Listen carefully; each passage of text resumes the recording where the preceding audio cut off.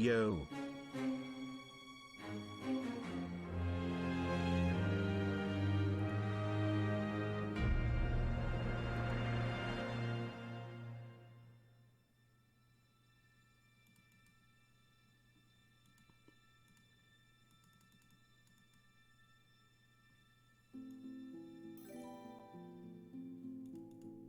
Try hard 7 wide heart 7.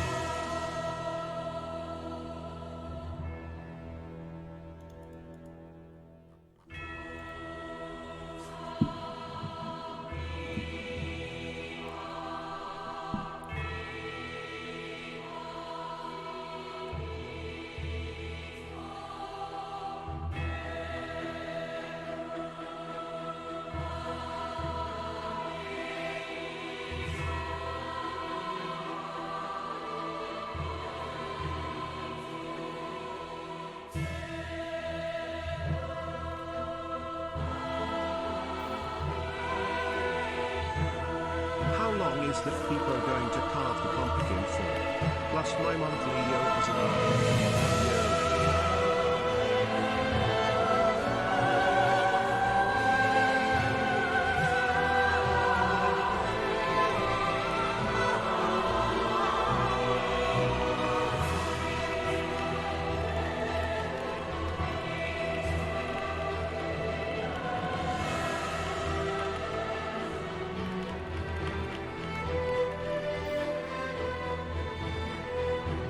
Wow. / 3 months yo.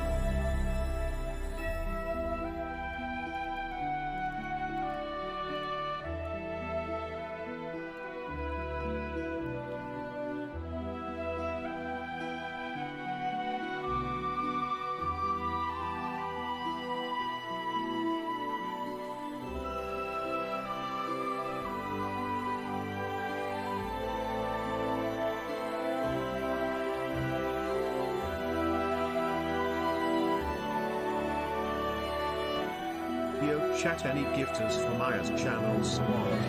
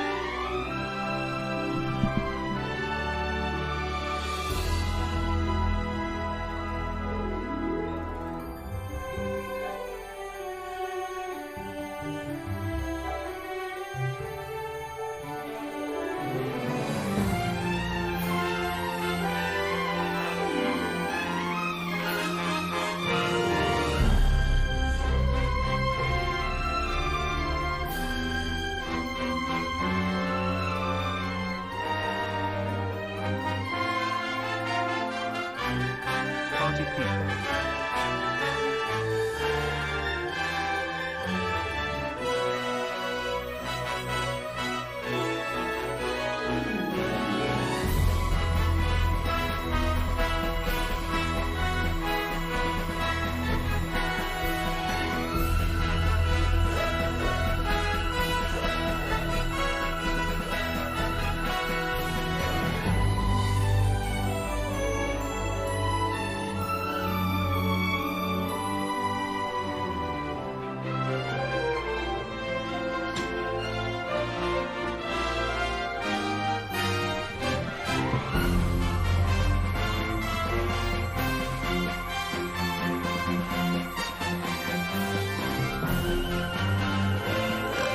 Hello.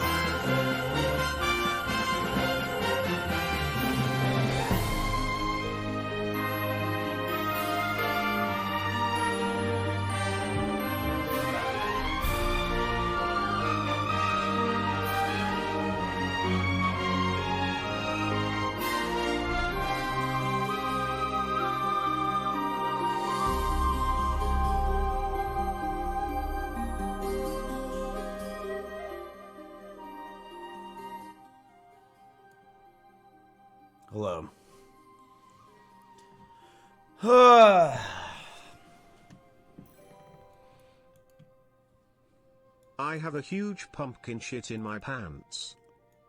Yes. Yo. What's up? Alright. So. Yo. Yo, what up? Jesse, Jose, what's going on, everybody? How you doing? Yo. Are you guys serious? Okay, you know what? Fine. I give up.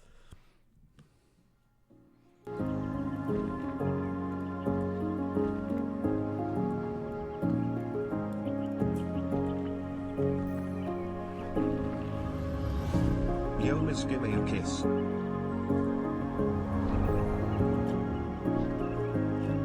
Wow, Jolene, thanks for the 4 months Prime Party Peepo. Boing party Peepo. Boing party Peepo.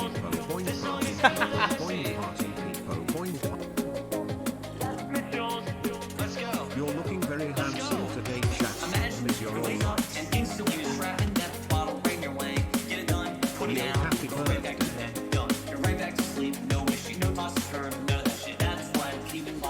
Yo, that's what's up.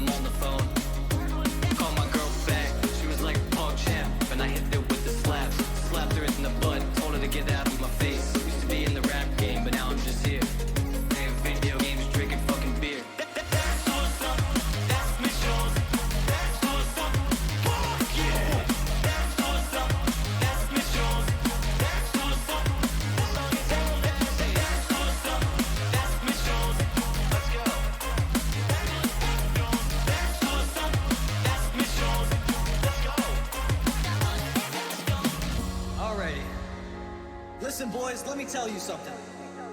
Everybody mount up on your fucking shit. Get your fucking shit together. Wake up, look in the fucking mirror, dude. You want that? This could be you right here. Dread, Gladiator, Grayson. You could fucking have that. They try to take everything from me, and I'm still fucking here. Mitch Jones held accountable for everything I've fucking done. And while these people get away with shit, I don't. But I'm not fucking complaining. I still have 9 rank 1s, and I'm the motherfucking best. And I will prove that shit to the goddamn world to the day I fucking die. Bury me in the goddamn motherfucking downrange sewers, and fuck you! Target quiet while I... That's Mitch Jones. That's what's up. Fuck yeah! That's what's up. That's Mitch Jones. That's what's up. This song is real nasty. That's what's up.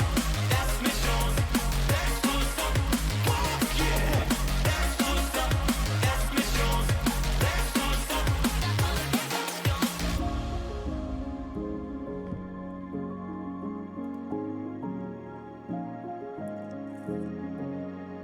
Thank you for everything. Signing out, Mitch Jones.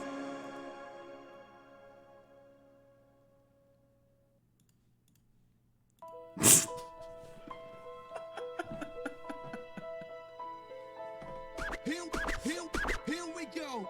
So they're finally here. Perform it for Fuck you. you. If you know the words, you can join in too. Put your hands together if you wanna clap as we take you through this monkey rap. Huh! He's the leader of the bunch. You know him well. He's finally back to kick some tail. His coconut gun can fire in spurts. Wake me up inside. Wake me up inside. Call my name and save me from the dark. Bid my blood to run before I Thanks for come reminding me to cancel undone. myself Save me next from cycle the smile. nothing I've become. Turn it off, you Can't cringy fat fuck. stop. So listen up, dude. She can shrink in size to suit her mood. She's quick and nimble when she needs to be. She can float through the air and climb up trees. Wake me up inside.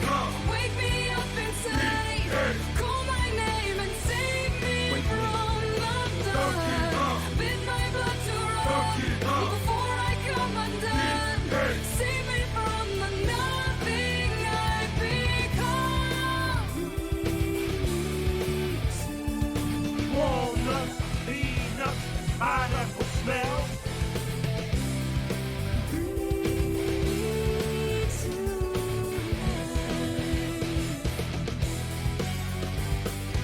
Finally, he's here for you. It's the last member of the DK crew. This Kong's so strong, it isn't funny. Can make a gremlin cry out for mommy. Can't pick up a folder with relative ease. I've been sleeping 1,000 years, it seems. Got to open my eyes to He everything. may move slow, he can't jump high, but this Kong Wake me up inside. Wake me up inside. Call my name and save me from the dark. Bid my blood to run before I come undone. Save me from the nothing I've become. walnuts, peanuts, pineapple smell. Grape, melon, oranges, and coconut shell. Oh yeah, oh yeah, oh yeah.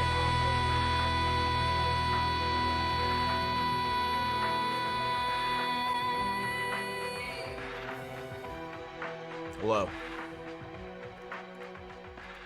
Welcome. Why was that intro so long? I was busy laughing at the intro being so long. Okay. So, many of you guys probably weren't here last year, but last year, around this time, I did a... Thanks for the 5+ months. Anyway, that was rude. Yo, what up? I've been watching you since 18k subs. Crazy to see how far you've come. Feels strong, man.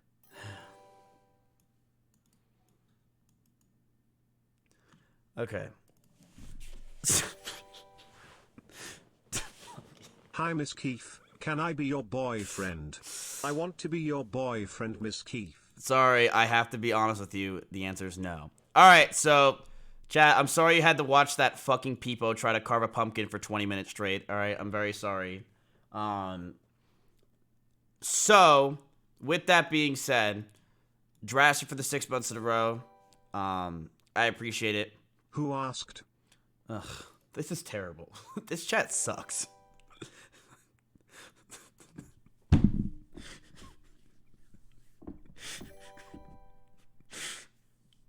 I've been in contact with a Smite employee and they seem interested in doing a Mice Keefe and Bacchus skin collab. What the fuck are you saying today? Okay. Yo, Yo. what's up? Okay, can we get on with this? Okay. Yo. Yo. Tell Dedo he's dope, smile. Okay.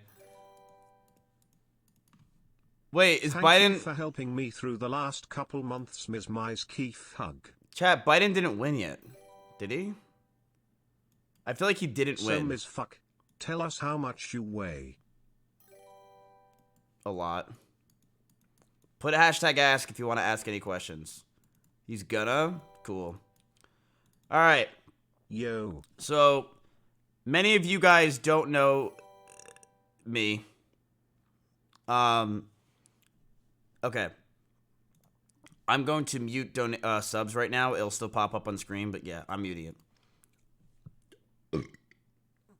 Okay. I do this stream once a year, and that's it. It's once a year, and it is... I am known on Twitch as the troll person that's never serious, never honest, always lying, fake everything, fake laugh, fake life, fake everything, fake laugh, fake life. An idiot. And I'm fine with that, and that's my life, and I like it. I like the way I live, right? It's fun for me. But sometimes I feel like it's very important, and typically I like to do this once a year, where I am clean with pretty much everything, then you guys can ask me anything about my life, because I'm fine with that. I like living this life where I troll, because I've been a troll my whole life. I've never been a serious person. I've never cared to be a serious person. I think life is a joke, and I try to make a joke out of it, because I don't really care. Like, it's just funny. Like, why be so serious? You know, I mean, that sounds pretty bad, but it's true. Why be so serious? I don't really care. So I think it's important once a year to go over everything, and then you guys can also ask me questions about my life. I mean, you guys can also ask me things about my career, things that have happened, stuff like that. I am not reading a script. I'm looking at chat, which is essentially my script, and that's pretty much it.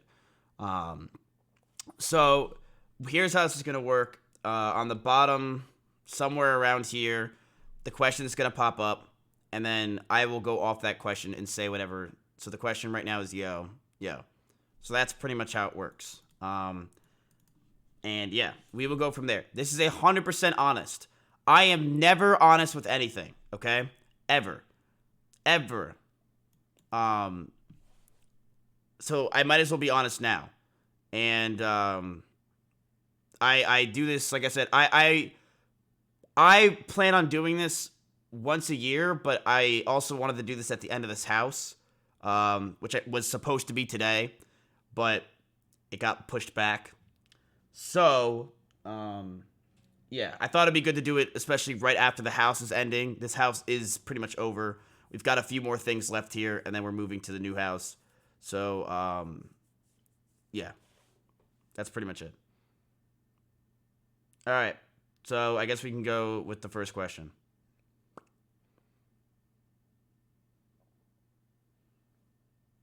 It's still probably yo. How are you so comfortable with yourself? I feel like that's a joke, isn't it? Oh, how I'm so comfortable with myself. Why am I so comfortable with who I am?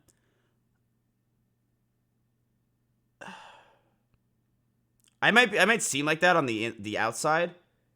But I think a lot of it what comes down to, and this might sound a little crazy to some of you guys, is I really just don't care, and I don't really process or think before I do. And I think that's probably why it seems like I don't care or I'm comfortable, when in reality I should care. I do something, I do first, I think later, and that has gotten me in a lot of trouble. That's got me in a lot of problems. And that might seem why I'm so comfortable, but in reality, it's just me being stupid. I really, and a lot of times, especially when I'm trying to entertain, I turn off my brain, because I've felt in my whole life that the more I turn on my brain, the less funny / less entertaining you are, because you're overthinking. So the reason why I think I look so comfortable, and the reason why I look so whatever, is because I essentially just try to turn off my brain. Because let's say I take Adderall. The reason why I'm not funny when I take Adderall is because I'm thinking the whole thing. You can't, with wit and jokes and anything, is you have to be able to do it in the moment. And if you're not able to do it in the moment, then it's not going to be funny. You can't think of a joke and 20 seconds later say it. you've had your window of opportunities over. So, see what I mean when I don't think so that's why maybe I look so comfortable, is because the reality is I'm just not thinking. And I just don't really care to think. But am I pretty comfortable with myself and who I am? Yeah, I am. I know who I am, you know? I know I'm that retard. I've always been that idiot. I've been that guy. I've been stupid, trolly, dumb. And as the internet has gotten more, I guess, progressive, and as the world has gotten more progressive, it's definitely been harder for me to show that side of me. It's not easy to be full troll all the time, comfortable. And I will admit it, as time has gone on the internet, I've gotten less comfortable because it's scarier. You know, the jokes that I was able to say a year ago or 2 years ago that were a joke, they aren't considered jokes anymore. They are considered hate. They are considered problems. They are considered worthy of cancellation, you know? I mean, if you're in the Minecraft section and you say, you know, fuck 3 times fast, you're probably getting canceled. It's scary. All right, we can go to the next question. So I hope I answered that.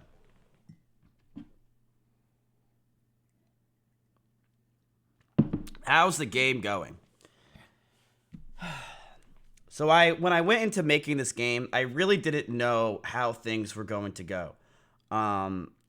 Because the reality is, this goes to what I said before. I kind of just do things. I do first, think later.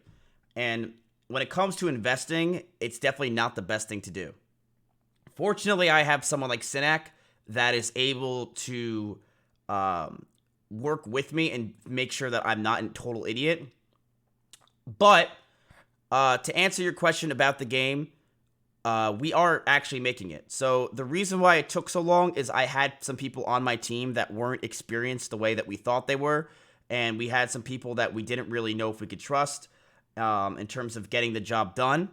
But over time, we have gotten rid of those people, unfortunately. And we've gotten new people and more experienced people. And the game is actually getting pushed out. I really do want to have an update for you guys in like a month or two, but it is getting done. A lot of it comes down to, it just took time to find the right people. We first picked a roster almost immediately, and it was based off of like offline chat. We found out they really can't do much besides just spam like Nam. So what we had to do is we had to find new people, and people that actually could do stuff and not just do HTML. So we found those people, and now we're actually making the game. And it's going really fast. The artwork is disgustingly good. We should be putting the pieces together of our game very soon. So it is going well. We didn't really do anything with the game for about 4 months. So that's why it's kind of like stalling. But we are getting things done. Like Coaster has almost all the music ready. We have a lot of the artwork is already done. Now it just comes down to the programming part.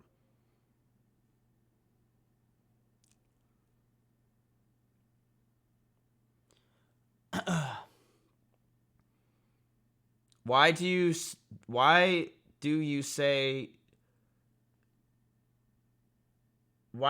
you don't do anything when people thank you?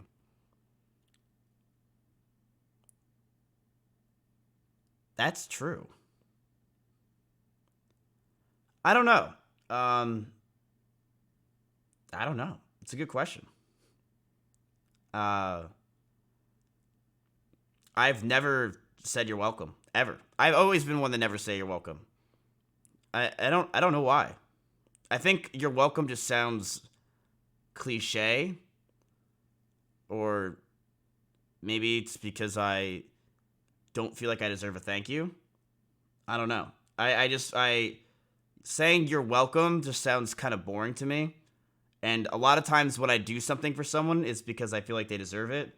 Or maybe they owe me, or I owe them. So that's why I'm fine with saying nothing or just shut up. I usually will say, I know what I usually will say. I'll say like, shut up. If someone says, thank you, Ms.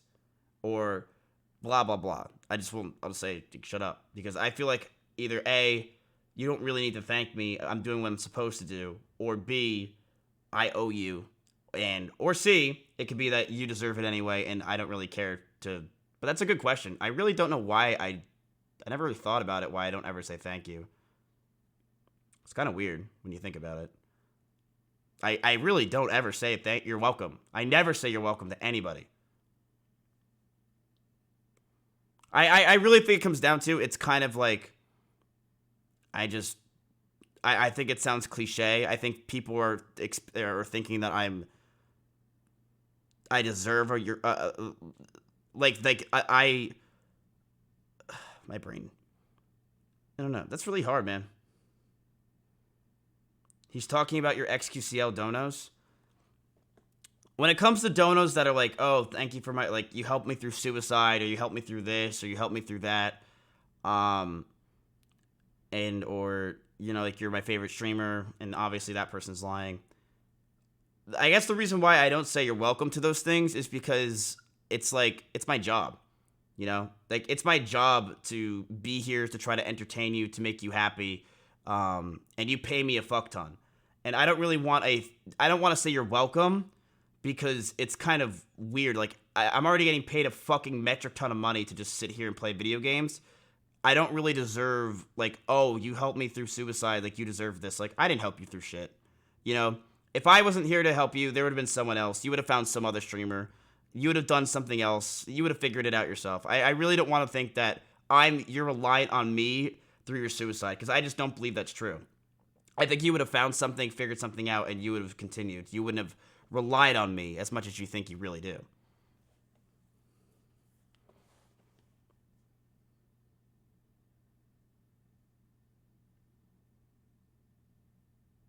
How happy are you with all this fame? You know, it's funny. My whole life, I've craved attention. Probably more than anyone you've ever met in your life. I've craved attention. When I was 14 years old, was looking up, and I looked this up, sincerely, what's the point of being alive if you're not famous? And I looked that up, because I really thought to myself, what's the point of me being alive if no one even knows I'm alive in the end? What's the point of me even caring about my life if in the reality, I'm just going to be another random person in a gravestone, and I'm just going to work a normal job, and I'm going to go to work, and then I'm going to go to die? What's the point of me doing all of this if I'm not famous? Because I thought to myself back then, fame is the only way, because fame is how people get to know you, and that's why I've always craved attention so much. I've always thought to myself that I'm not going to be able to, what's the point of me being alive in general if I'm not going to have popularity, if I'm not going to be famous? I'm just going to be another fly on the wall, or whatever the phrase is. I'm never going to have or be anything special. You know? Like, oh, I'm just going to go to Vanguard, work a normal job, and go to bed, and that's really it. What's the point? You know? I'm not going to be remembered. No one's going to care about me. No one's going to give a shit about me at all. You know? I didn't really impact much. But as I've gone through with all this fame, you know, it's funny. You realize it's crazy. So you put that in perspective of how much I've craved attention. Okay? I was probably just as happy, if not happier, when I was 19 or 20 years old in my basement sitting there playing World of Warcraft all day. Because here's the thing with all the attention that you get. So I'm going to tell you this firsthand. The reality is, when you get a lot of attention, like I get all day, you get used to it. And it just takes time. You know, think about me 6 months ago. I'm at 16,000 viewers right now. I was never at 16,000 viewers. When was I at 16,000 viewers? Like, I would have to, you know, call the Exodia cards of all 5 biggest streamers in Austin, like XQC, Soda Poppin', Asmon, all of them, to come over and get 16K. It wasn't a thing. But as I've grown, your expectations grow as well. So, you know, when I was a 200 viewer, when I first started Twitch, I was at 50 viewers. And I would say to myself, oh my God, man, if I could just average 500 viewers, I'm set. I can make 50K a year, 60K a year playing video games. Holy fuck. That is so crazy. You get to 500 viewers, chat, you want more. Wow, if I can get to 1,000 viewers, 1,500, 2,000, 4,000, 5,000, 10,000, 20,000. It doesn't stop. And it's never gonna stop. Because the thing is with numbers is they always go up. I could guarantee you can ask the same thing to XQC, the same thing to Tommy Innit. Like, Tommy Innit was a 2,000 viewer streamer. Now he's averaging 60,000 viewers. What do you think would happen if one day he hit 40K? He'd probably be fucking furious. He'd probably be like, what am I doing wrong? Because it's humans. You get expectations. And that's the same thing with attention, with fame. You know, I was getting 1,000 likes on my tweets and I was happy as shit.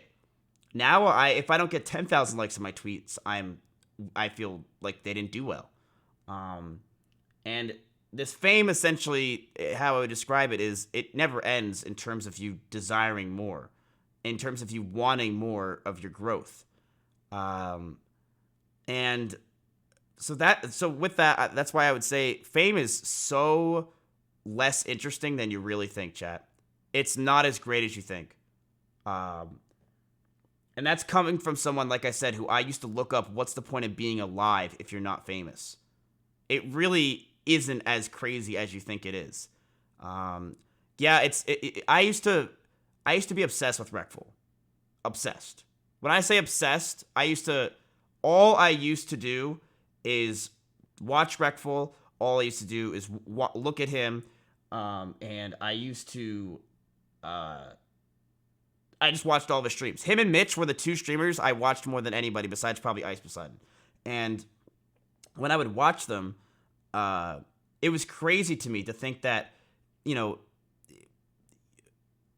like imagine like they know who I am, or imagine they know my name, but like it's that same expectation. It's like, yeah, like, you know, when you get to know them, it's not as interesting when they get to know you because now you're friends. It's not as crazy that he's calling you one day. You know, 6 years ago, let's say 5 years ago, it would be a dream of mine it's gonna sound really cringy, but it'd be a dream of mine if you told me 5 years ago that I would know Mitch Jones or Reckful. If I was friends with Reckful, I think you're lying to me. I'd be like, there's no way you're telling me I'd be friends with Reckful. Like, I am a literal nobody. I didn't have anything back then. But you get used to it all. And that's life, as essentially. It's kind of weird, but you get used to everything. And so that's why if people ever think to yourselves, if you ever think to yourselves, like, man, like, what's life without being famous? What's life without being this popular person? Chat, I'm going to tell you, I'm going to be honest with you. There's a lot of pros to being famous and popular, but the attention, you never stop craving more. And you have to be happy with yourself. You have to be. It's a disgusting thing. The attention that I crave is disgusting. And streamers always want more. You're never going to be satisfied with your numbers. And I think that's partially why I believe that having a real job is actually a lot nicer in some ways than having a fake job, than having a job like this. The thing is with this job, there's no cap. There's no cap. Hassan's at 150,000 viewers. People are at tons and crazy amounts of viewers. You know, there's no limit to the amount of numbers on how high it can go up. When a real job, you go to work, you know how much money you're making. You know that you're going in there working 8 hours a day. You know, and when you're done, you go home, you don't think about it. The thing is with a job like Twitch, it's a never-ending job. And one thing that Nick Palm said to me that's so true is Twitch is not a job, it's a lifestyle. You are always thinking about Twitch and the life of Twitch. There is nothing that your life, if you want to be a Twitch streamer, your life is Twitch. It's not like you have anything else in your life. And it sucks in a lot of ways, because I will be sitting there like talking to my mom, and all of a sudden I'll start thinking about like a billion different things about Twitch. It's like it runs your life. Because it's a never-ending number. It's infinite, the amount of growth that you could possibly have, you know? There's always more that you can do on Twitch. There's always more ways to grow. So it's hard to be really comfortable. And that's what I mean by when I say, even with, when it comes to fame, there's always more fame you can get, you know? There's always more that you can grow. And it gets depressing, it gets sad, and it gets... it just feels like it's a tiring game that never ends. So I guess that would describe the word of fame. How I've been able to cope with that, or how I've been able to try to relax with that, is, like, I'll put it to you straight with this. There are some streamers out there, I'm not going to name names, but they are very annoying and uninteresting in real life. And they don't have friends, you know? And now they're crazy big streamers and they are super successful, but they don't really have any friends. You know who I would hang out with any day of the week, and I don't care if he has a lot of viewers or not, and I know that people genuinely like a lot more than me, let's say? Slick. Everyone loves hanging out with Slick. They just do. Because Slick is always there as a good friend. He's always there. He's helpful and stuff. I know you might sound crazy. People love hanging out with Slick. They do. And, but, you know, I have all the fame in the world, I guess, attention and stuff like that, and money. But you know who I see a lot of people hit up and they don't hit up me ever? Slick. Because Slick's just a fun guy to hang out with. He's always an idiot. He makes sure that the other person's happy.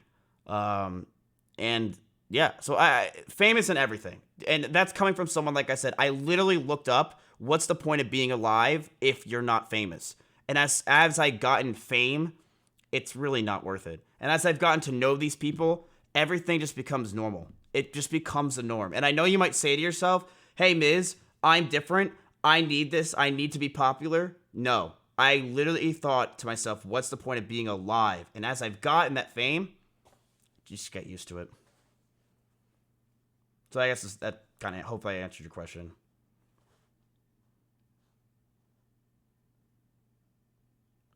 What would you say to someone going through college but wanting to do something else? Should they drop out or pursue it or finish their college first to be safe?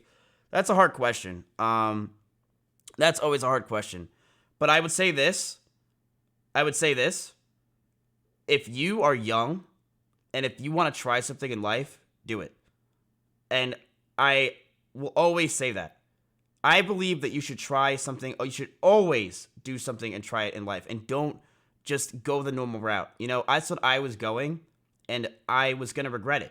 Because I was going to have to take Adderall every day. I was going to have to do something I never wanted to do. But if you want to do something, try it. Because here's the thing. What's the worst that can happen? It fails. You know? Let's say you wanted a job in, I don't know, you've always wanted to be do YouTube or something like that. Let's say one of you guys in the chat, and I'm sure there's a lot of you that wanted to try YouTube. I don't mean when I say try it. Don't just fucking grab clips from streamers and put some narrative over it and then call it a day and say, I tried it, it didn't work out. Do it. When I did YouTube to try to grow, I was in my mom's garage in the Florida heat during the summer, working on videos every single day for 12 to 13 hours a day, going to bed, waking up, and that's all I did. Because here's the thing. Worst comes to worst, you fail. But if you don't know until you try. And you don't want to be 30, 40 years old thinking to yourself, damn, what if I tried it? What if I tried to do something when I was younger? What if I tried to be that person? What if I, now, because when you're young, typically, you don't have kids. You don't have things to worry about, just school. You don't have a lot going on. And if you're watching Twitch, you probably have some time on your hands. Try it. Try something. Whether it's Twitch, but really try it. Don't make it that one day you're going to regret yourself in like 10 years from now and say to yourself, fuck, I didn't try it. I didn't do it, and now I'm sitting here with 3 kids. And yet, then guess what? You really can't do as much when you have 3 kids because you have responsibilities.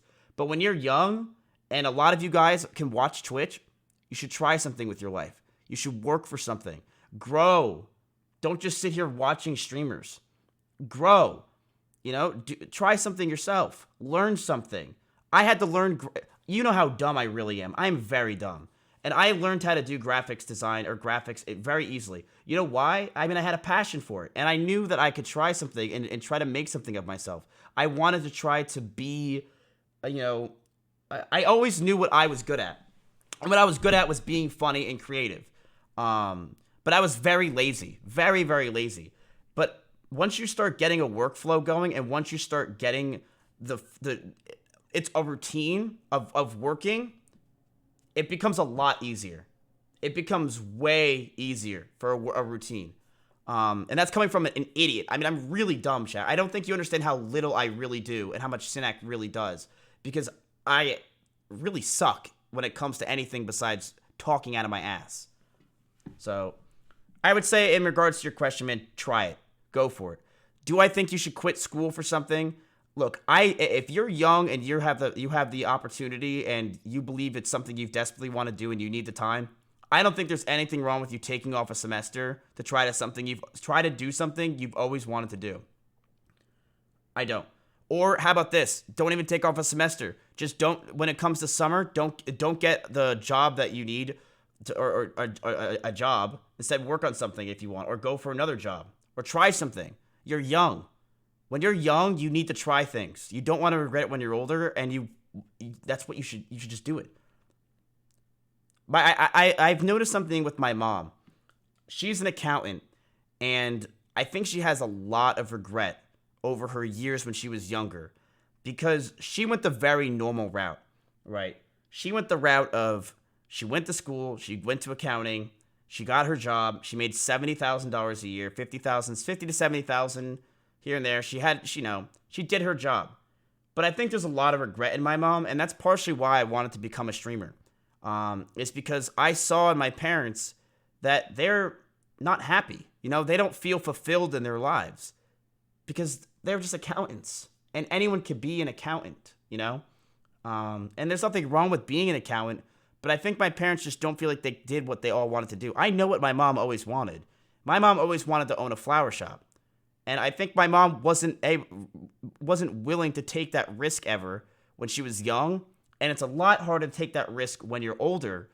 And between you and me, one of my goals as I grow in streaming is to have my mom buy herself a flower shop one day. That is one of my goals. I do have that plan in years. I don't know when, but yeah.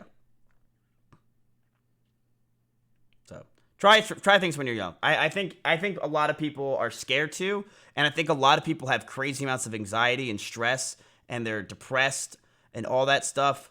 Man, you just got to get up and go. You can't just, the world's not going to jump in your lap. You got to get it yourself. You got to go get it. When it came to making YouTube videos, look, I started off making fucking dumbass YouTube videos. I had an idea in the car. I was driving to Florida with my dad, and I said, what if I make a video about the story of Tyler 1? That was it. And I made it. And now there's dozens of channels that copy my idea of doing it, and there's dozens of channels that, I'm not crying, there's something in my eye. There's dozens of channels that do the same things I did, and it was a massive success, But you got to try, Guess what? I said to myself, I'll try 3 of those videos. 3. And if they failed, they failed. And then but I know to myself, at least, you can't lose. If you try and it works, it works. If it tries and it fails, you tried. And you won't be saying to yourself every day, damn, man, I really wish I tried. I really wish I did that. You'll know you did. And then you'll be able to say to yourself, that's okay. I tried.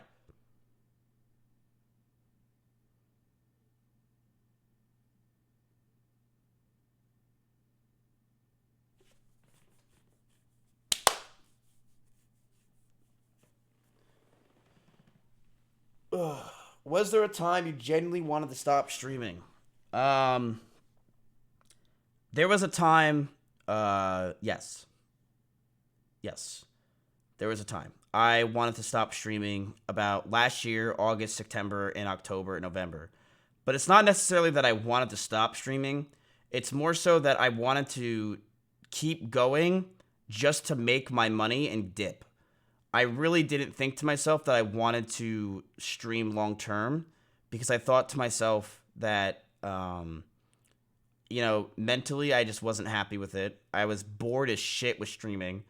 I kind of thought Twitch got boring. I didn't like the direction that it was going. And in myself, this was right after I got out of the mental asylum. I just thought to myself that it wasn't really, I just, mentally I wasn't there. I just felt like I had no wit. I had no ability to talk. I didn't want to talk. I've told you guys before, but I picked up Maya one day in the car, and I haven't seen her in weeks, and I just sat there.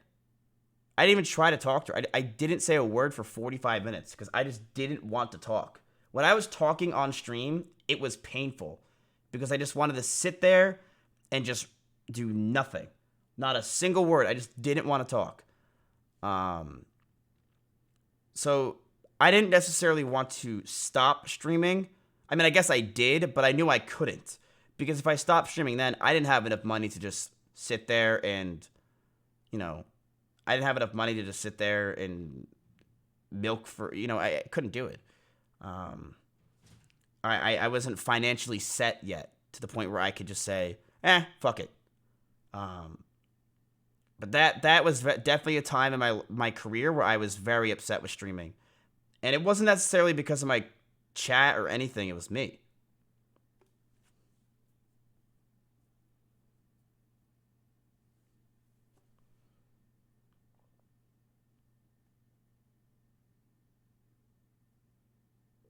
Cool.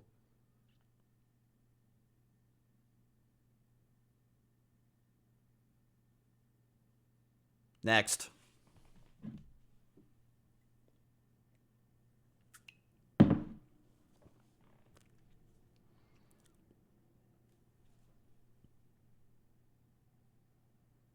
If you want to find out the next OTK member, wait till I open up my calendar.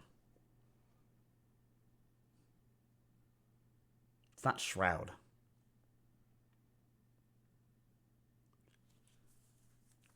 Is the second house going to be for OTK members or your other streamer friends? Good question. I really don't know. This might sound really bad. I don't really know. I kind of bought that house with the idea of whether it be with OTK or it could also be my friends. I don't know if you guys know this, but Jay Schlatt and Connor are coming to Austin in about a week. So with that, I'm going to show them the house next door and show them what they would want. And maybe they would want to move next door and they can bring their friends or something. I don't know.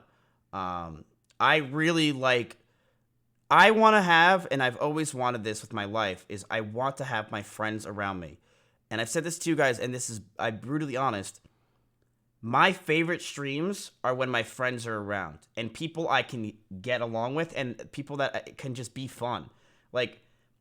I know a lot of you guys might think of me as fake as fuck online, but go ask any of my friends. I'm worse off stream. I am way more ridiculous and yelling and being an idiot off stream than I am on stream. I don't just sit here, slouch, and go to bed. I'm very loud and annoying all the time. But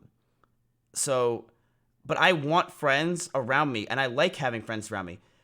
I think that's a big problem that a lot of streamers have in general, is they seclude themselves so hard, and they don't really get to experience friendship. And maybe that's what they want, and that's fine.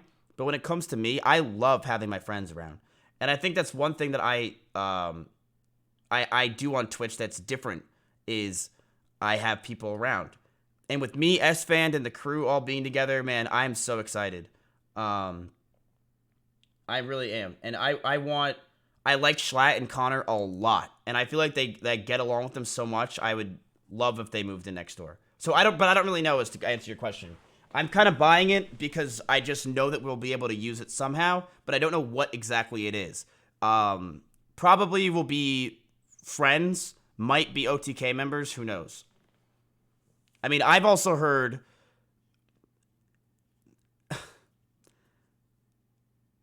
that Chance wants to buy, might want to get in on it or buy the house. I don't know. I really don't know, chat. Someone's going to have that house. Someone. I don't know who. But it's too valuable for me to just let it go, so that's why we're buying it. Do the fat jokes ever get to you, you fat retard? No. The only reason why fat jokes ever get to me is if they're really that unfunny. I will never mind someone calling me fat because I know you're going to say lol, but I know I'm not fat. I have a fat chin. I've always had a fat chin. Or at least fat where my chin's supposed to be. but I've never cared that people call me fat. I just don't. Because I know I'm not fat. But I definitely have gained weight. My mom has said I've gained weight, so that's how I knew. But the only reason why fat jokes ever get to me is that they're so repetitive and unfunny that it bothers me.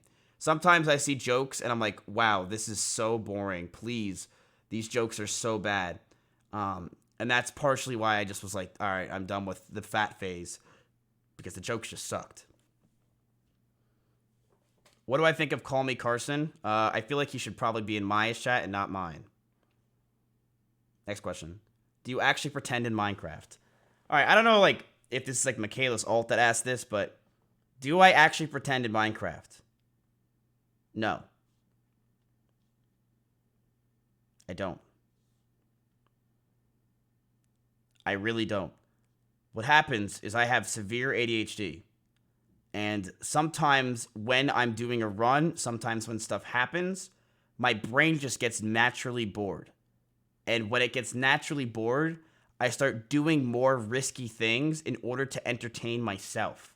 So for an example, let's say a run is going well, but I can turn right and possibly do something that's like pretty risky, or I go left and it's very obvious that I will say it'd be fine. I'll go the right route because my brain is saying to itself, Matt, you're getting kind of bored. Why don't we do something a little interesting to make it more fun? And that's why sometimes I take risks that are obviously ridiculous, and it's not good content. It's content in the moment for my brain. And this is why it upsets me when people think I'm pretending. Because why would I pretend?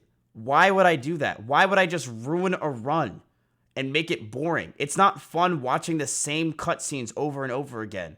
It's fun that I get new records and slowly keep getting better and better. Do you think it's fun that I'm sitting at an hour on Minecraft speedrunning? No. It'd be more fun and entertaining if I was getting down to 40, 30 minutes and competing with XQC and Forzen.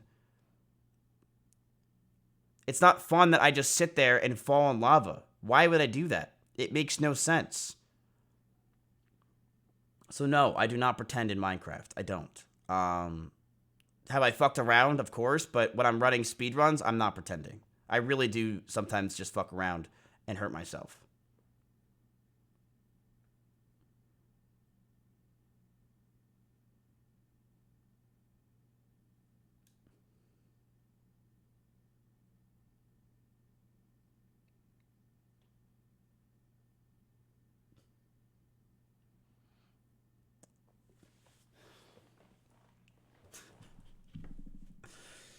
My real height is 5'8". That is my real height. I am 5'8". I swear to God. It's not a lie. It says on my driver's license. What do you think I am? 5'8's short. It says 5'8", sex male, eyes blue. That's my actual height. I'm 5'8". Isn't that like average? When it comes to my height, though, I'm not going to lie to you, I've always been very self-conscious. I used to look up routines on how to stretch in order to make myself grow. I've also used to wear and go to CVS to get specific insoles so I could put it in my shoe and look taller. I also used to watch this one dude who had I remember he had like a piece of dirt in his eye at all times. I think it was a birthmark. And he was a manlet himself. And he was like, he'd always talk like this into the camera on YouTube. So I'd watch his videos all the time. And he would tell me what shoes to get. And he told me once to get these Air Maxes. So I got like 4 pairs of Air Maxes throughout my high school career. I used to wear Timbs all year round because that was just what you did in Jersey. That's because everyone in Jersey is short. So I'd wear Timbs year round so I look taller. And I also look baller. But yeah, I wore Air Maxes. I did that. I used to do stretches to try to make myself taller. I looked up surgery before on how to make myself taller from Russia. I mean, obviously I was never going to do any of that, but I did look at that kind of stuff.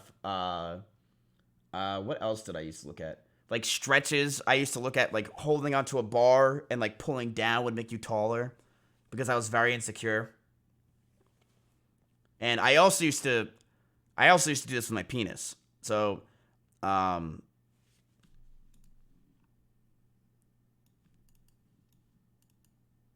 is that a question in there? Because I used to do some dumbass shit.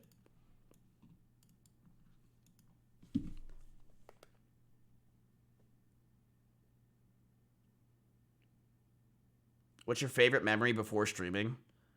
Burning Crusade, I was eating potato chips, and I was in Black Temple with one of the best guilds on the server because I needed a Feral Druid, and I was there while my parents were out for dinner one night, and I was getting to sit there and play Burning Crusade in Black Temple, which I was on a server called Blackwater Raiders, and they were extremely bad at raiding, and I was there, and I got to be there, and I was in one of the best guilds called Slow Motion, and they just let me in.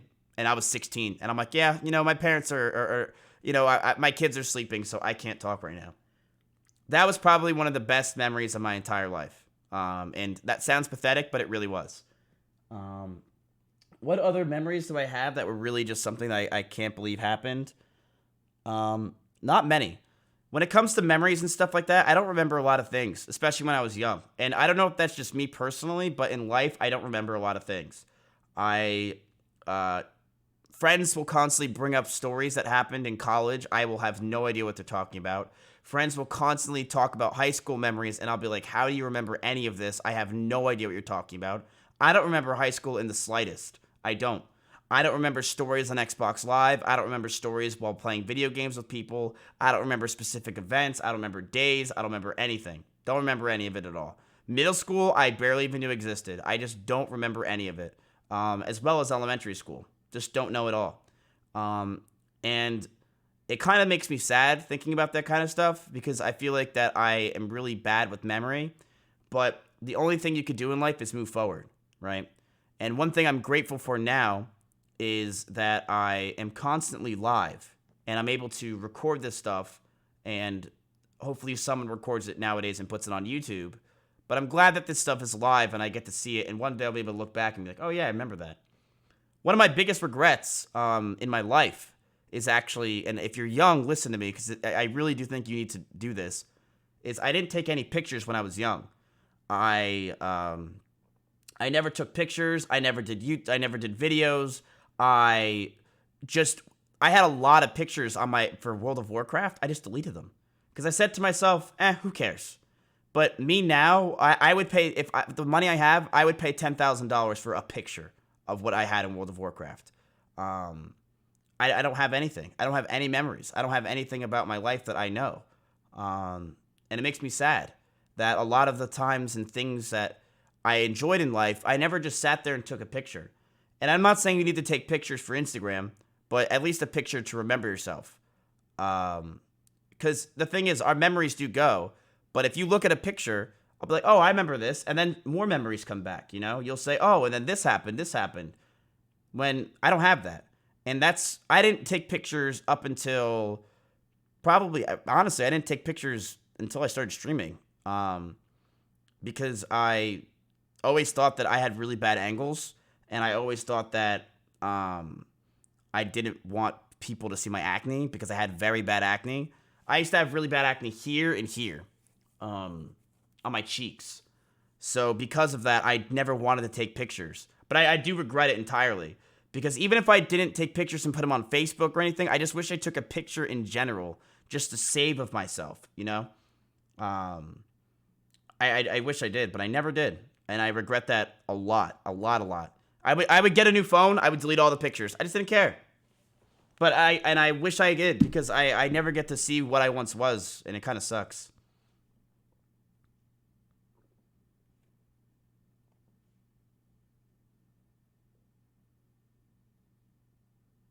What's the best memory of your streaming career? Ooh.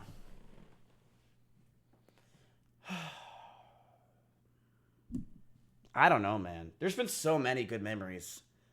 And I know a lot of people like to say, like, this and that for specific times, but there's been so many good memories. I can't think, my life's crazy, you know? I mean, to think of all the things that have happened in my career, it's nuts. All the memories I've had, you know? I mean, it's pretty wild, the amount of things that we've done and the amount of things that have happened in just 2 years. What would I say is probably something that I'm like, wow. It's the best memory.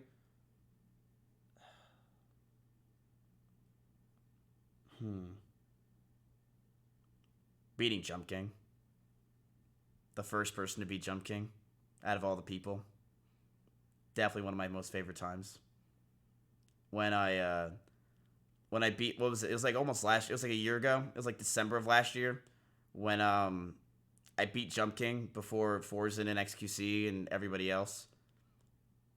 That felt good. That felt really good. For those of you who are thinking that it's Maya, it's not. I mean, Maya, I have a lot of memories with Maya, but there's not a best memory. It's like not like, oh my god, talking to Maya.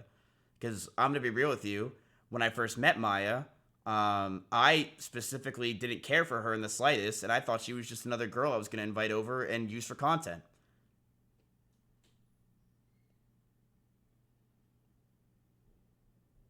I didn't care for her in the slightest. I thought to myself, you know what? This girl is she's pretty easy with content. She's fun, and I don't care about her.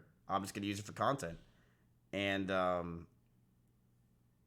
did. But I actually did care, you know? But back then, I didn't know her for shit.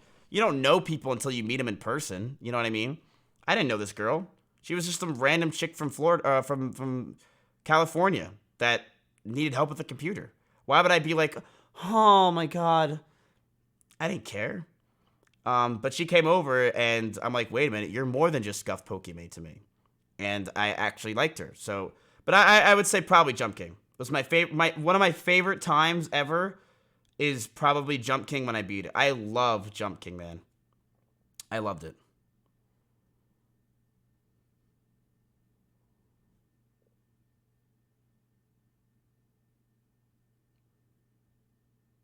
Do you think being known as the cameraman holds you back in some ways? No. No. Not at all. I mean, first of all, most people don't even know that. Second of all, if it did hold me back, I don't think it held me back that much. I don't really think people cared. Maybe back in the day, I don't even know how it held me back. In a lot of ways, it made me go forward, because the reality is, people didn't see me as the person that needs to be content, and people didn't place a bounty on my head of trying to make me feel like shit. A lot of people liked me because I was the cameraman, because I was the guy behind the scenes, not the guy trying to get the attention. So in a lot of ways, it didn't hold me back. It actually pushed me forward and made me have a lot easier way of not getting into trouble and not getting hate than most of the people on the RV trips. So no, I don't think it holds me back in the slightest. And as for today, I mean, I never did anything wrong. Check Discord.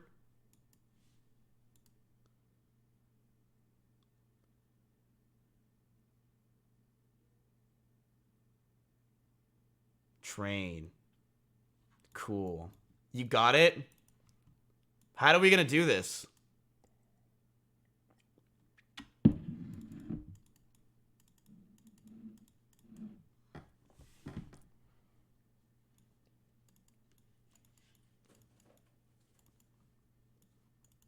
Here, we'll talk after Train. I'm down. Whatever you want to do, I'm down. Yes, it's a box. Getting Train involved was the worst idea I ever had. He's now more addicted than I am. It's here? So how do you want to do this? You want to do this today?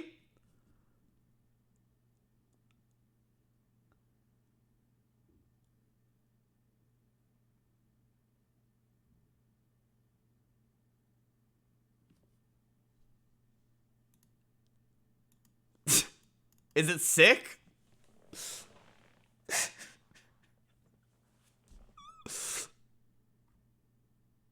He said no shot. All right, we'll talk. We'll talk. That's sick that it's here. I'm glad it's here. Fuck yeah. Good. All right, let's keep going.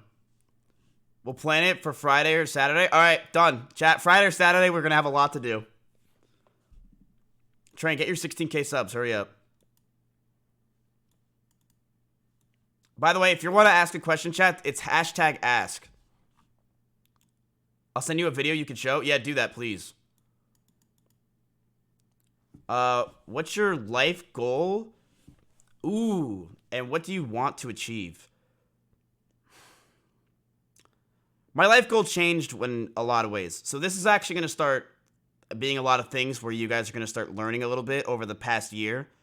Maya could contest to this. What was my life goals? My life goal of this year was to become a millionaire.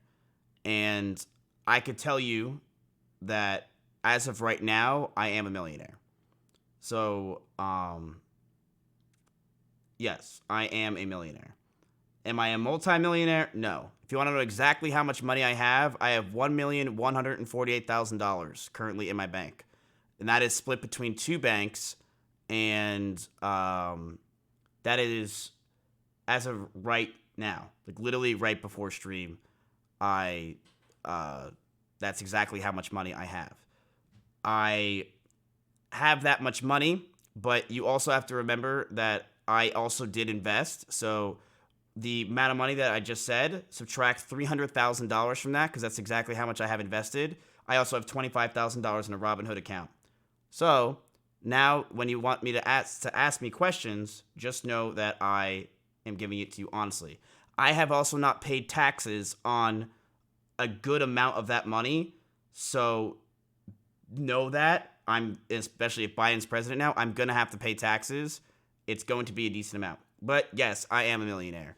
I think that anyone that has a fucking TI-83 calculator can go to your favorite streamers, take the sub count, times it by the amount that we get paid, and see pretty easily that most of us are probably millionaires. It's not really that hard to do. So, yeah. After I pay taxes, I probably will be close to $1 million, if not $1 million. But I'm also paying a metric fuck ton on my house. I'm paying about $400,000 on my house because I fucked my credit for the armor that I bought. And because I fucked my credit with the armor that I bought, we aren't able to get the loans that we were supposed to get. And now I can't get the loan, which means I have to fork over $400,000 instead of what we were going to fork over, which was about $200,000.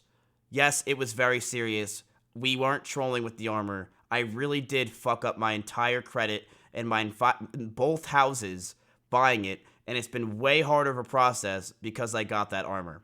And yes, I still think it was worth it because it's funny.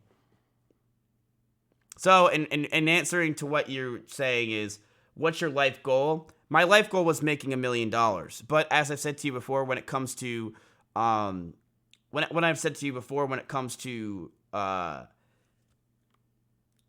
goals, when you hit those goals, what is a life goal? And how am I going to able to define what is a life goal, especially when I'm 25 years old? You know, as you get old, as you get more money, you start to realize how much money doesn't really matter at a certain level. Don't get me wrong. I think where I'm at, money still does matter to an extent. But once you start having a specific amount and you can buy almost the necessities or what you really desire, money isn't really something that I would say is like detrimental to my life. I will always want more, but it's not something that I'm like, man, like I really could use 50 grand. Because the reality is, 50 grand, I mean, it's going to sound bad, but it's not going to make a difference in my life. I would say my life goals as of right now are the following. I want to hit, right now, my life goals will always change. And I think that's important with life, is that your life goals will always continue to grow. Because you shouldn't have set goals and then you're like, I beat the game. Because that's when you stall. That's when you don't continue to desire more, and that's when life can get very boring very fast when you don't have goals. So my goal right now is to hit 1 million subs. Yes, it is to hit 1 million subs on YouTube, and my goal as well is 1 million followers on Twitch.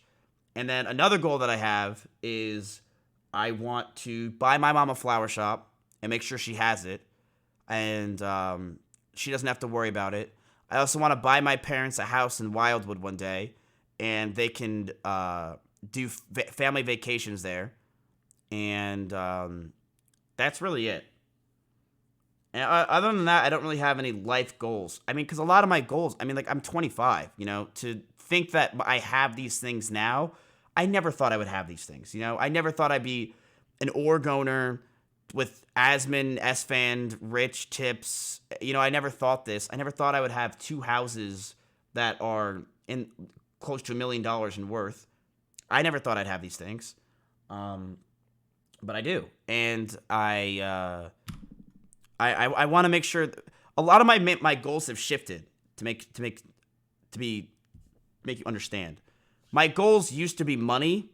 Now my goals have shifted from money as much to I want happiness within my brain, and I want longevity in my brain. Because I think the way I was working a year ago was almost like I was trying to make it like each day felt like a struggle. Each day. And it's something that I've been doing for my entire life is I never focused on the present. I was always focused on the future. And I've said this before, I think, I'm not too sure. But when I was in middle school and high school, there was 5 urinals in this one bathroom, and I always went in this one bathroom. And I would pee in specific days in the bathrooms to make myself feel better that it's getting close to Friday.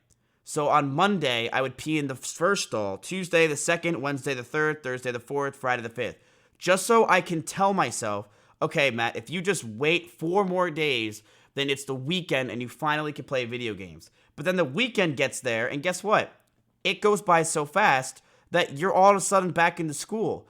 And you're never really enjoying the time. 5 of the 7 days of the week you're in school, you know?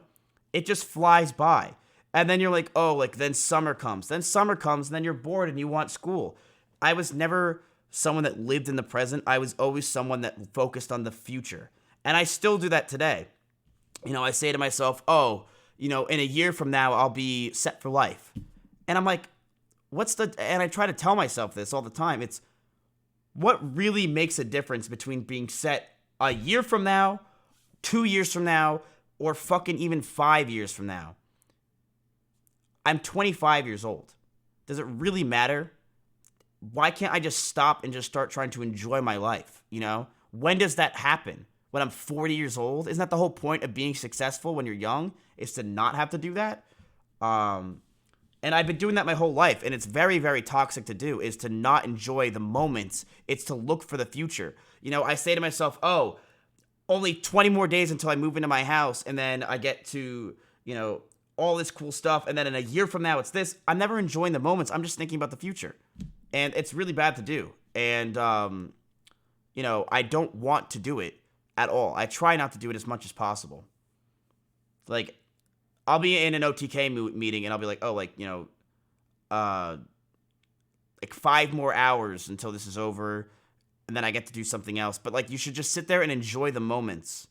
Just, you know, and rather than just not trying to enjoy things. Does that make sense what I'm trying to say? You seem really lazy. You're very wrong on that. I'm not lazy in the slightest, and you can ask anybody. My life is Twitch. My life is my job. I'm very passionate about my job. It's all I think about. It's all I focus on. Are there other things in my life that I'm definitely not good at, or I'm not? Yes, but I have Synac to do it all. But and the things that I'm good at, I focus on, and I work my ass off. And I will never say that I'm lazy. I'm really not. I really do a lot. And on streams and stuff, you know that I do a lot.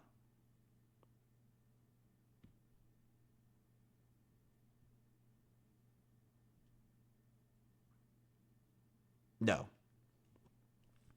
Listen, my merch is so bad that yeah, it's really fucking bad. So my merch is so fucking bad, I'm really trying to work on it and make it better. But I think OTK is coming out with merch, so we'll just go with that.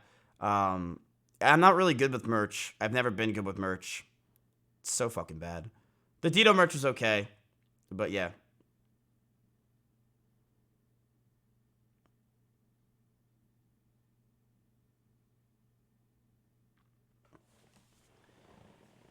How do you feel about the direction your channel and community is taking, and do you think it's welcoming to new viewers? Yes, I do think my channel is definitely welcoming to new viewers. I think my channel is very easy to get and easy to understand. I don't really think it's too difficult. The direction and channel, the direction my community is taking, I'm fine with it. Here's the thing, and it's kind of difficult with communities, especially nowadays. You got to realize that we've doubled our size in the past year, and a lot of Twitch in general has doubled their size, you know? Most Twitch streamers are coming out of nowhere. A lot of big streamers are just popping up. I mean, look at Sakuno. He's at 50,000 viewers. That dude was a 1K Andy a few months ago. So a lot of Twitch is just randomly popping up. A lot of things are randomly coming, and a lot of new viewers are coming into Twitch. A lot of it's going to be growing pains. And that's no exception with my chat. So I think my community's fine. Do I think there's some people that need to be weeded out? Yes. Do I think there's some people that are annoying as fuck? Yes.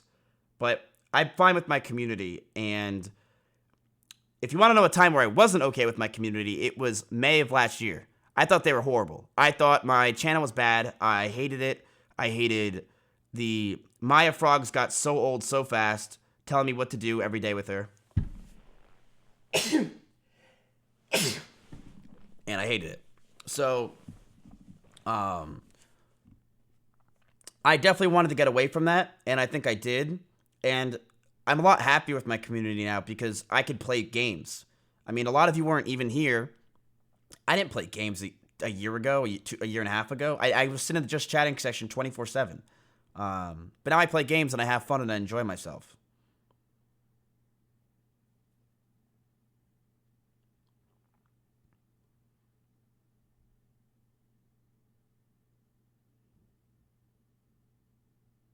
Are you still starstruck for meeting other streamers that you looked up to over the years? No. Not as much as I used to be. And I'm gonna tell, like I told you guys, it definitely has an effect where, you know, when you first meet the first big streamers, you're like, oh my god, right? Like I met Andy Milonakis. I was such a bitch. I met Andy Milonakis and I was freaking out because I couldn't believe it was him. I was like, oh my god, I used to love you when I was a kid. Like, I acted like such a little bitch. But as I've gotten older, or not older, as I've grown on Twitch, it's not as big of a thing. It's definitely not. You know, when I first met the first person, it was crazy. But nowadays, when people I meet, it just feels natural. It feels normal. It's not as crazy. But when it was first around, oh, it was a huge, huge thing for my life. I mean, just meeting these big streamers, you know, the fact they even knew my name was crazy. So yeah. Shroud's not here. Why do you do this to me? As someone who's been in the streaming industry for a while now, what's something that pisses you off most about it?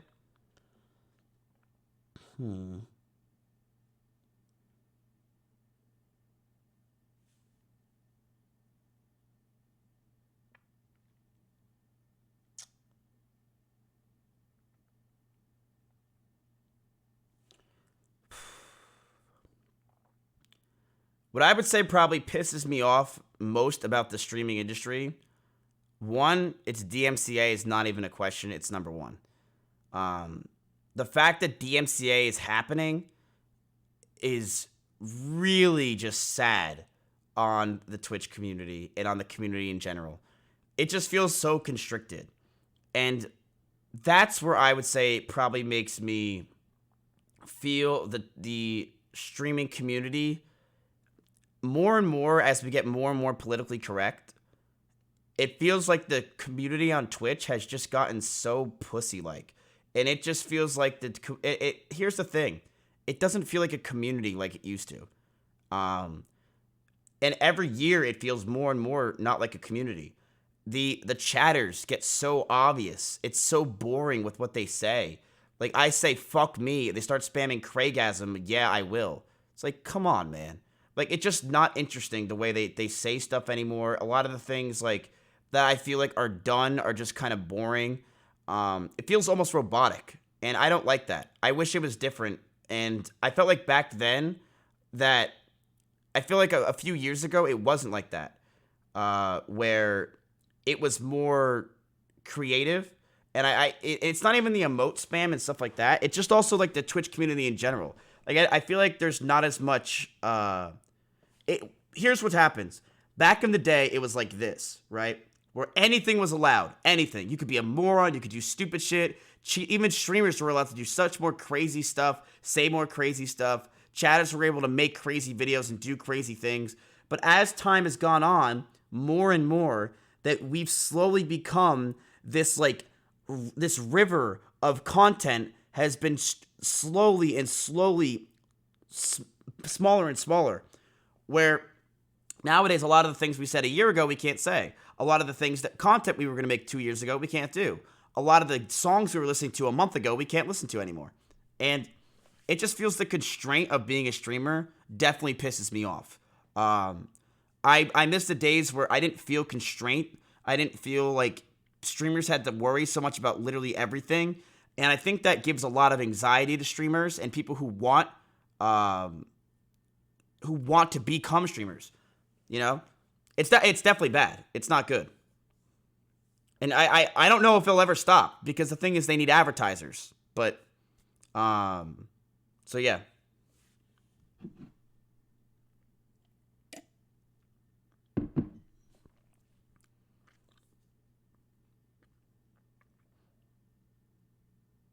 Has anyone from your past contacted you after you started gaining popularity? Tons. Tons, man. I don't talk about it on stream, but a lot. I had a guy message me the other day. He's like, dude, my name's blank, and I'm from your school, and dude, I would love to get to know you again and, like, hang out with you. I also applied to work at OTK. I'm like, dude, you used to bully me. You were my senior in high school, and you used to bully me. You were literally that one dude. He was one of the guys in my school that used to fucking bully me. And I'm like, and you're coming to me as a 4 years older than me, asking to work for my org. I almost wanted to hire him just so he could be my bitch. I'm like, what is wrong with you, dude? Do you not remember when I was a freshman in high school how you used to pick on me? Now, here's the thing. Everyone picked on me in high school, and I get it. I liked to be bullied, and this might not bully, like, I didn't like that, but I liked the attention of people fucking with me. I just did. I thought it was fun, because I was a wrestler. So what we would do is we would try to grab each other, and they would, like, it's almost like I felt like they were cuddling me. Very weird, but I didn't mind the pain, because to me, it was almost like we're having fun. But yeah, a lot of people have contacted me. Not a lot of friends, though. A lot of my friends have kind of left me alone. And that's something I actually hate about becoming popular. But I don't necessarily even think that's something that's becoming popular, or that's something that is because of my growth or streaming. I think that's just life. You know, and I think to myself, if I went to Vanguard, and I would still have different friends. You know what I mean? Your friends you have in college and in high school and stuff like that, you're not going to be with those friends forever. Things are going to happen. They're going to move on. You're going to move on. It's just how life is. So I don't necessarily think it's tied to streaming. I think it's also tied to just life, you know? And it makes me sad. I love my friends, and I always will. And I'm very fortunate with who I have today, and I will always say that. You know, someone that's new into my house and that I actually care about a lot is Simply. I know a lot of you guys fucking love Simply, probably more than anyone on my stream, but he's genuinely a good friend to have, and he just likes to chill. He'll turn off his stream just to do something stupid. He's always down to hang out. So you get these new friends. It's literally the saying. It's you make new friends, you keep the olds. One is silver, one is gold, you know? You make new friends, and that's just how life is. As you guys grow up, your friends that you have now, they're not going to be your friends forever. You're going to find new friends, and it's going to keep going like that forever. And that's just how life is. And to answer your question, have people contacted me? Yes. And But I do wish that I stayed more in touch with my friends. I really hate that I have not been as friends with them over the years.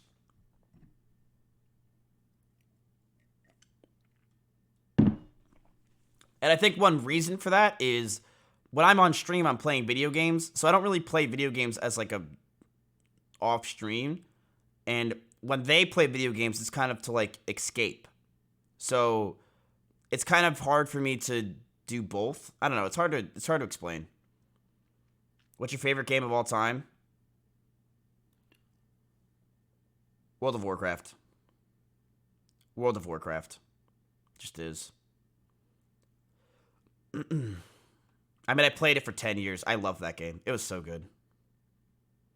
When you read Twitch chat, do you see them as a faceless message or real people? Good question. That's hard.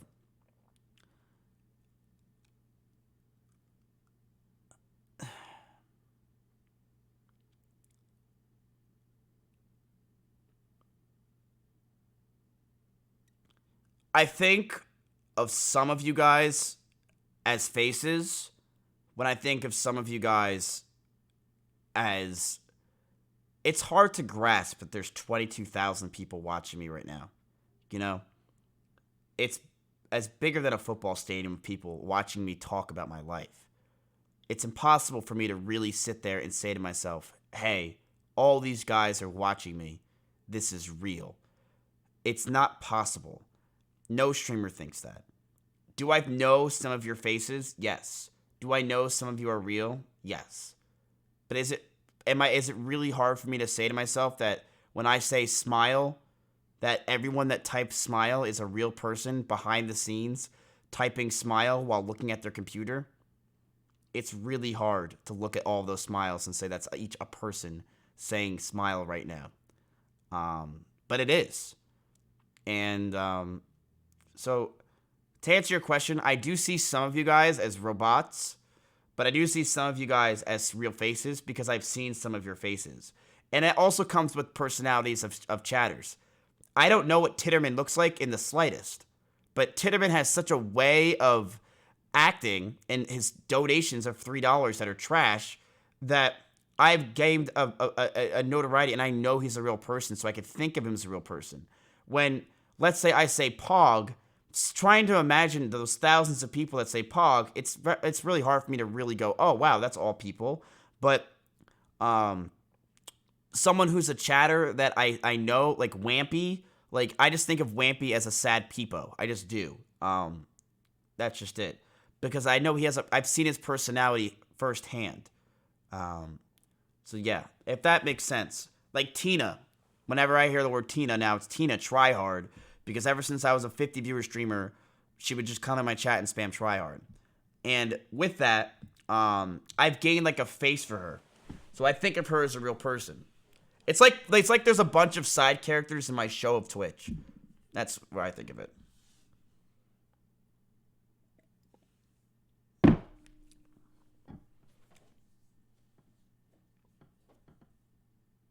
Do you put on a camera persona? Or are you different off stream?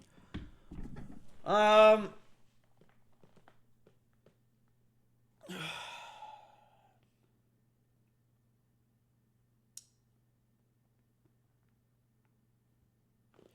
definitely on stream and more focused on trying to entertain, because it's my job, right?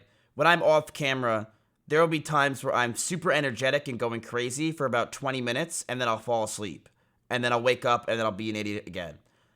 But when I'm on stream, it's my job to entertain, and it's my job to focus on entertaining. So, of course, I am going to put on a sort of, I guess, persona. You know, it's not like when I'm browsing the internet off stream, I'm going, what? Or like, I'm like commentating to myself. It doesn't make any sense. But at the same time, do I act like this way off stream in a lot of ways? Yes. You could ask any of my friends from when I was a child. The answer is, I'm worse. I mean, I'm high energy. I always am. And I always am acting like a moron and doing stupid shit. But that's just what I like to do. I like to be an idiot. It's fun. I I've always liked to be this like childlike person. So yeah, I do definitely focus on entertaining when I'm streaming. Is it a persona fully? I would say no. I do act, this persona is who I am. I don't really take my life seriously at all. Most of the time I'm trolling, and I don't really pay attention to what most people are saying. I look for keywords that they say, and I try to make a joke, and if it lands, I get a smile. If not, they tell me to leave.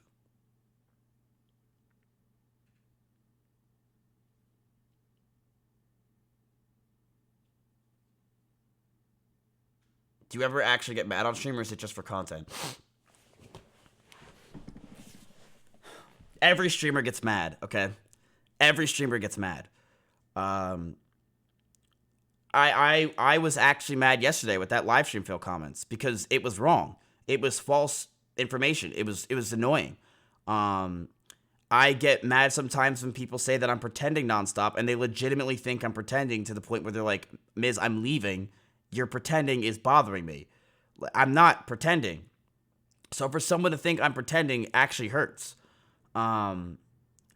So those kind of instances, yeah, I don't like it, and it makes me feel shitty, and I do get mad. Sometimes I get mad at my chat when they're being really annoying and unfunny. I mean, it just bothers me.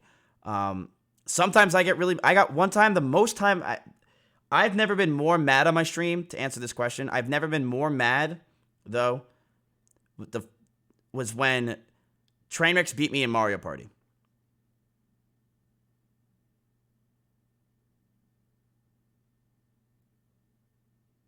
I still think about it almost every day. When Train beat me in Mario Party, it legitimately made me so angry. I got out of my house. I ran to the side of my house. I sat on the ground, and then I ran around my block a few times, and I got really heated. And I didn't know what to do. I didn't want to go back inside because I was so angry. So because of that, I hate Train, and I honestly never got over it. I am still angry at Train for that. Why were you angry? Because I lost to Train in Mario Party at the last minute. The last minute. It was literally Train, like, it was the dumbest way to win. And Train won, and it still haunts me. I still think about it all the time, about how he won. It was so stupid. But yes, I do get mad on stream a lot. And if I do get mad nowadays, how to regulate it, I do try to walk away from my computer and take a deep breath. Because I feel that staying on stream when you're mad is not the right thing to do. You should just walk away. And yeah, that's what I do now. Do you think your parents are proud of you?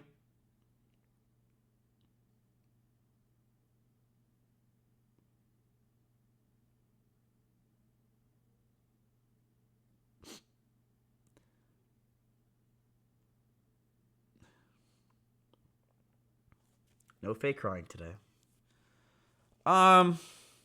No.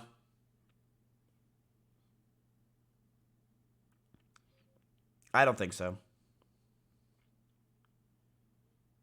I think my mom really wanted me to go down the route of being an accountant or working in finance. I don't think she wanted me to be on a streamer. I think she is almost embarrassed with this job of me because she feels like it's not something that she can be fully proud of. I think in a lot of ways she doesn't believe the money's real, and she doesn't believe that this is a real job because that's what she thinks. She thinks it's just something that's going to be around for a few years, and then I'll be a dead streamer, and that'll be it. As for my dad, I think he doesn't fathom how much money I really make. And I think they don't even see it because I have 2 bank accounts, and my mom opened up my bank account with me when I was 16. I don't use that bank account for any of my money. We have another bank account with Synac that I actually use all my money in. So my parents don't see how much money I really have. And I think they see this and they think to themselves, oh, he's not making a lot, but I do. And I think when they hear these numbers, and I actually can't blame them to a sense, it just sounds fake. When you tell your 25-year-old son that he's a millionaire, it's hard to really believe it, you know? It's hard to really, really believe your son that, hey, I'm 25, I'm playing video games for a living, and rolling on the floor, and by the way, I'm doing this, making a fucking metric ton of money. It's hard to really believe that. Because at least with Emily, at least she's rolling on the floor naked. Me, I'm fully clothed, and sometimes I show my butt crack. So it's kind of hard for them to fathom it. I don't think they're that proud of me. I don't. I think they just don't believe it. I think they don't believe me. And I think if I called them, they would say they're proud of me, but I don't think they are. But I think that lies in a lot of insecurities in my own mom. Because as I've said before, I think my mom really wanted to be something else when she was younger. And I think she wants me to go down the safe route because she feels like it's right. And she wants me to almost do it so then she could be like, you know, this is the right thing to do. When it's not. The right thing to do is to do what you want. The right thing to do is to try something yourself and be who you want to be. Not be something because your parents want you to be or what your parents think is the right thing to do.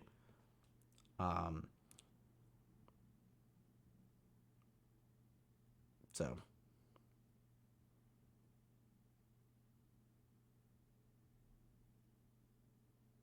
Where do you want to travel the most?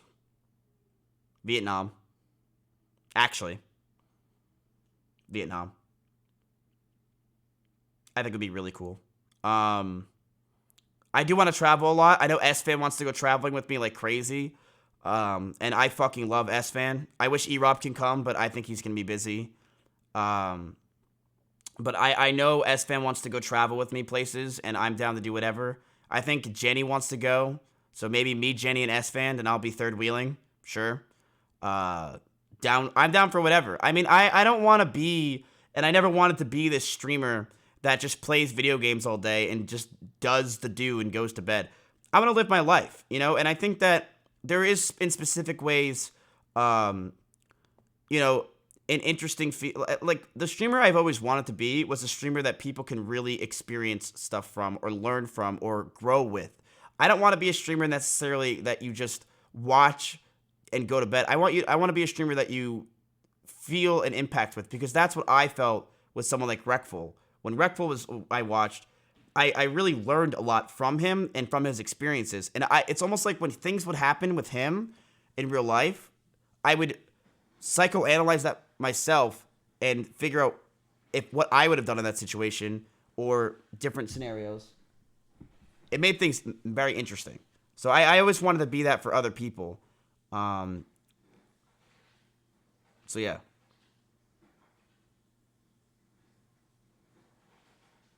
And so what is the next question? Do you actually enjoy all the games you play on stream, or do you feel like some of them are forced on you to buy the chat? Good question.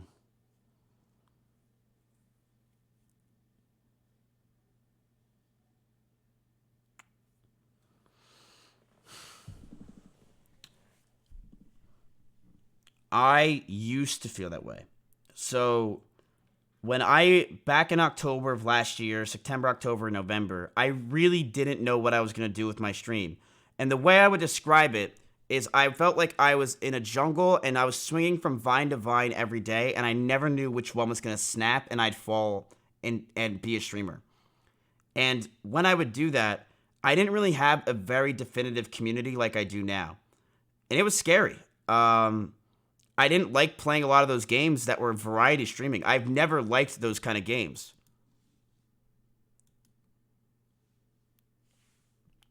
So, to answer your question, I didn't like playing those games back then, but ever since I've started this year, the year of 2020, I've liked playing video games more than I've ever liked playing video games in my entire life. And not only that, the phases and the things that we've done, I've enjoyed more than any.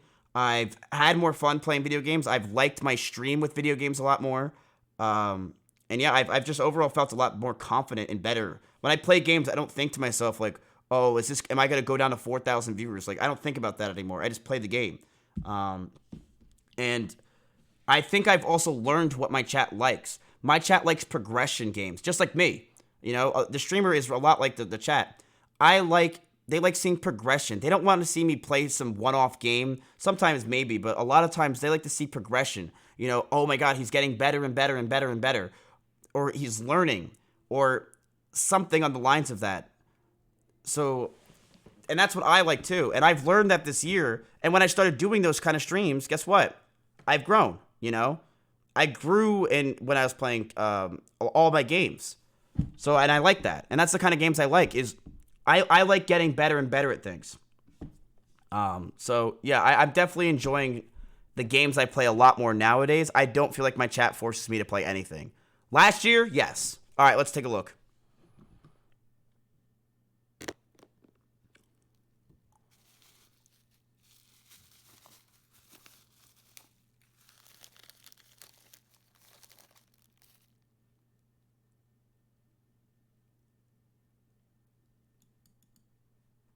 Fuck is this glare, brother?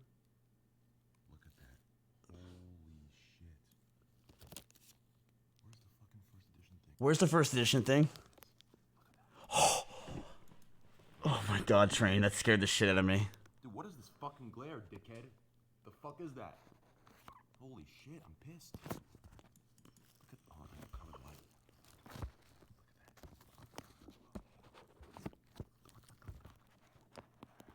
the light. Oh my God, there it is. First edition, baby. Oh my God, chat, there it is.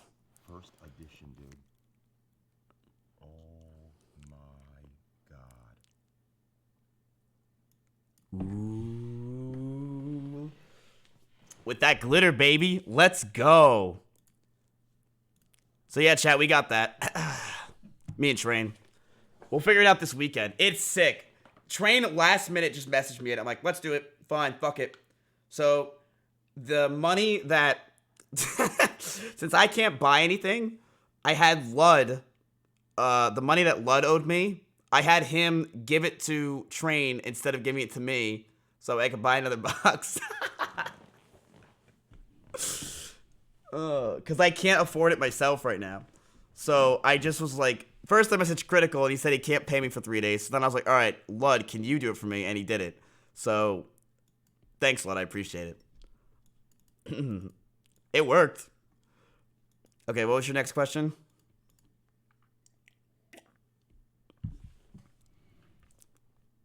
Who's hotter, Shroud or Soda? I think Soda's hotter. But I think Shroud's a better long-term companion. Because I think Soda will not take care of you. And I think Soda will just ditch you and for a video game or for another woman that he finds online. But I think Shroud overall is just a better person and to keep care of you. And he'll look after you more often and actually check on you. So I think Soda's fun for the minute. But I think Shroud's just overall a better long-term plan.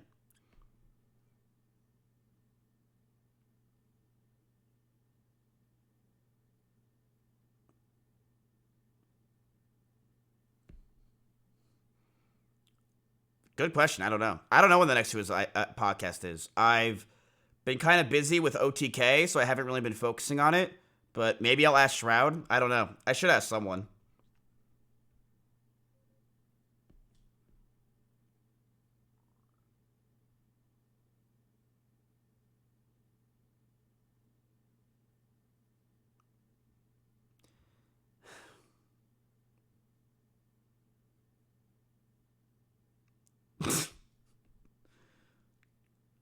To be honest with you, I do pay my mods. Now, do I pay them to mod? The answer is no, because a lot of them really don't do anything. But my mods, a lot of them will do extra work, and that extra work, I always make sure gets paid. So, a lot of my mods won't do much, and let's be real, being a mod is not fucking hard.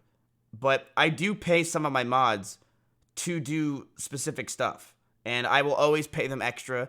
And in a lot of ways, when my mods are able to get closer to me, they sometimes are able to help me with things, and then I go to them constantly.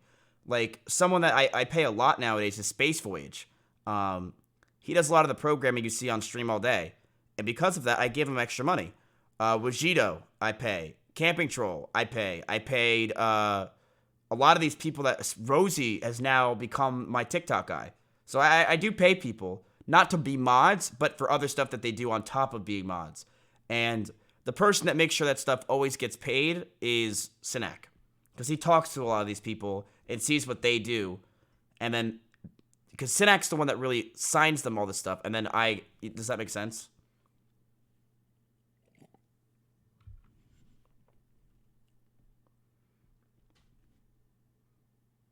Sure.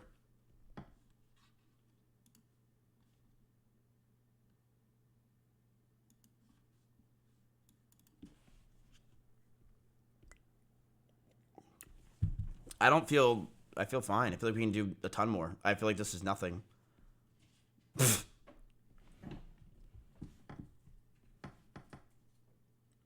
doesn't feel like, I feel like we've only done like half. There's no way we've done that many. It's only been an hour.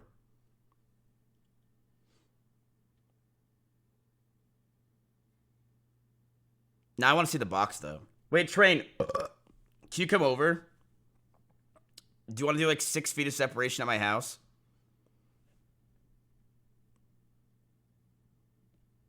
Because that'd be funny. Can we do it? Did Train hit 16K last night? Dude, you had 60K viewers. There's no way you didn't hit 16,000 subs.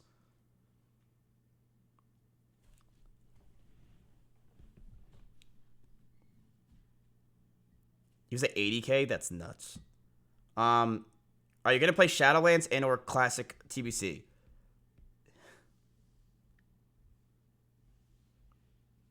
Yes.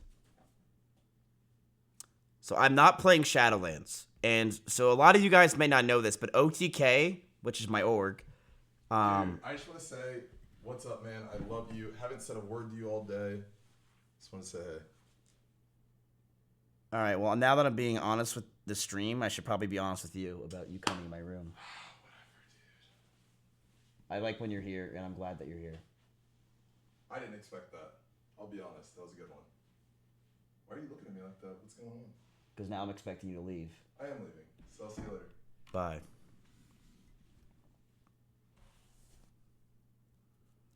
All right, where was I? Oh, yeah, so my org is very predominantly a World of Warcraft org. We all know that. I do plan on playing Classic, the Burning Crusade, with them. I don't know exactly how, but I do think at least once a week. Shadowlands, I'm not playing. I don't really care for it. I don't care for retail. I really just don't care. I wish I did.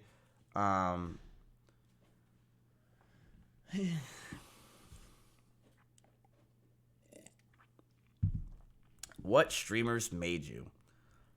I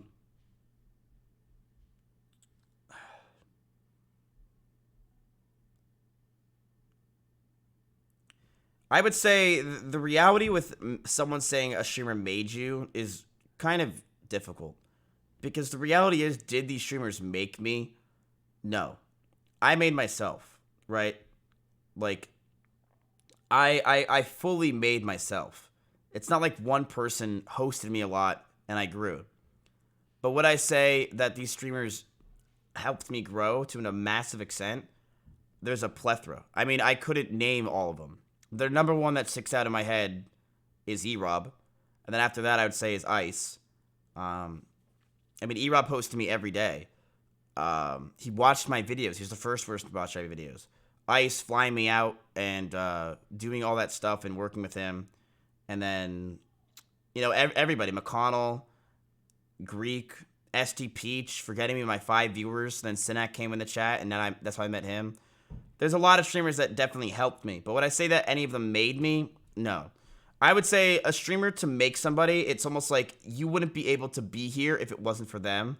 And for that, I would say I do think I still would have made it without them. It's just a matter of they helped me a lot to become where I am today. So, but I mean, like, the list of people that have helped make me is disgusting. I mean, you could even go to all the way to Simply helped make me. You know, I mean, yeah, he's new. He's only been around for 2 months, but he's been on my streams and helped content and helped entertain and has been good. Asmon hosted me once. A lot of streamers have helped make me. So, or, you know what I mean?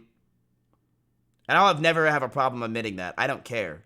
Because the thing is, the more people I help make me, you know what? I mean, cool. Thank you. It doesn't really make a difference to me. Shout out to Hales B.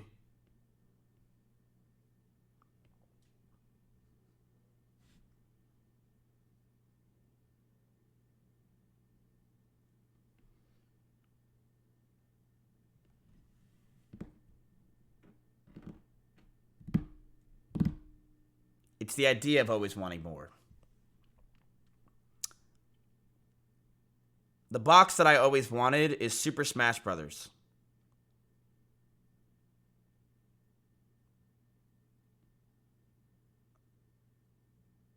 But I can't find it. And here goes everyone on eBay sending me links to boxes I don't want and I've already seen. I want Super Smash Brothers 64. 85 plus VGA graded. I can't find it. And if I do find it, it's extremely expensive.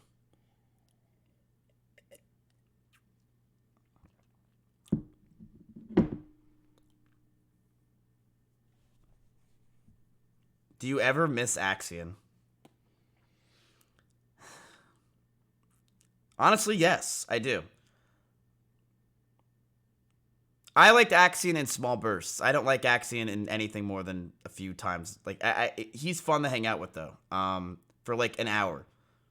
But in those times, it just, I liked him fucking with me. Maybe it's the sociopath or whatever in me, but I liked when he was there. Sure, chat was hating on him. Everyone was hating him. But in reality, we knew he's a necessary evil. And I hope he comes back.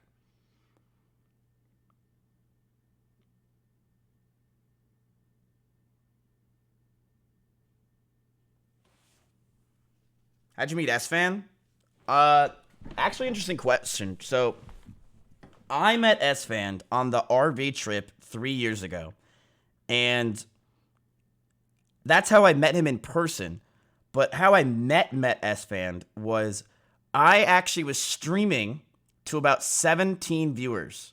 Or something like that. 16 or 17 viewers. And McConnell was live. And I didn't know that McConnell watched my streams. But I went into McConnell's stream, and he had about 400 or 500 viewers back then. And I said, yo, dude, I'm a really big fan. And he said, he's like, dude, Miz, I watch your streams all the time. I love your content. And I'm like, what? What the hell? I couldn't believe it. I was like, why? You watch my streams, even though I have like 18 viewers, 17 viewers? It's crazy. And he's like, yeah, man, I love your shit. And I asked to add him on Discord, and I did. And McConnell introduced me to S-Fan and Asmon. And this is before I even made videos. This is like junior year of college. So here I am, this 15 viewer streamer playing with S-Fan and Asmon and McConnell. And we're all playing PUBG all the time. And that's how I actually met them. Is before I made videos. This is before anything. I don't think I've ever even said this on stream before. So yeah, that was it. That was the first time I ever met streamers, and it was them. But then I met S-Fan and Asmon at PAX South 2018, I think.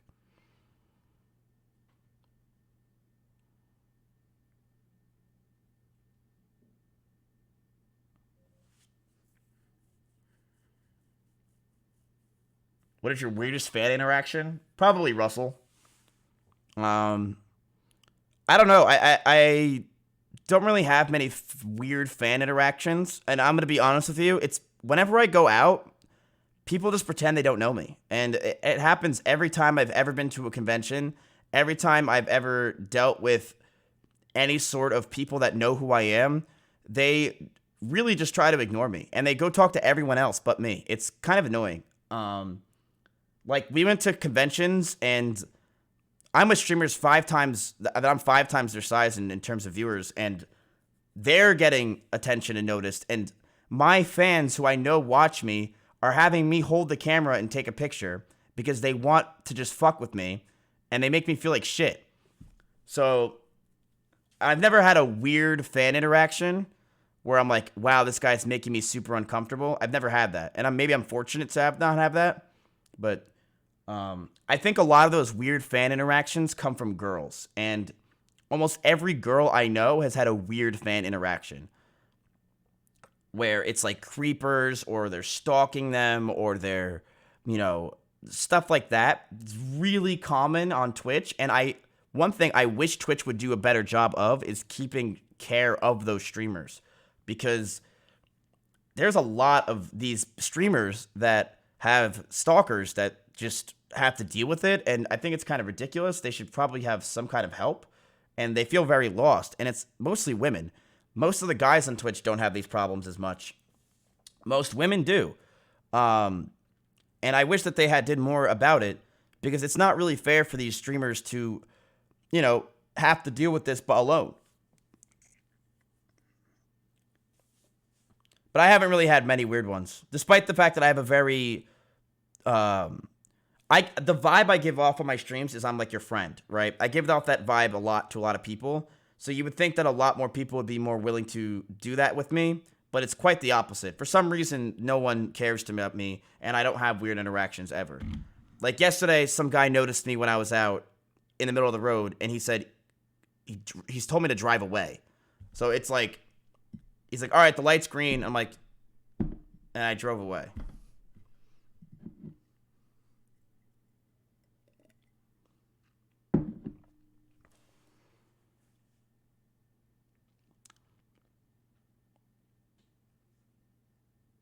Best streamer on the platform overall?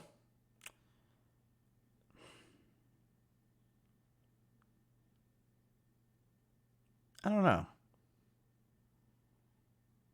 Overall,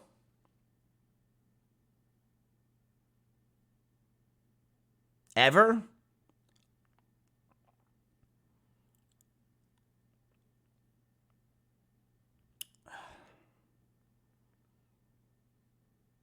If I had to say the best streamer of all time,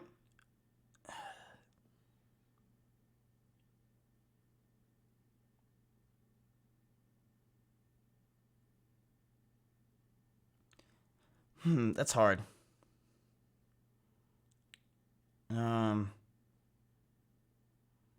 It's different for different people, right? Best streamer overall right now, I mean, I'm going to be honest with you, I don't watch Twitch. And I really don't care to watch Twitch. I don't have time. So I don't really think of streamers that are like my favorite as of right now. But my favorite streamer of all time is probably, it has to be Ice. I mean, either Ice or Wreckful are probably the two streamers that I watched the most back in the day. And I couldn't stop watching their streams because I felt, like I said, it's that personal feeling I had with the connection I had with the streamers. And it's like I wanted to experience life with them, and that made it really interesting for me.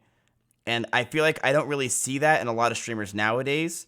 I feel like a lot of streamers feel very blocked off and almost like celebrity-like, where they don't really let people in. They don't let the viewers into their lives. It's just like, here's the wall, here's the entertainment, this is me, that's it. That's all you're getting, and that's all there's going to be. When what I liked about Wreckful is he let you in all the way here.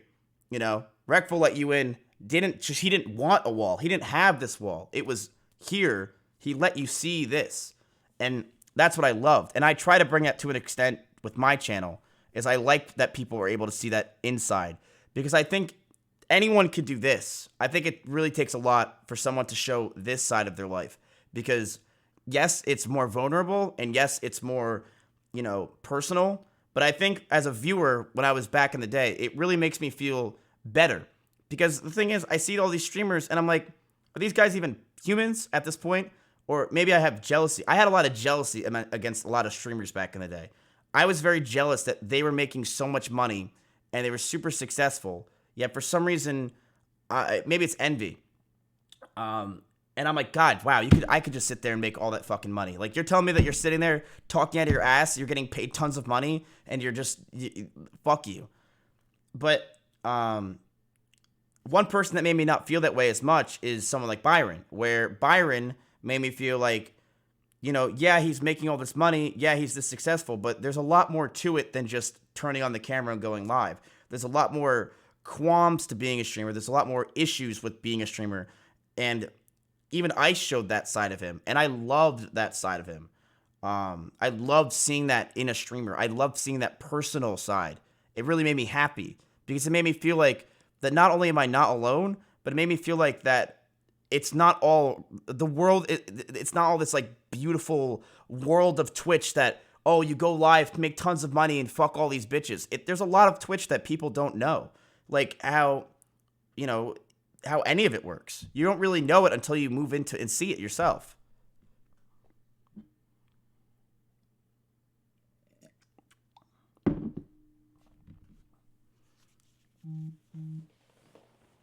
But if I had to say the best streamer right now, I don't know, man. It's up to your personal best. I mean, some people, if you like a personal streamer, you might like me. If you like a more high energy gameplay, you're gonna say something like XQC. If you like more chill streams, you're gonna say Clint Stevens. If you're gonna say or Soda Poppin', you know. If you like dumb streams, you're gonna say Poke. If you're like, you know, the streamer getting mercifully shit on all day, you're gonna like E-Rob. It's whatever you prefer. But in my personal opinion, I would say Reckful and Ice were my favorite streamers.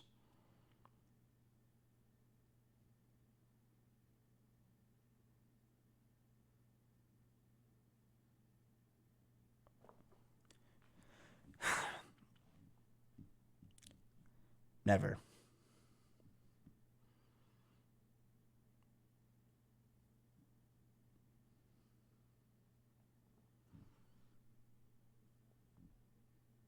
Probably not until Mitch comes here. How did you meet Sinek and how did you get him to run your life? Really good question. So, I met Sinek. Sinek, this is going to be really interesting for some of you guys because a lot of you guys probably have no idea how Sinek came into my life. I started streaming in about 2015, and I would stream very rarely, like once in a blue moon. I didn't stream. I had 2 viewers, 3, and during those streams, I started playing Super Mario 64. I started to run it. I wasn't speed running. I was just playing it for fun. And Sinek liked small streamers. I know this might sound crazy to some of you, but a lot of viewers only like small streamers. They only like the small communities. They don't like big, massive communities where the chat's spamming and annoying. They like the personal side, and that's totally fine. And that's someone that like Sinek always has liked the 50 viewer, 100, 200 viewer streamer. It's personal. It feels more of a personal side than you will with someone like, you know, when they're big. So Sinek was scrolling through just chatting, and he found me. Now, you're saying, Mizkif, shouldn't you be in the SM64 section? Oops. So, I wasn't. And I had a picture of SD Peach up. And Sinek comes in my channel. I had about 4 viewers. And he starts to talk. Now, someone talking when you have 4 viewers is a dream for you.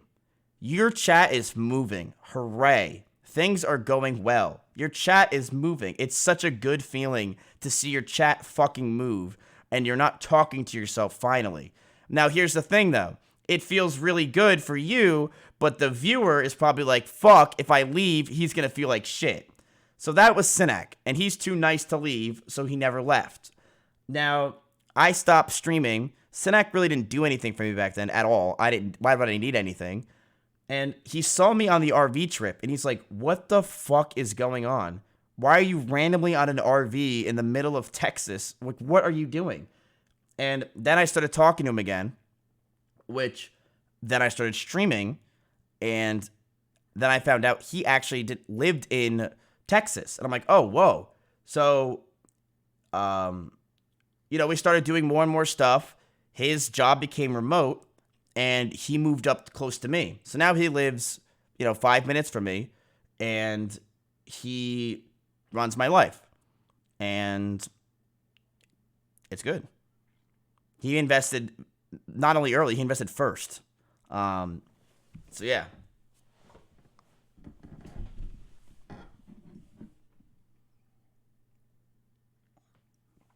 And he's helped me a lot. I mean, a lot. You know he has. You see him all the time.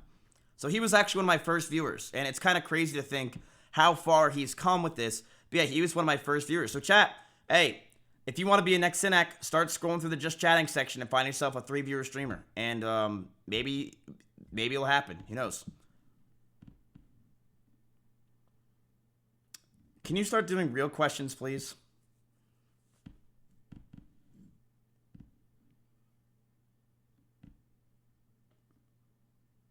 Do you actually make up stories? Yes.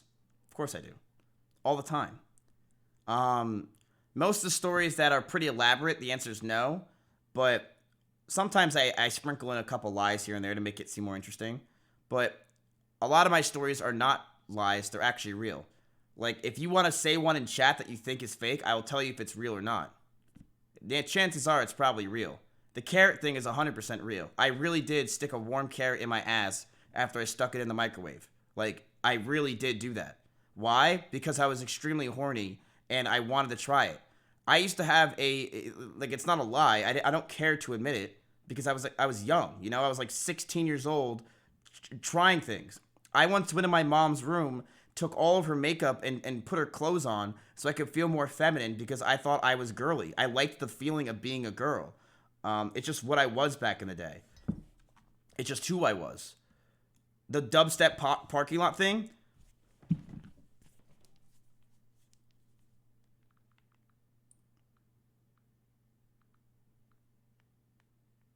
I can't call Brendan because he's banned. Shit. Yes, it's real. Yes, it's real. I used to literally drive out of the parking lot blasting that song to try to seem cool all the time. That and this. There were two songs. It was Blue Eiffel Tower or Eiffel whatever, that song, and then it was there was Bangarang. Yes, the Starbucks girl's real. Why would we fake that? The wrestling hickey story, that's real. A lot of my stories are real. I mean, like, you've never had stupid stuff happen in your life? Yes. And I don't mind admitting it. The 40-minute hand job is real. I don't mind admitting that these stories are real because, like, I tried sucking my own dick before. So has probably a lot of people in chat. They're just going to omega lol and say they haven't. Who cares? I've tried to suck my own dick. I've literally put myself on the wall multiple times. I've watched videos of dudes sucking their own dicks to learn how to suck my own dick and stretch my sternum or whatever to try to suck my own dick. I'll admit it. I don't care. I've stuck my dick in my vacuum. I've fucked my couch before. I don't care. I'll admit it. I've ran outside, grabbed the stick, and shoved it in my ass because I wanted to see how it felt. It hurt. But I've done stupid stuff because I was young, you know? I don't mind admitting it. Who hasn't tried things?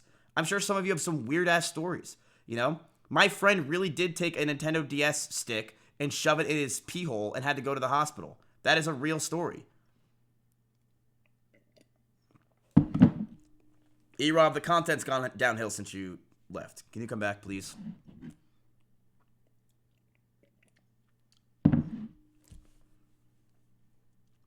How many years do you want to stay on Twitch?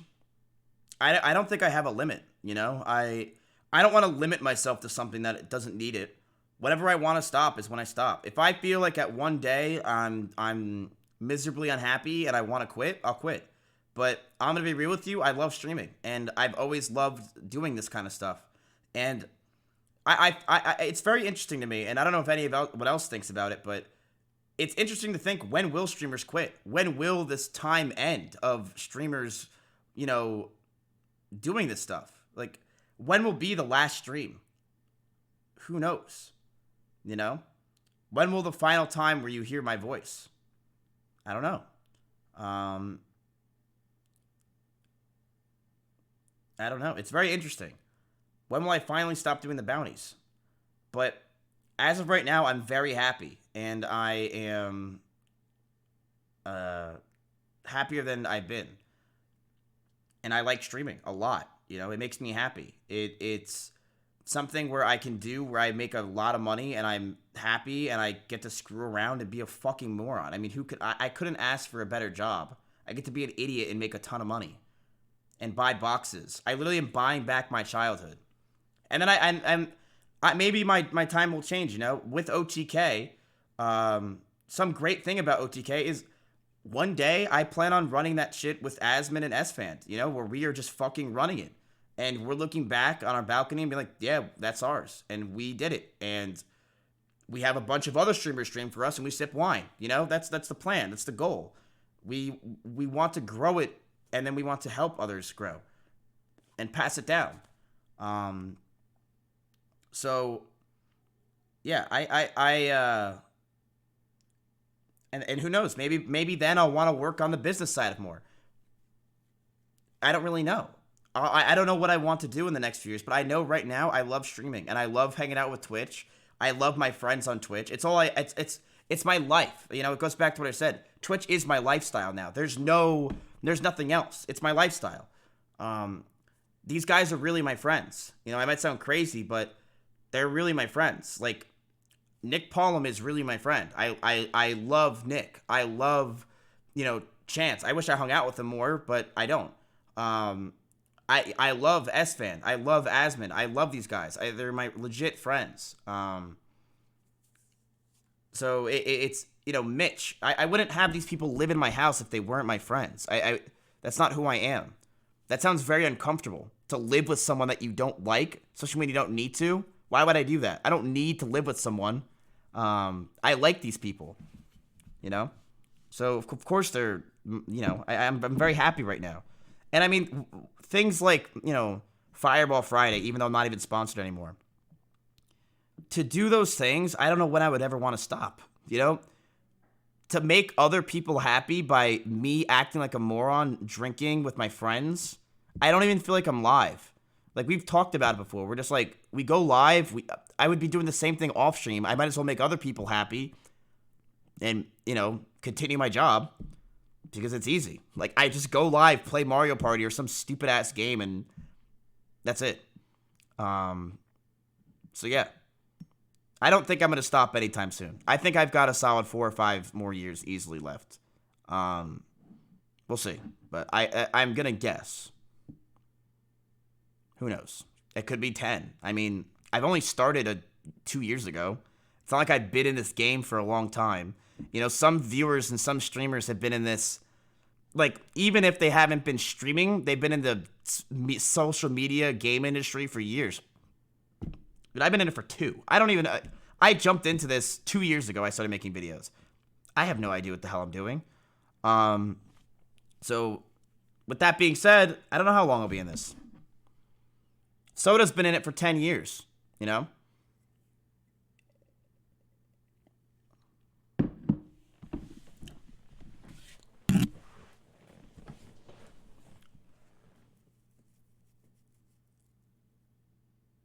What is the one item that you purchased that made you feel the most fulfilled?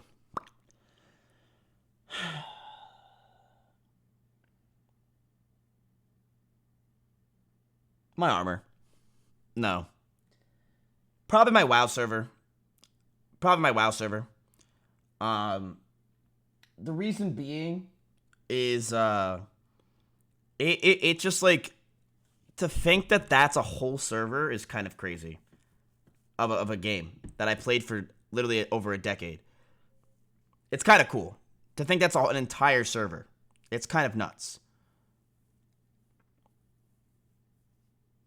That's pretty much, yeah. I'd probably say that for sure. I didn't buy the Ocarina of Time box, but that's probably my favorite box I own because Twitch bought it for me, which is really cool.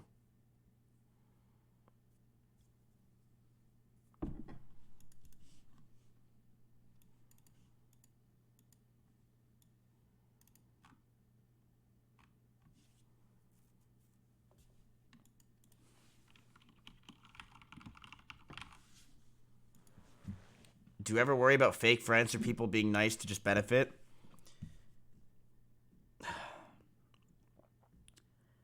I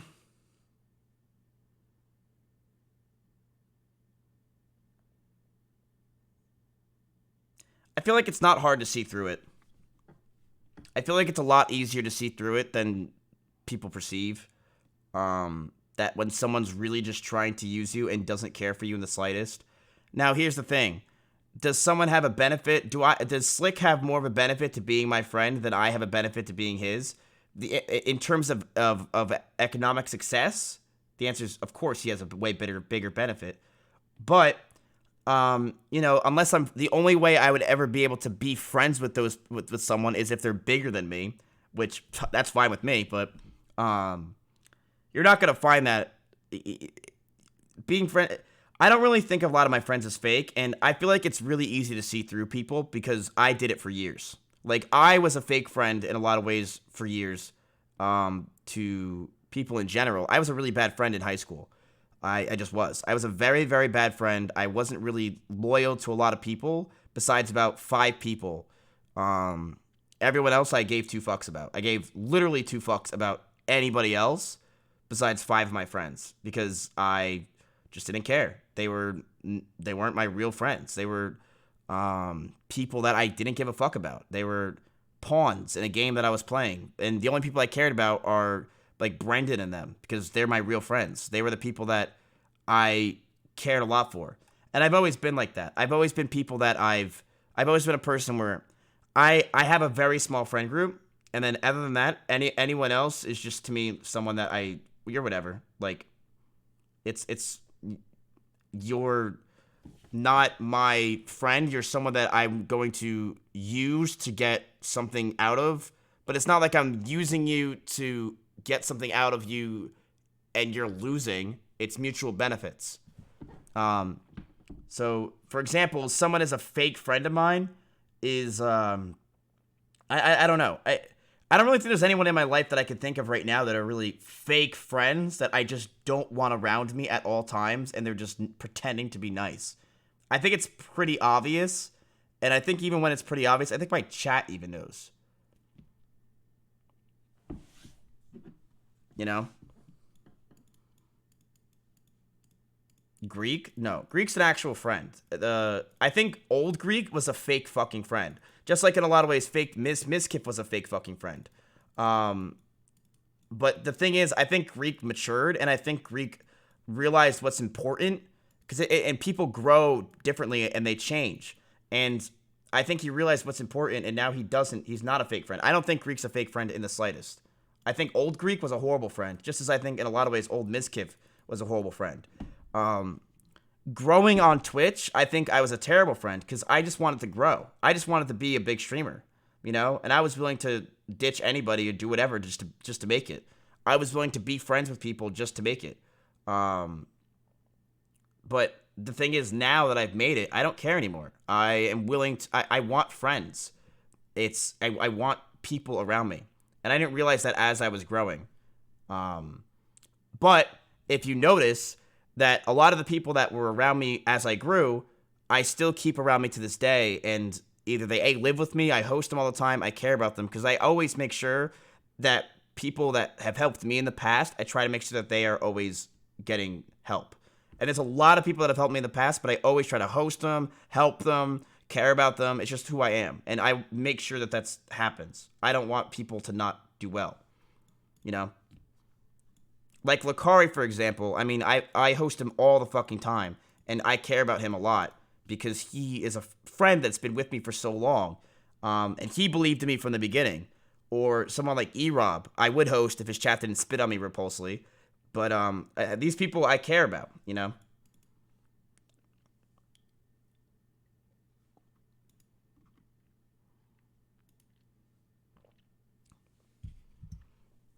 From Jake and Bake, what? What do you think about me? All you do is meme and I can never tell, even though I spent some time with you at brunch at TwitchCon. I enjoyed our convo. Jake. What do I think of Jake and Bake? I like you a lot. I feel like I'm doing like this status and I'll tell you something I like about you on Facebook.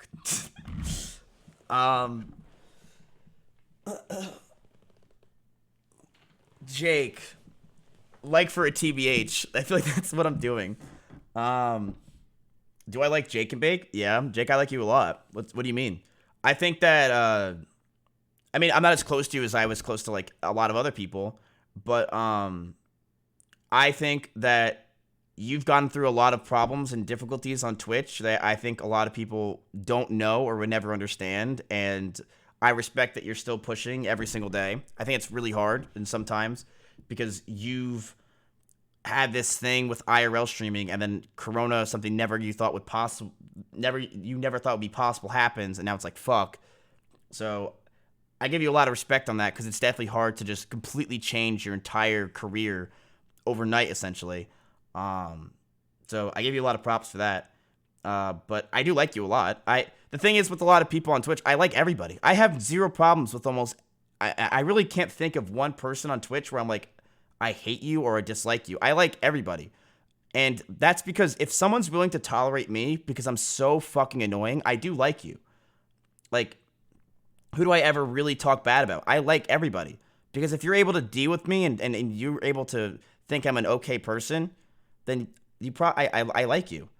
You know, Groscore is probably one of the only people I don't like on the website. And Destiny, I do like. I know a lot of. I give Destiny a lot of respect because he's such a piece of shit that good for him, you know?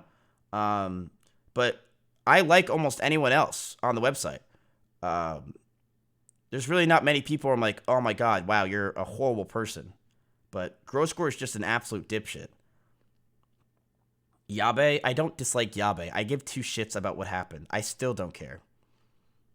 She's annoying. She's definitely annoying as hell, but I don't hate her.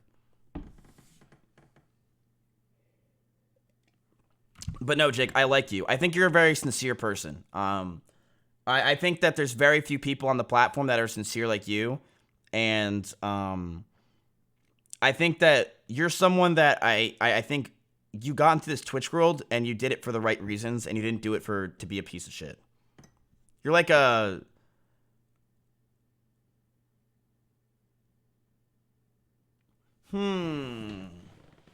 Why did you decide to help me out? Literally anyone else in the community, even people that deserved it more than me. Sinak threw you on the auto host one day, and I'm like, whatever, I don't fucking care.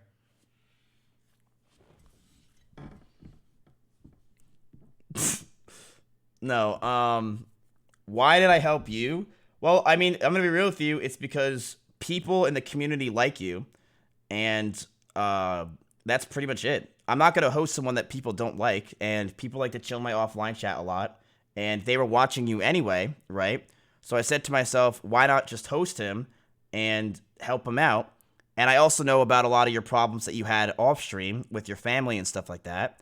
So I said to myself, you know, he's got a lot of issues. He is obviously has a lot of issues if you're watching my stream. So why not help him out and host him and make sure that he has a viewer base to start off with and he can grow, because I do believe that you can grow into a bigger streamer.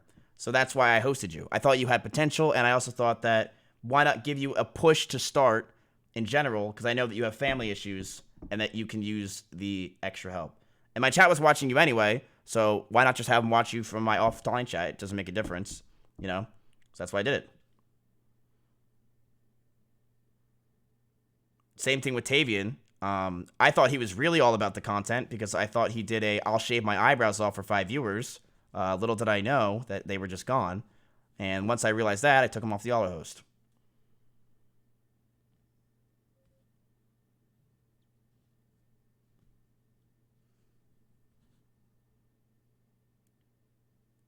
Is OTK a long play for your streaming career for an exit/solid financial safety?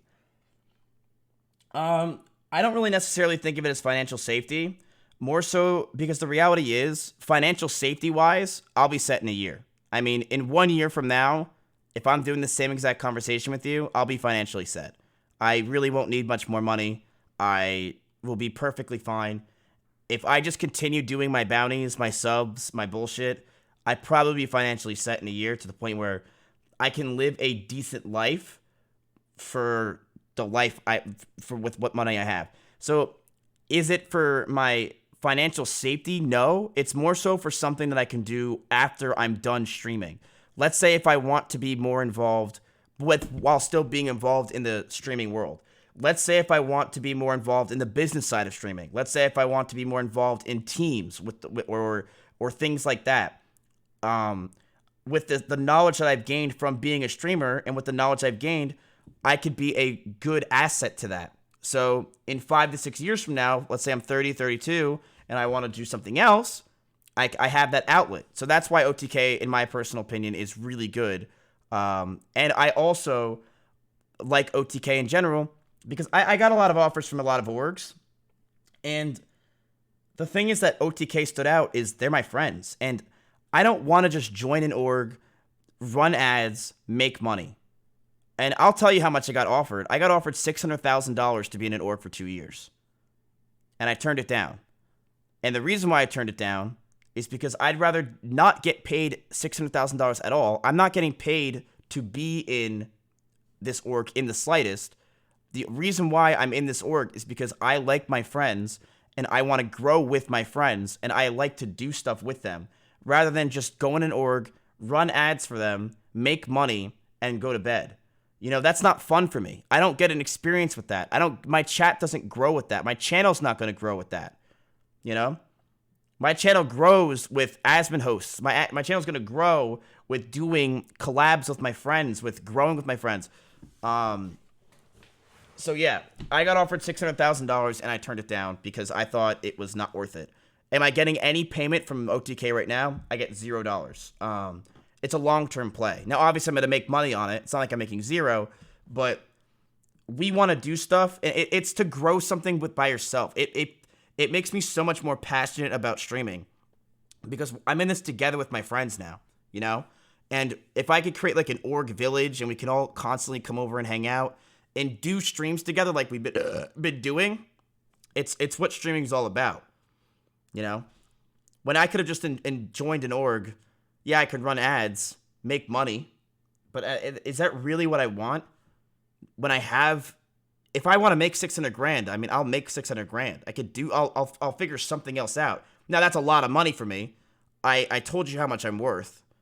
$600,000 is a fucking shit ton of money, but I'd rather take a risk with my friends that I know are good streamers and with my friends, and we build something together that it can change the Twitch scene rather than join something and not do anything that I feel is, you know, stimulating.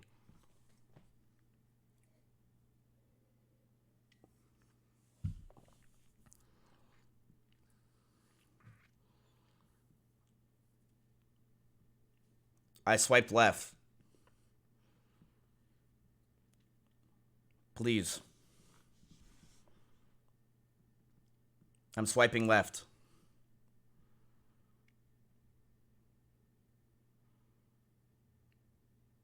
Come on!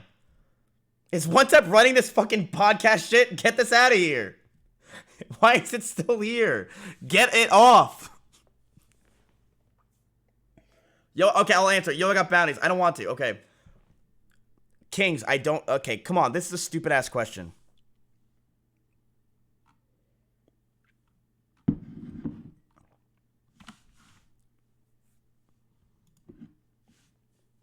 I thought you destroyed my Google Docs because it says Kings all over it. It was literally weeks worth of preparation for that Google Doc, and your name is written all over it. Follow my Twitch at kings.twitch.tv/kings. Yes, I'm going to think that you ruined it.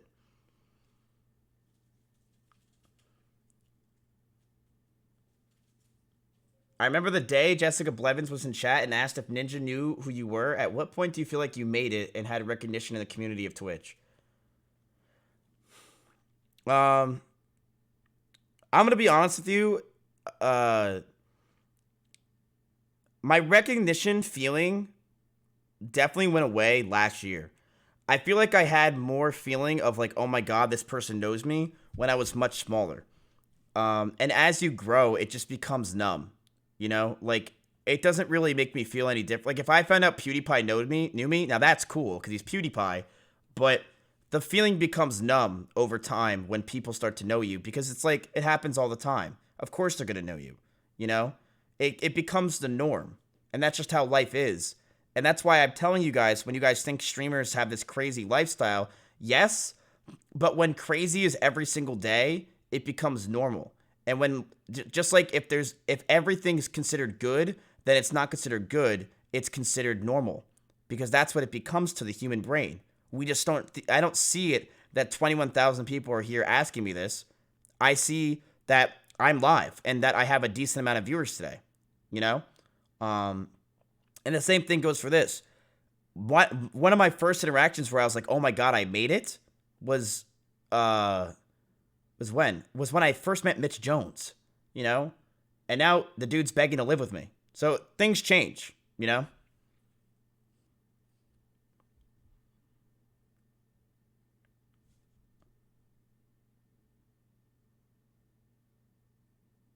What/who do you think influenced your sense of humor the most? SpongeBob. Not even a question. SpongeBob, by far. I watched SpongeBob every day. It's all I would watch. SpongeBob. Just sit there, watch it all day. Lived it, laughed it, loved it. It was the only thing I watched for about a decade straight was SpongeBob and Nickelodeon and Cartoon Network.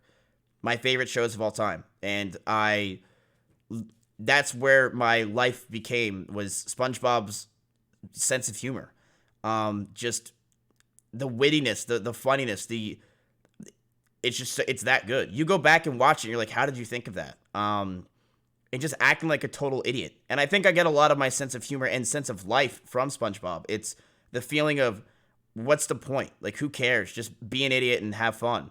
Because when you take life too seriously, that's when life gets boring, is when you actually care. When instead, if you're just living in the moment and you're being a moron, like SpongeBob, then it's a good time. So I think a lot of my life I've taken is from SpongeBob. And yeah.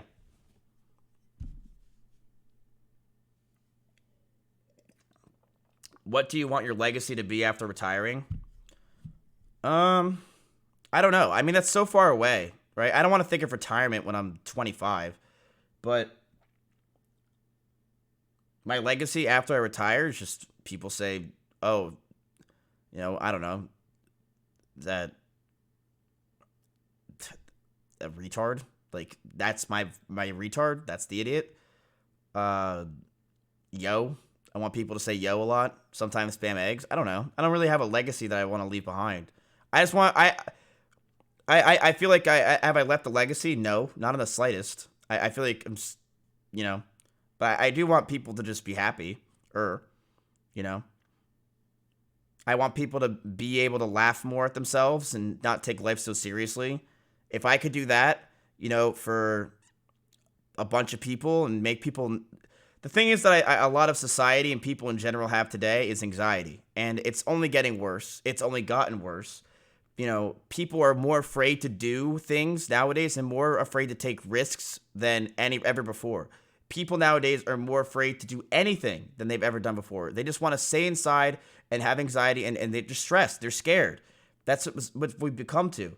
And my goal is to make as many people as possible try to escape that and try to become something different. Try to not take life seriously. Try to realize that a lot of the things that I say are stupid as fuck. And guess what? No one cares. No one cares that my shit I say is so dumb. Because in the end, it doesn't matter. It wasn't a song from, you just gotta do. You can't worry so much about life. You just got to do it. And people don't care as much as you think, I think a lot of people don't realize how little people give a fuck. If you see some dude dressed in some dumbass clothing, you don't sit to yourself and go, wow, this guy's an idiot. You probably don't even realize it, Or that pimple that's on your face. You don't realize it. Or you realize it like crazy, but no one else realizes it. No one else pays attention to it. But everyone else, but you're the one that focuses on it so much. You got to just, try to. What I would say is, I would just want more. If I could leave one legacy, it's just for people to be dumber and people to not take life so seriously, because it really shouldn't be serious. You should just have fun. And people take life so seriously and take things so seriously now. They just need to relax and just fuck around and be morons.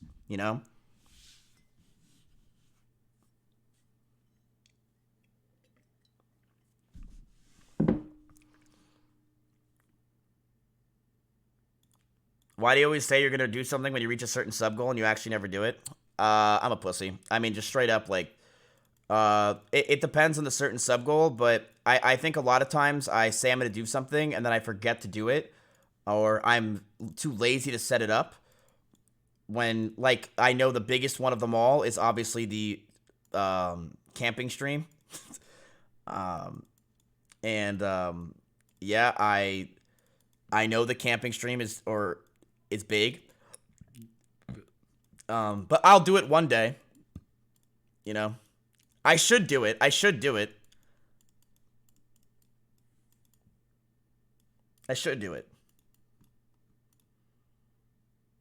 I'm sorry. I'm letting you down.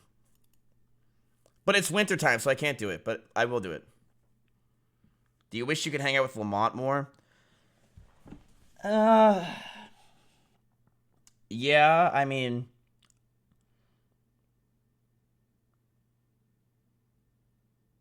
I'll always miss E-Rob, right? But I feel like when it comes to me and E-Rob, his community's too far gone in terms of them not liking me or us.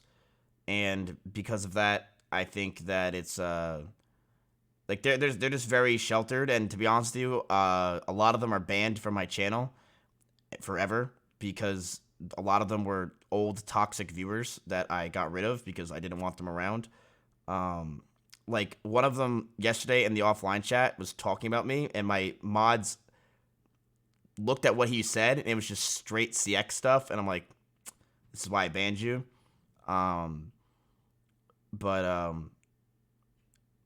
Yeah, I think when I think of E-Rob mostly though, I mean E-Rob was one of my best friends I ever had. He's always gonna be in my heart as one of my greatest friends. Do I miss him a lot? Yeah, of course I do. I mean, we all miss E-Rob, but he's got something important to do, and he's got to do it. You know, that's life. Things happen. But I will always care for him, and he knows I'll always care about him. We just have different paths that we were on the same path for a while, but he got a kid, and I've got a bunch of kids in my chat now, so we're just in different lanes. One day, I hope we can come together. Maybe he moves to Jersey, or not Jersey, lol. Maybe he moves to Texas. I don't know. We'll see what happens. I really hope one day we can hang out again as friends, but right now it's just not possible. But, you can't look at the negatives in life all the time. You gotta look at the positives. He's got a kid now, and we've also got Simply, and things are going our way as well. It's not like, but I do miss E-Rob. I mean, like, I wish I could hang out with him more. I wish he was around me more. But we just have different lives right now.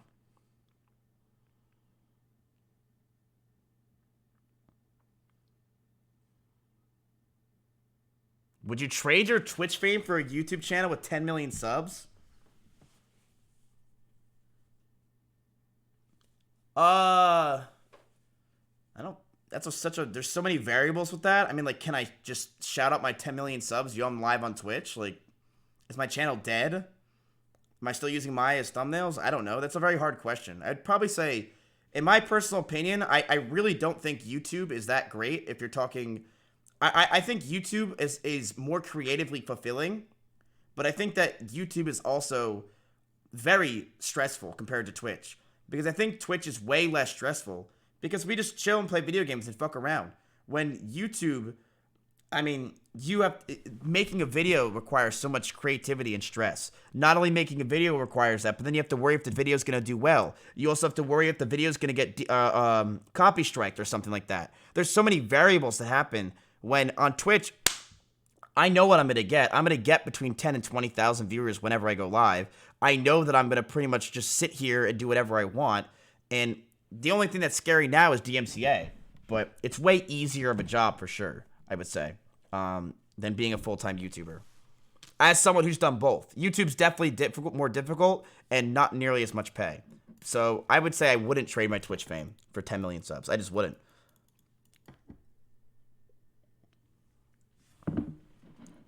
Why do you do so many good deeds for people, especially for people you barely know? Because it's easy. I mean, like, straight up, it's easy. What is a slash host from me at night when you're sitting there? You know what I mean? What is $100 from someone like me? It's not a lot, but it can make someone else's day so much more. What's me opening up your channel on Twitch and then having my viewers go in there and say, yo? It's not hard. It takes 5 seconds. So to people that deserve it, sure, I'm willing to help you out. Because I know what it could be like to be in those situations where, it's not the easiest. Where it's, you're sitting there and, $100 can make a massive difference to you. But to someone like me, it doesn't. And I'd much rather give it to you than me. So that's why I've helped out a lot of small streamers. And that's why I've helped out a lot of people in general. It's because they deserve it. And they just need a little push, I've gotten my push. I've done what I need to do, and I'd rather help out other people that deserve it because it's not hard for me to do. It's not like I'm bending over backwards for some of these guys. I'll see someone's live in the middle of the night. I'll type /host. They get an extra couple hundred viewers, and that's it. And that makes their day. What did I do? I just scrolled down just chatting and found someone that says /host. You know? Giving someone $100. It's not hard. I mean, look at Trainwrecks. A lot of people shit on Train, but Trainwrecks has given more money to streamers than I ever have. And Train still is able to buy fucking $40,000 Pokemon boxes. You know why? Because he makes a fuck ton of money. And he runs ads like crazy. But he makes a lot of money. But he knows, Train knows that, guess what? 100 subs to someone that's a 20 viewer streamer is literally a godsend. He'll never forget it. But Train getting up to go, to go to the bathroom real quick and run a 3-minute ad, he does it so many times in a stream that he'll never know. No one will ever know. So it's like, why not? It goes to why do I help people? And I would feel very guilty if with all the power or money I have and not to help other people. I think that's ridiculous. Like, why not help others? It's really not a problem. And I can still easily help others and also help myself. And I like doing it. It just feels nice. Like, I would feel very guilty to just make a lot of money and not give back any of it to my community or people around me, or not host people because I know I have that power, you know? It's like, why not? It's not a lot. If you can meet anyone in the past or present, who would it be?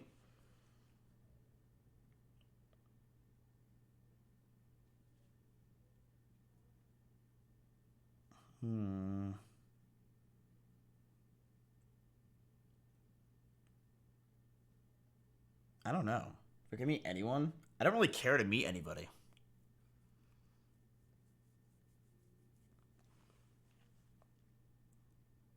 So there's your answer. I don't really care.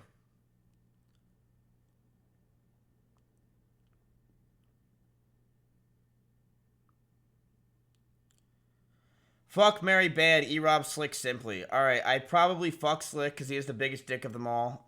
Simply, I would probably marry and I'd ban E-Rob. I've seen all their penises before. Simply's looks like a croissant. E-Rob's looks like a fucked up, chewed up piece of plastic. Pass.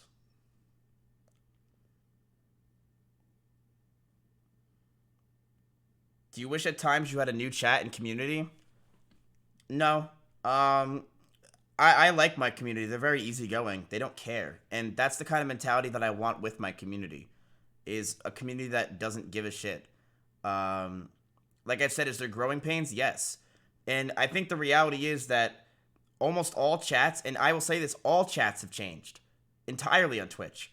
Like, back in the day, when Trainwrecks was a 4,000 viewer streamer, about a year ago, or before Among Us, I would go in that chat, and this chat would pains chant me to death and hate my guts, and they would call me a fucking annoying bitch. When nowadays, I go in his chat, and they're all like, oh my god, it's Mizkif, we love you. Like, we love you, Miz. And the only ones that pains chant me are my viewers. Because this community's changed. Every community's changed. As growth happens, that's going to happen. The communities are going to get bigger. The communities are going to change. Twitch communities have changed. Because it's not... When Twitch started, the Twitch community was just gamers, you know? So it's very easy for us to really get each other. It was really easy for us to get jokes, or we all had the same senses of humor. We all were kind of similar. But that gaping hole has just gotten bigger and bigger, and there's so many different communities now in Twitch where it's different now. The chats are different. Everything's different. And I would say compared to a lot of other chats, I like mine a lot more. Is my chat edgier? Yes. Is my chat very annoying? Yes. But that's what they should be. I want them to be annoying. I want them to be dumb. I don't want my chat to be anything. I like when my chat says, like, turn off the stream and get out of here. Because it's just funny. I like the lack of seriousness that is involved with my chat. I like when I turn on my stream and if I turn on That's What's Up, That's Mitch Jones, it's like they just go crazy. Or I'll be in the middle of my stream and I'll turn on Alize and it's as if like I'm not even live and everyone just starts spamming Alize clap. It's like a unison of just, all right, I don't like Miz is gone. Let's start spamming out. Like people don't care. I like that. I like the lack of care in my community. So, no, I wouldn't change my community. Do I wish that my community was like? Do I wish that some people were less annoying? Yes. Do I wish some people would talk about me less in Maya's offline chat? Of course. But I don't think my community is that bad. And I like how they've grown throughout my career.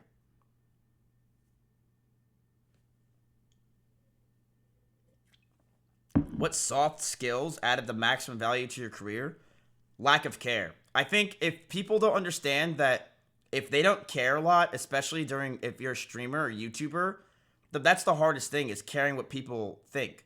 If you care what people think, then you're gonna not do well. But if you turn that side off of your brain and you just don't give a shit and you act like a moron, or if you pretend to leech, no one really cares that you're leeching. No one really cares what you do. It's just entertainment.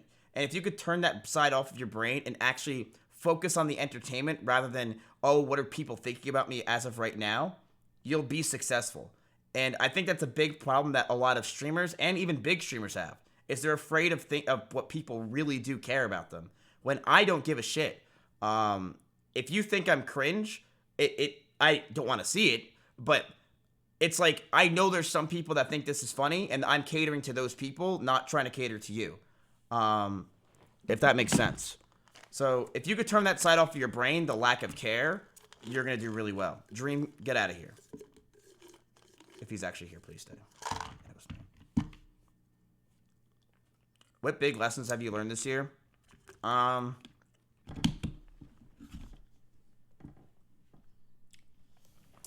What lessons have I learned?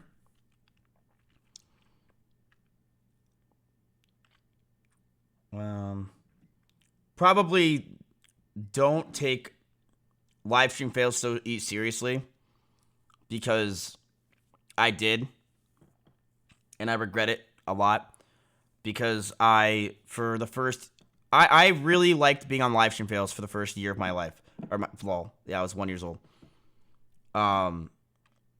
I really liked to be on live stream fails a lot, and I cared about live stream fails a lot. And I really think that fucked with my head mentally so hard, because yes, I think it was good for my growth, but the reality is, once you're on live stream fails a few times, it really doesn't make a much difference. The thing is with live stream fails is they are such adamant Twitch viewers, and there's only such a pool of them that once you're on there a few times, they all know who you are. What's up, Shroud?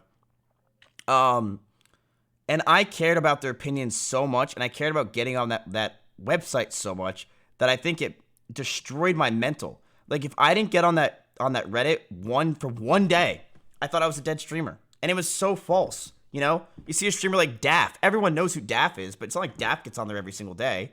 That's what I thought when I was growing. And I think that affected my mental health. And I don't care as much as I used to anymore. One, because I don't have to. But two, I just realized it doesn't really make a difference. People know who you are no matter what.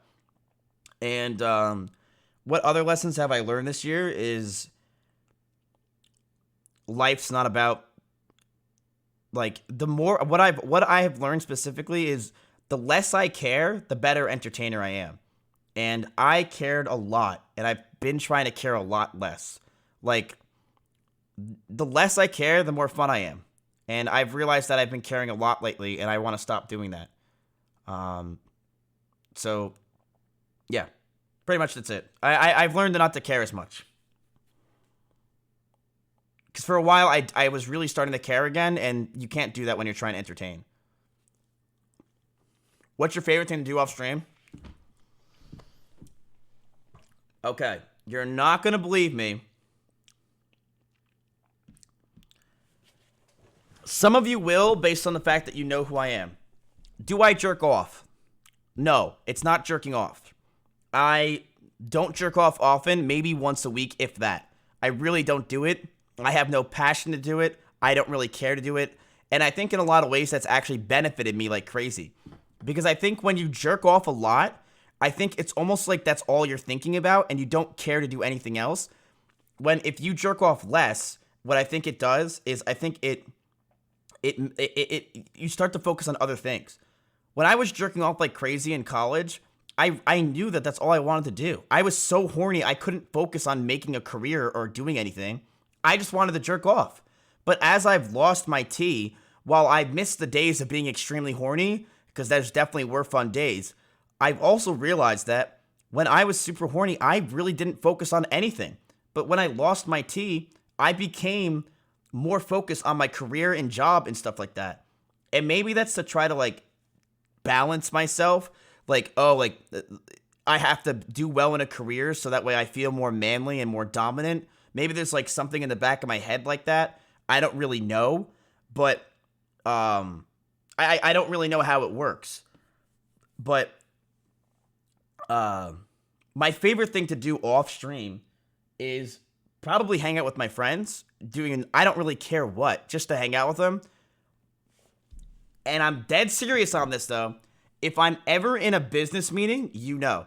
And you want to know how you can know, chat? If you're on Discord and you see me playing Pogo Stuck, I'm in a business meeting. Ask Sinak. I don't know what it is. I need Pogo Stuck in order to focus on a business meeting. I don't know why I need it, but I've always played Pogo Stuck whenever I'm on a business meeting. And it is 100% factual. It's not false.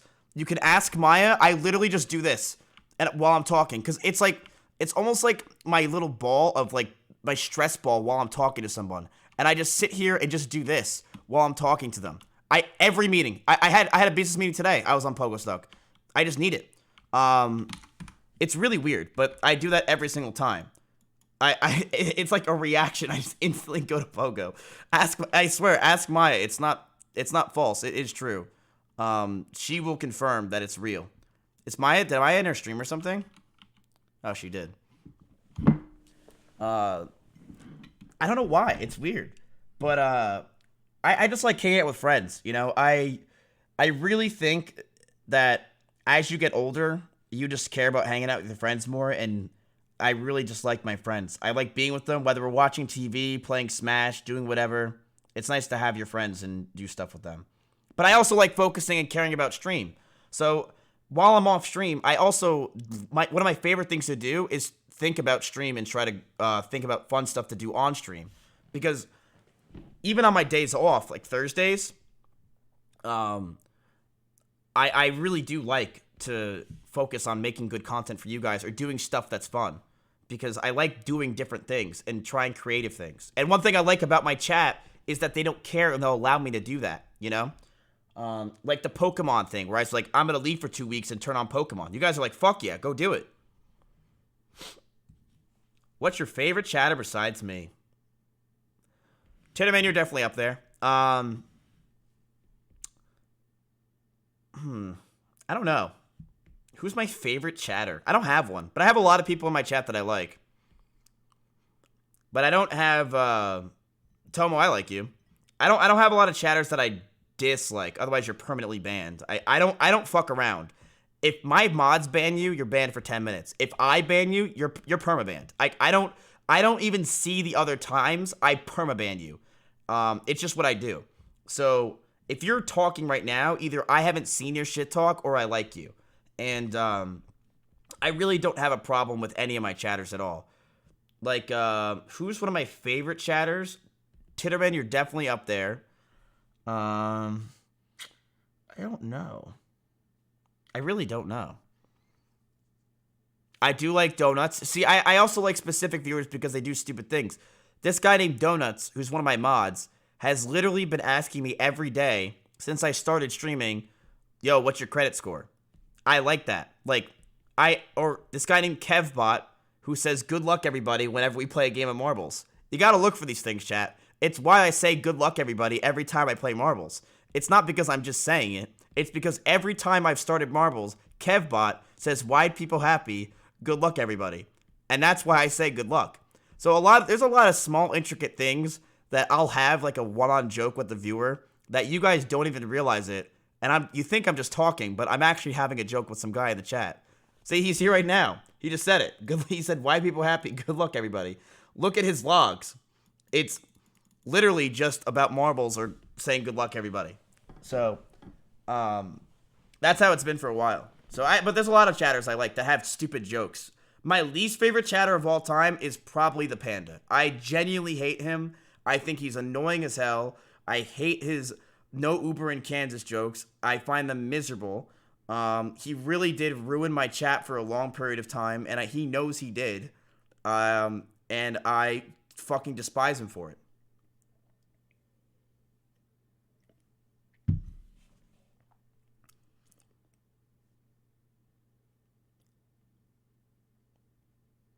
Do you miss Seal MP4? I think Seal MP4 ran its course, right? Like anything. But I don't miss it. It happened. It was nice, but it was there. It'll always be in my heart, Seals, right? But I don't miss it per se. I like what I have now. You know, times will come for different stuff. It's like Owlsay. Like, good things come to an end. I played Owlsay all the time, but now I don't. And that's because it got old. Or Quaaludes for quite some time. And then I got really sick of Quaaludes. I don't miss it. Now we have Donkey Kong, which is really fortunate.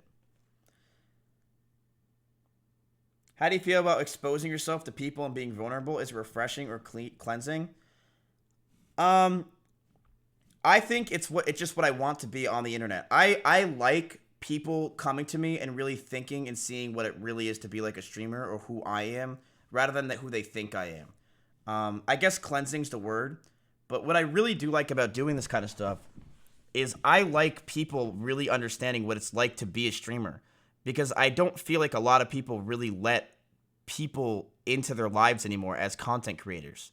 And I like when viewers just get to see the real me. When they get to see, you know what, maybe it's not that great to be a streamer. Maybe I should do this. Maybe I could do that. I like being vulnerable. I do. I like people seeing me, because I don't like to seem fake. I don't like people to see me as this monster fake person. It really isn't me being fake. It's more so just me being a troll. I just don't care. I guess it's fake, but I really just don't care about being serious. So I guess to a sense, I do like to be vulnerable.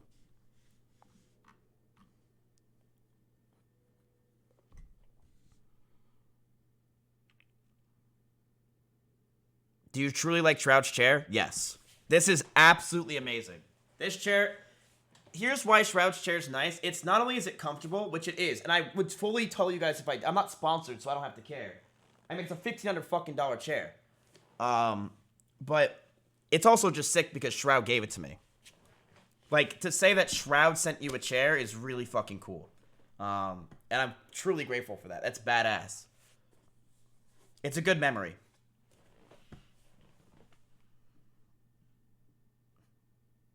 How do you think content will shift/change if it does once everything settles down in the new house, including S-Fans and the other house? I just hope that we're able to hang out and do more stuff together. OTK is growing. I plan on doing more stuff with all my friends like that. We do plan on doing that clip show once a week with our friends. I want more people to hang out with and do stuff. I want streamers to grow with me. I want friends to be around with that are willing to grow. And I think OTK and I think the people that I'm going to have in the houses and S-Fan, who's one of my closest friends, I think we're all going to grow together and we're going to do really well. So it's a dream, you know, to be able to be with friends and be able to grow together. It's a dream come true. Is Maya moving in with you? Yes. Maya is moving in with me. So in case you're a Maya Frog and you're wondering why, yes, she's moving in with me. We are sharing a room. Didn't you see my video? We got a room together. Now I will probably be sleeping not in that room often. I'll probably be on the couch, but I am for right now. Yes, we're in that room. You've been around streamers and their ups and downs, but what is something that you learned from other streamers' mistakes or them giving you advice that has stuck with you? It's funny. A lot of streamers off stream, all they talk about is their view count. And all they talk about is they're very insecure people. Streamers are so fucking insecure. It's crazy. It's like they try to convince the people around them that they're doing well because they want to hear you say, like, oh, like they want you to say, oh, you're doing really well. And they're so insecure all the time. And even if they're doing crazy well, a lot of streamers are insecure. That's all they talk about is their view count with each other rather than hanging out. It's almost like the only thing they know is their view count, and that's how they define themselves, is their view count or especially sub count. That's a lot of streamers. A lot of streamers is their sub count. And I've learned that it's funny. I've learned that those streamers who are most insecure and stuff like that are usually the bigger streamers. And I've learned that don't be so insecure about yourself. There's no need. There's no need to be insecure about your sub count and view count. When you're a streamer, you know, you have more than 100 viewers, 200 viewers, you're doing well. You know, most of these guys are huge streamers and they're upset about like being down a couple thousand viewers for a day. It's like, how? Like, and yes, I'm like that sometimes. I am like that. But I'm like that to my alt streams, or I'm like that with my offline chat. I don't really try to talk about it with my friends because I don't want to be like that. When I'm with my friends, I just want to fuck around. When, you know, I don't want to talk about such insecure stuff about my view count and stuff like that. And it feels like a lot of these streamers, that's all they know is their sub. It's like that's their badge. Like, here's my view count, and that's who I am. It's like, I don't want to be like that, man. I just want to have fun with my friends.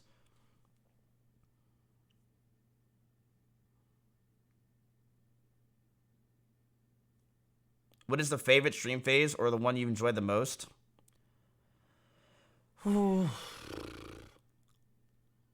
Jump King. I mean, I don't know. I'd say Jump King. For me, I will always just love Jump King. It's just who I am. It's the perfect game for me, and that's why I'm building a game based on something similar. Is I love Jump King. Now, when it comes to phases and stuff like that, I've loved a lot of phases equally, and I've loved a lot of phases in general. And I know this might sound crazy to some of you guys, but I've enjoyed my streams here more at this house than I've enjoyed at my old house.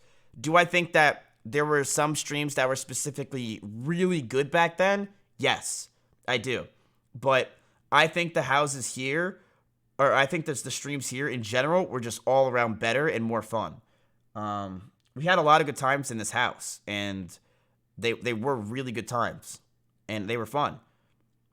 I mean, like, people try to say, like, oh, the old house was so good. Does anyone remember TFT? I mean, like, does anyone remember me playing classic WoW all day with videos? Like, it wasn't that great. There were some good streams, but a lot of my streams were kind of ass. They were either hit or miss a lot of times. And that stressed me out like crazy, was the up and down stressed me out, man. And that's where how I went to a mental hospital, is because they were so up and down that I was like, fucking God, I got so stressed after a while. But nowadays, I just feel like my streams are good, and I feel like they're like they're not like this. You know, we have some good streams, we have some okay streams, and if we're playing Raid Shadow Legends, we have some really good streams. But I've been very happy with the content I've made in this house, and more so than I was in the old house. So what stream phase did I enjoy the most? I don't really have an answer to that. I really don't.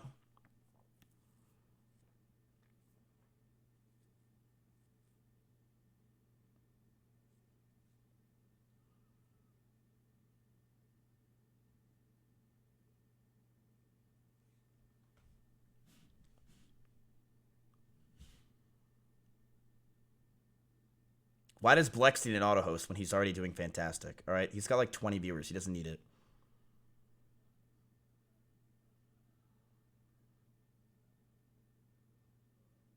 Favorite inside joke / meme from the community?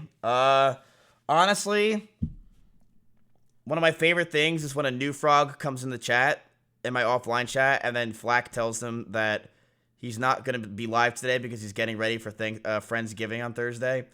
That's probably my favorite thing. I just enjoy seeing newer viewers come in, and then Flack tells them that he's not going to be live today because of Friendsgiving, and they always believe it. They're like, oh, what? Okay. And then that's it. So I do enjoy, I see it all the time because my chat's right here, so I just look and see that he's lying to some random gray name that just followed my stream, and it happens all the time.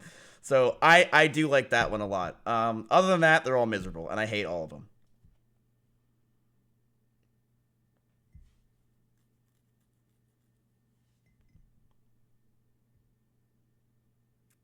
Can we get to, like, more serious questions? I don't know when Clint's coming over.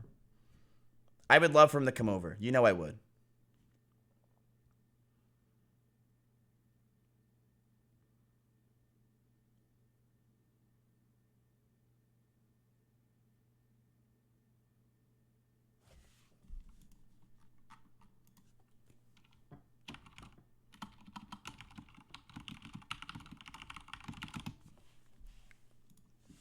Are there certain bad habits that you have that you would like to change?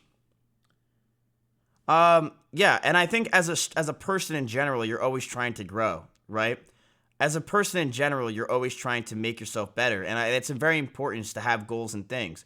One thing right now is I'm trying to lose weight because I'm a fat fuck. I have a very bad habit of just stress eating, which is really fucked with me mentally. Because the thing is with stress eating is when I contain a lot of carbs and when I eat a lot of carbs, I get very tired and I don't want to eat. I just want to sleep. You know, I don't want to do anything besides sleep. I don't want to work. I don't want to stream. I just want to go to bed. So the less I eat, I've noticed, the more I'm able to think, and I'm trying to make myself do better by not eating as much and losing weight. One other bad habit that I have is not paying attention to what someone's saying when I'm talking to them. And that really affects me mentally because sometimes I'll have this goes to ADHD. Sometimes I'll be on the phone with my mom and I'll almost forget that I was on the call with my mom that day because I'll be like, what happened? Was I really on the phone that day with my mom? Because I just forget everything. So I try to pay attention more what my parents are saying. I try to take more pictures nowadays than I ever did before because I want those memories. I want to remember stuff. And one habit I'm trying to get rid of is caring so much about Twitch. You know, I feel like I'm at a point now where Twitch where I don't need to care, where I have the viewers, I have the popularity, I have the contacts where, you know, if I ever died as a streamer, I'll just message Sakuno and play a game of Among Us with them and hope I get, imposter. I don't need to really worry about this becoming this massive streamer. You know what I got to worry about more than anything? It's being happy. Like caring less about Twitch. Being happy. Fucking around more. Being a moron. You know? I don't need to worry about money or growth. I just need to worry about what makes me happy and how can I do that. And right now, how I do that is not being on Twitch, not even being on my computer. It's going and watching anime. It's, going and reading about anime. I don't know.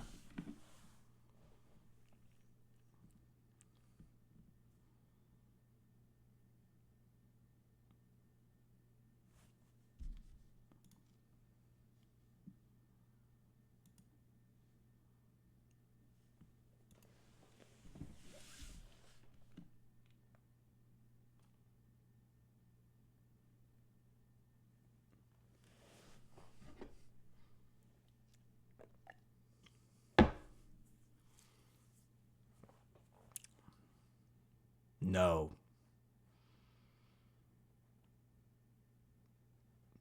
I really do feel that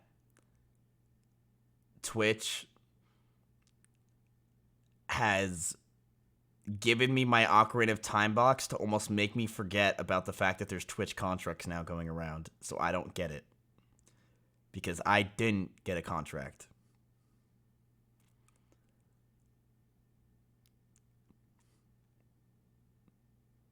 And the way you get a contract is it needs to go based on your,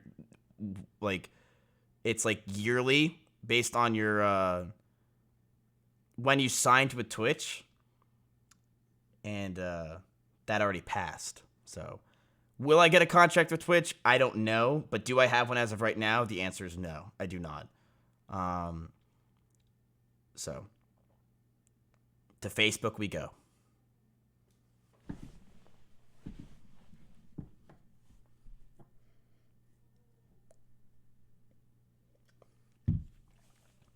What is your best advice for streamers with 1 or 2 viewers trying to get their base audience? One, that if you're every viewer matters under 10 viewers. Every viewer matters, because if you get to 10 viewers, congratulations, you're on the top 70% of Twitch. You've already beaten 30% of Twitch. You don't realize it, but it's the truth. So, how do you get to those 10 viewers, right? I'm being honest with you. Just ask your fucking friend to leave your stream on and mute it. That's it. You don't need to have all these people constantly on. Just ask your friend and say, hey, can you please just leave my stream on? Don't watch. Just leave it on. Sure. Post it in someone's Discord. Go to a famous streamer's Discord. Post it. Go crazy. Just advertise it here and there a little bit. It's almost free viewbotting because you're just getting to 10 viewers. That's all you need. And honestly, once you get to 20 viewers, first of all, you need to be entertaining. But second of all, once you get to 20 viewers, that's when you actually could start growing, because people do look for those small streamers and try to find you. Another way to grow, that's the best way to grow, is to talk in offline chats.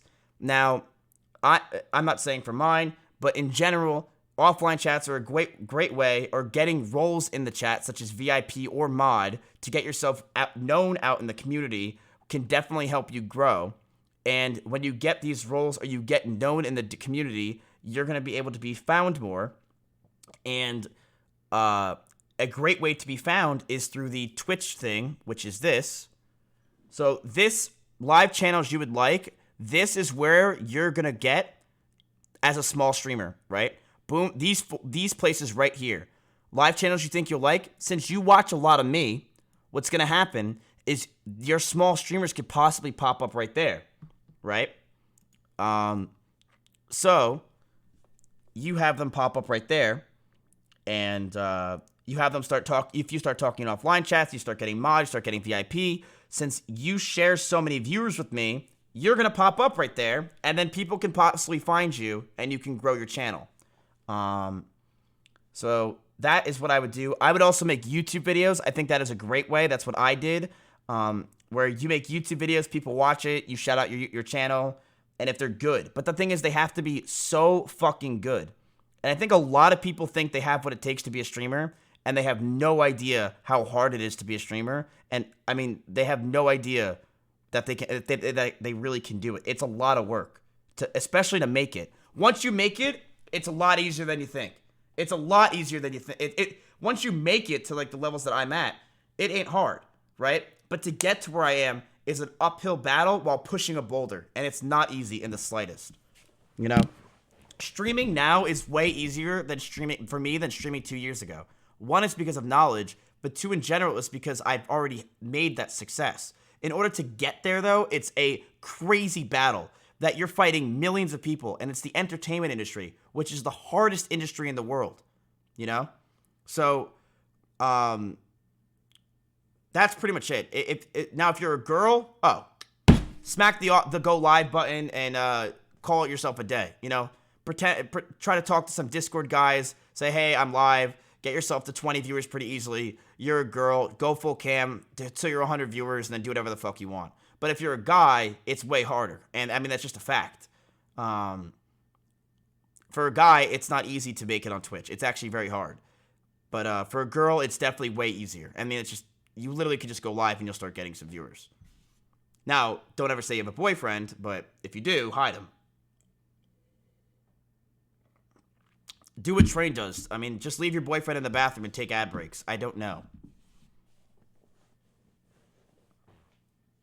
Pokimane? Dude, Pokimane didn't even have a boyfriend. I would know. I looked, all right? I checked it up. She did not have a boyfriend. Maybe she does now. I don't fucking know. But at the time, she did not have a boyfriend.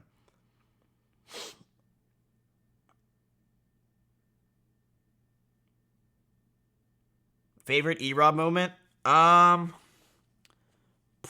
when we were in,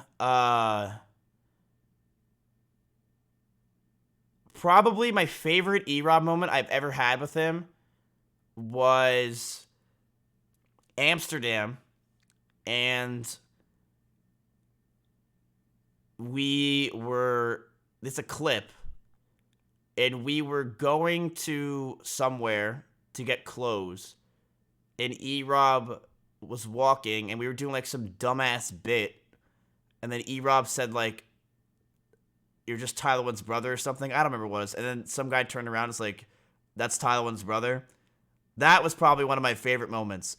Either that or in Amsterdam again when we were at like this crazy part, like area, and with all these dudes that were like, and like he was like walking the street, and I pretended to grab him.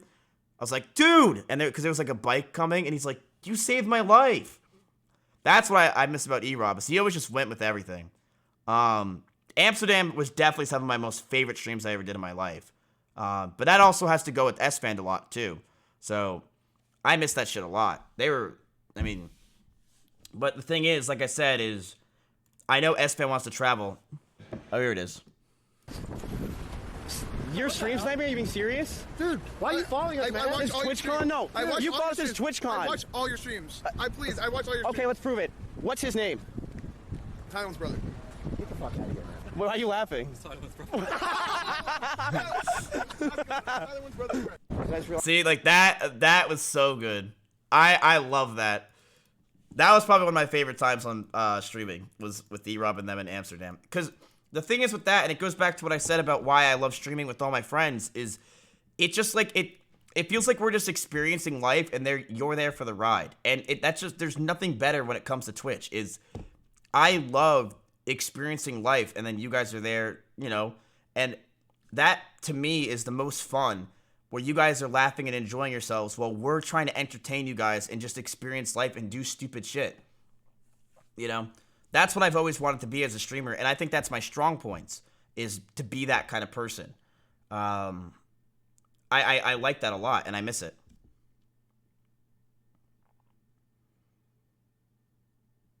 What is the worst part of living with a bunch of streamers?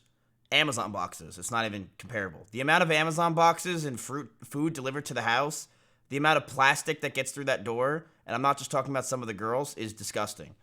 They are sloppy as hell when it comes to Amazon boxes and plastics, and they just get, dude, everything gets sent to the fucking door. It's crazy.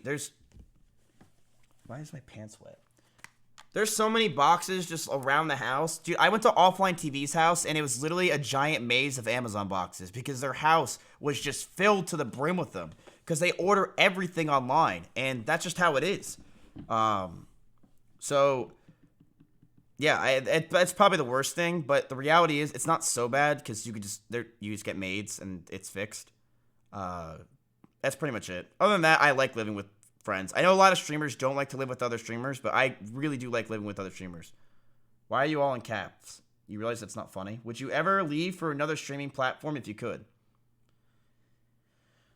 I've thought about it. Yes, I would. There's always a price when it comes to anything. So the answer is yes. I 100% would for the right price. The question is, what is the right price? I don't know. And I really don't know what I would do with that. But if I had to say a right price, it would be probably somewhere between $5 million to $20 million would make me consider leaving. Because under that, like, I just don't see myself wanting to leave. Why would I?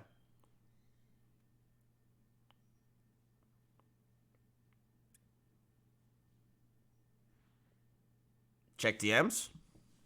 Mr. Facebook. Mark? Oh, shit.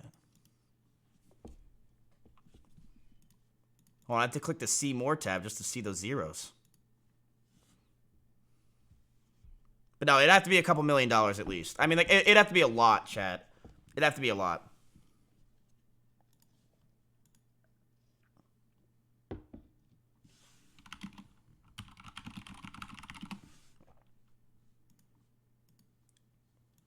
Who's your favorite small streamer?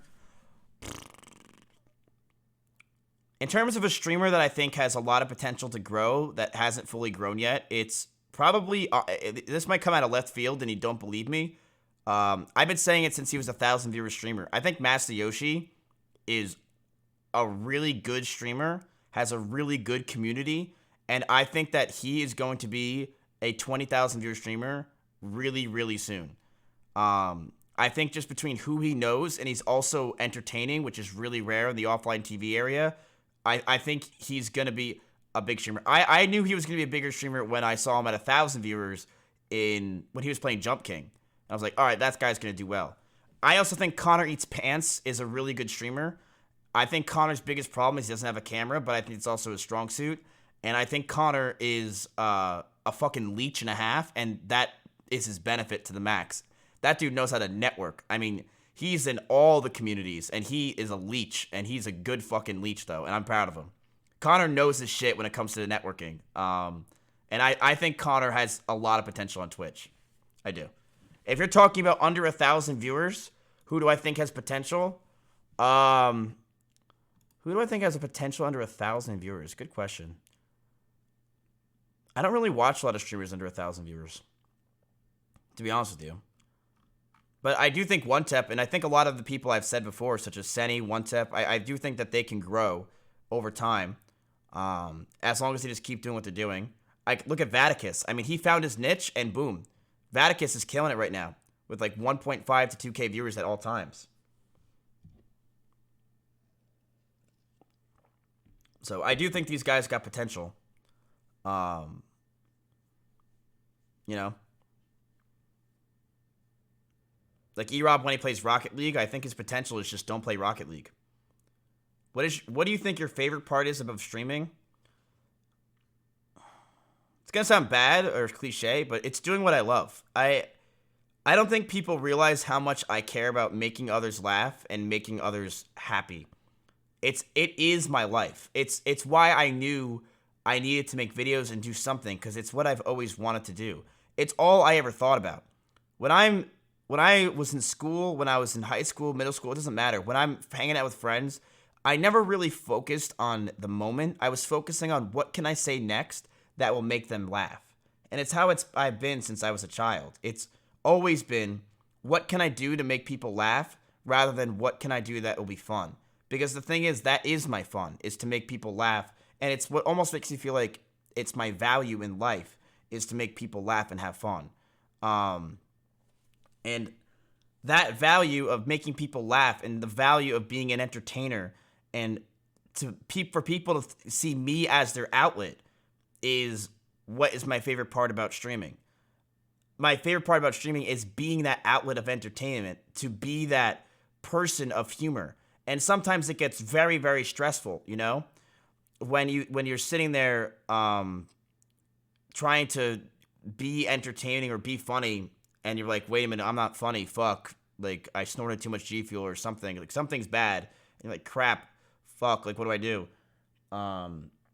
It does get very stressful, because some days you're just not funny. Some days I just don't want to talk. Some days did I have a booger that just fell out of my nose? Ew. Sorry, that's embarrassing. But, as I said, at least it's not G Fuel. So, some days I have, I'm just not in that mood. But most days I am. And I'm very grateful to be able to do this for a living. I mean, it's literally a dream come true. I know a lot of people may say that, but it straight up is a dream come true to be able to entertain. And I love it. I mean, I absolutely love what I do. I never thought I would have this. Does the pretend meme actually bother you? Yes, because I don't like that people think I'm always pretending when I'm not. I don't know why people think it's so crazy, my life, or the idea of my life, or some things, or Minecraft, but I really don't pretend as much as you think. I try not to. Childhood dream job. When I was a child, cop, because that's what every kid says, a white kid that lives in a middle-class area is a cop. Then I wanted to be a plumber. Then I took the cop test. I got an 80. And in order to become a cop, you need to be like a 95. What else? I wanted to be an entertainer. I tried to do YouTube, couldn't figure out how to do any videos, didn't do it. Tried to do a Harlem Shake video, didn't know how to upload it. And so yeah, I really kind of was all over the place when I was younger on what I wanted to be. I wish I could find the Harlem Shake video. I could try to ask my friends. Yeah. I wanted to be an entertainer. Whatever it was, I wanted to be an entertainer and to make people laugh. Streaming wasn't around back then, so I didn't really know. But, yeah, or finance, you know. I wanted to make quick money or be funny. And you know what? Twitch sounds like the perfect option.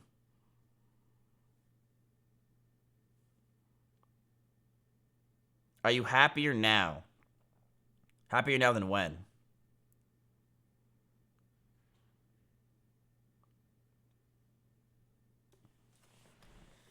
Five minutes ago? Like, what do you mean?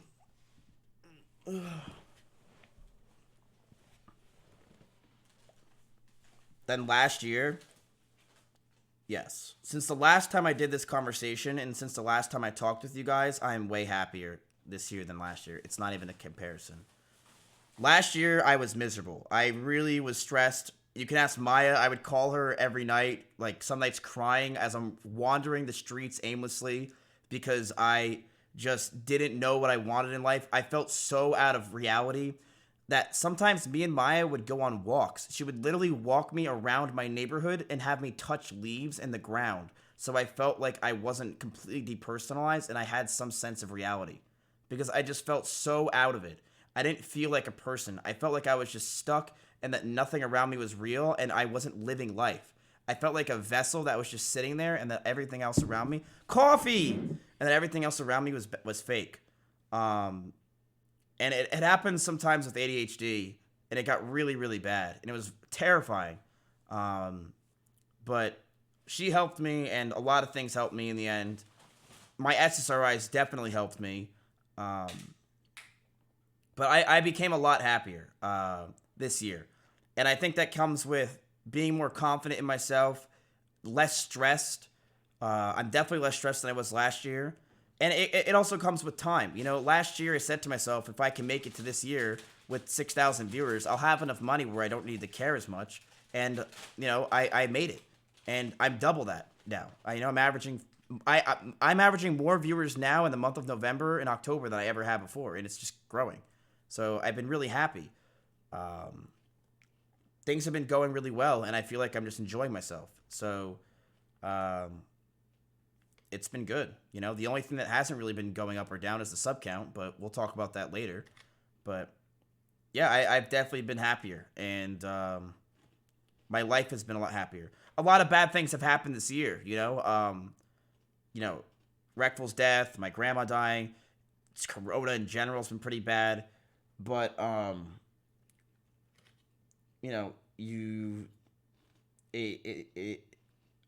I've still been happy throughout all those things. I've tried to be happy, and it's been a good year for me, and I'm very grateful. So, and I've made a lot of friends. I've made a lot of friends this year. You know, some people I didn't think I'd ever be friends with, like, I can't even name them. There's so many. Like, I'm grateful for the people that I've gotten close to. One person I've gotten really close to this year is I got really close to playing with Dream, but I completely fucked that up, and I didn't answer his DMs. Ludwig. I never thought I'd be friends with Ludwig, ever, in my entire life. I think I met him once at TwitchCon, and I said that he's going to be what'd I say? No, you wouldn't remember. Cutie Cinderella would remember. I said, you don't have enough viewers to talk to me. Or something like that. I was in full idiot mode, and I was going crazy. But that was so fun. But yeah, I said that. But I'm glad I got close to Ludwig. I mean, Charlie, I'm close to now. Austin, I never was friends with Austin. I never was. In fact, you might not know this, chat. Last year, I got in a fight with Austin, a big fight. I was really angry at him, because I think he did something with you, right? I don't even remember I don't even remember what it was, but I got really mad at Austin for something. It was a joke about me. Oh, it was a joke about her, and I was like, no, like, that was too far. But we talk all the time now, and we're close friends, you know what I mean? A lot of people, I mean, you guys know, Simply. I mean, the dude lives with me now. Look what the hell happened. Clint. I never thought I'd be close friends with Clint, and look at us now. We talk all the time. It's a lot of these guys that I've made friends with over the past few months and years that it's been a very good year for me, and I'm extremely grateful. I'm extremely grateful for the friends I have, and the times that we've had together. It's been a good year. So I'm definitely happier now than I was last year, for sure. And I just want to keep my mental state that I'm in now. For Connor, for sure. A lot of people, you know? It's been a good year. I'm happy. That's all the questions.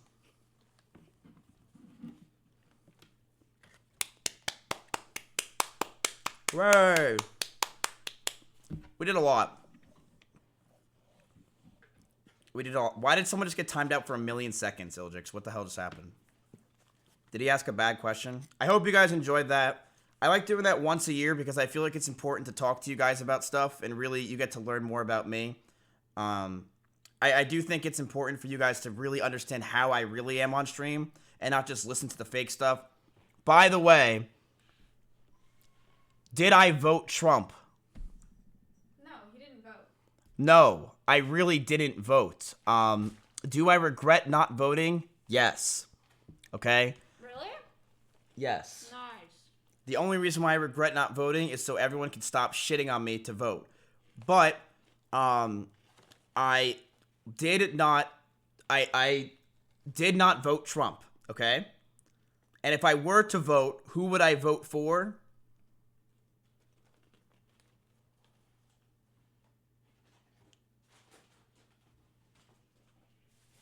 Huckabee. No, I'd probably vote for, is she gone? This is my last honest answer. I probably would vote.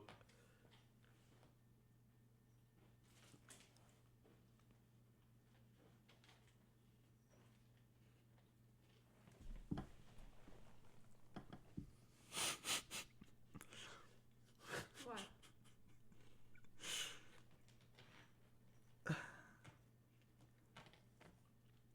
Who do you think I would vote for? Your eyebrow's twitching. Why? What? Why is your eyebrow twitching? I don't know. Jesus. I really hope it's... Is it? Isn't that the same thing that happens to H3H3? And that guy got really unfunny. Okay, I'll tell you the honest truth. The person I would vote for if I were going to vote is Joe Biden. Nice. There. I would vote Biden, and the main reason why I would vote Biden is because Trump's a prick. He's an asshole! What? He's a dick. He's a great president. Such an asshole. I'm gonna vote for him next year. What? I wouldn't vote. Fuck Sleepy Joe. I would. I promise you. Did not vote. Next year, chat. He's got it next year. Woohoo! Next year's elections. Yeah. Hassan will be a 1,000,000 viewer streamer by then. Let's go. Racist prick. What the hell did I do? All right. Well, did you listen to any of this? What'd you guys think, chat? Was that good and informative? I hope you learned more. Because it is important. I really do think it's important for viewers to understand the side of me that I want you to know. Because I know I say a lot of stupid shit. I say a lot of dumb shit. But I think it's important that you guys learn who I really am and don't think to, like, go back to this as, like, your notes of Miz. Because this is who I really am. Not necessarily this troll that you constantly see. And the reason why I troll a lot is because I just don't care. And that's actually true. I really just don't care about most things. And most situations are pretty much, there's no point in me being serious in them. So I just fuck around in 99% of my life. I don't really want to be seen as a serious streamer ever. Because the more you take life seriously, the more stress you have, and the more you actually have to pay attention and care. Why? Why? It's more fun to be an idiot, you know? I just like being dumb. And that's what I'm good at. I'm really good at being dumb. I like to be an idiot. I like kissing Slick and posting on Instagram and saying I'm stoned, LOL. Like that's my kind of thing. I randomly did it. I just think it's funny. She didn't. She really hated it. But I like it. I don't know. My mom unfollowed him on Instagram. Yeah, that's why I deleted it. So I deleted that post because her mom unfollowed me on Instagram. So it was kind of a problem. Okay, can we address this, chat? This was in the RV. It was one of the only hats. It was pure troll. I put Make America Great Again. I don't like Trump. I really hope you get that. I don't like... Edited. No, it's not edited. That's real. I really did wear a MAGA hat. I don't like Trump. I don't.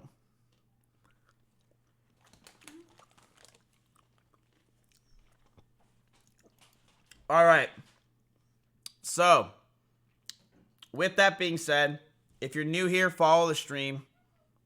Would you say, Michaela? Yo, are you still answering questions? I'll answer your question, Michaela. What do you want?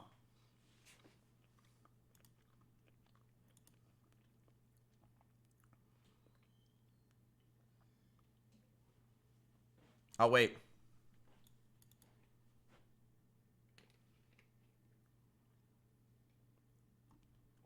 When you die on Minecraft, are you pretending for content? Michaela, are you pretending that I didn't answer that question already? I literally answered that. The answer is no. I legitimately am trying. But what my brain does is my brain, I'm constantly looking for more entertainment in my own brain because of my severe ADHD. So if I see a more ridiculous route that is a little bit more hard, or sometimes I'm just not paying attention. It really can vary. I'm not really paying attention sometimes, and I just fuck up. Or I see that there's a more difficult path rather than the more obvious, easier path, and I take that path instead. And it goes to, why would I try? Why would I not go this route? Because the reality is this route is so much easier. It's 1 second, 2 second difference. But I'm not ending stream. Why are you saying good stream? But my brain goes this way because it's just easier. So shut up, Michaela. But Michaela, honestly, chat, when it comes down to my life, Michaela is probably one of my best girlfriends. Is that fair to say? Yeah. Oh. Well, she's one of my best friends that's a girl I have. She's my best girlfriend out of the many I have. Okay, that was not the best. Was that right? It's technically correct. Just stop, man.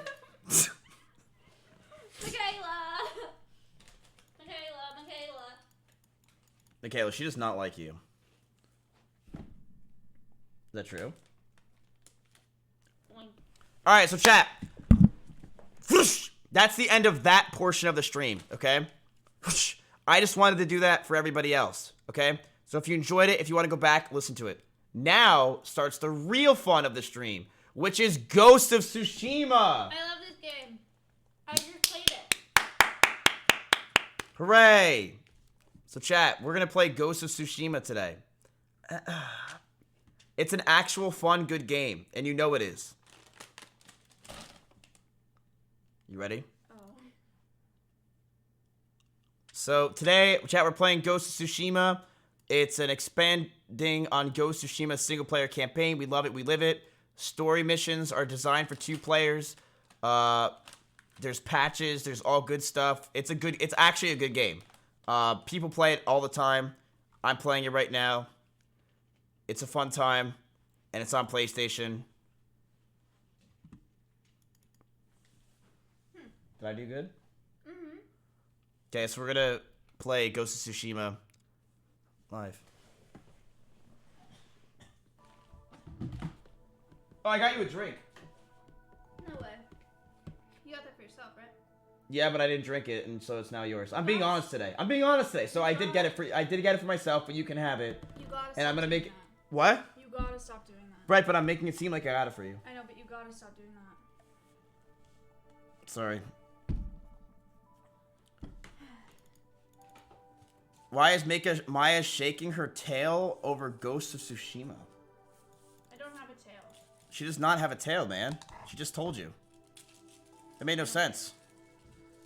Alright. Welcome everyone to my stream. This is Mizkif. Maya's not a furry. No, this is coffee. She got me cold brew coffee.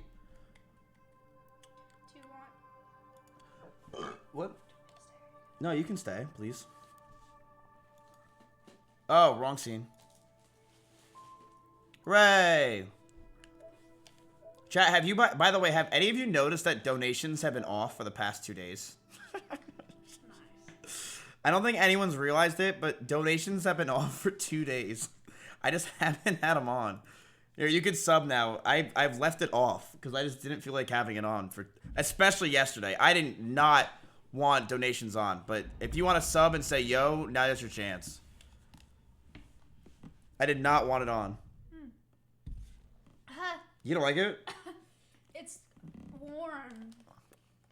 Oh no, that needs to be stirred or something. That was not right. Tastes like No. mold. Look at how liquid. Warm mold. Look. Finally, I can say yo. Ah! How are you still drinking that? Yo. Yo. And we're back to the normal stream. Yo.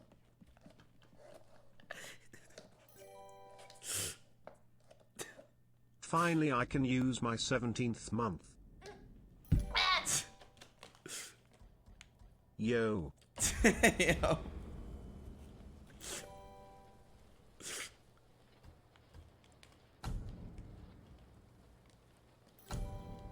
Standard experience. Yo. Yo.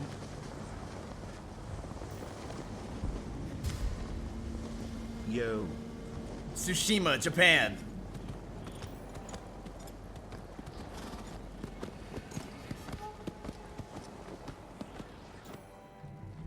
Mongol Empire is invading. Yo, I made that era joke last night. Smile. Dude, if that was you, that was so good. Yo. Last night I was watching this guy who was streaming like the riots, and someone donated him, "Are you Kira?" Anime jokes, remember? We are 80 samurai Oh, I loved it. against an army, fighting to slow the Dude, invasion. Billman with the 5. Thank you, dude. Broke the streak. Try hard I 7. die for my people. There must be thousands of them. Shut the fuck up.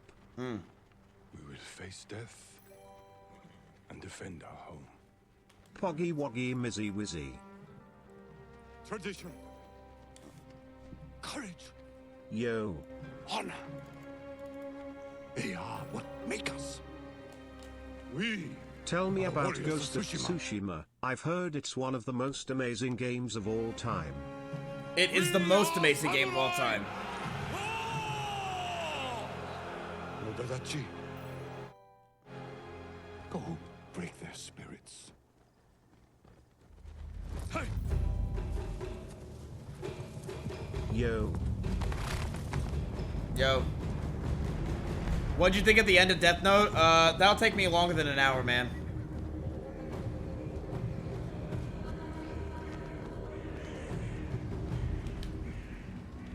Yo, Blade, thank you for the yo.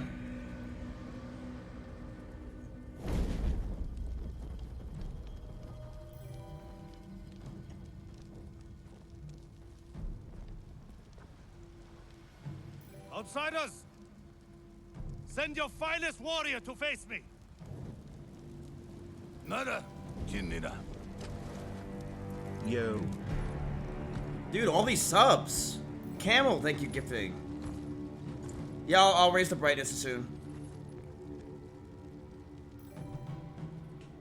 I am Harunobu Adachi. Yo, I loved listening to you. Descendant of the You're a legendary great person, Yoshinobu man. Adachi. Keep up the great streams. Mizkif hug. Also, yo. Yo. S-Fan, no! Yo needed back the toast emote. Coffee. Samurai!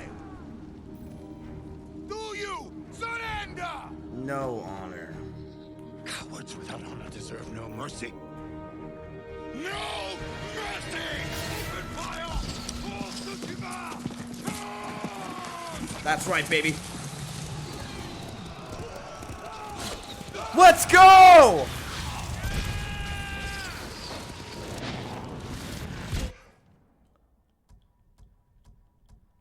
Hold on. Oh, wow, that brightness is low. Alright, that's better.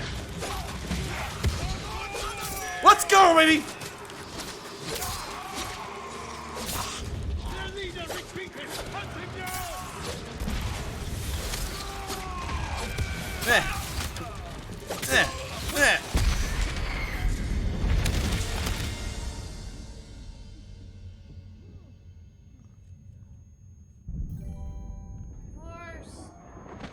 I have the same mentality as you when it comes to caring about stuff, and my wife actually dislikes me as a person because of it. You are lucky to have someone who still supports you for you. With me. Well, that's because I pay Sinak. We've lost so many. We have to keep pushing, Lord Sakai. Even if it costs us our lives. As a command, Lord Shimura. Who runs like this into battle?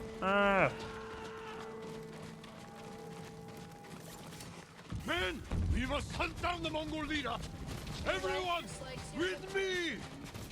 No Mongol dog. Cut them down.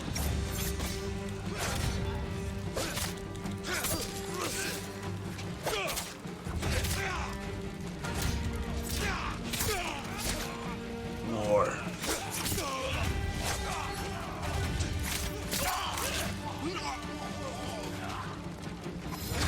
Wait, this game is badass.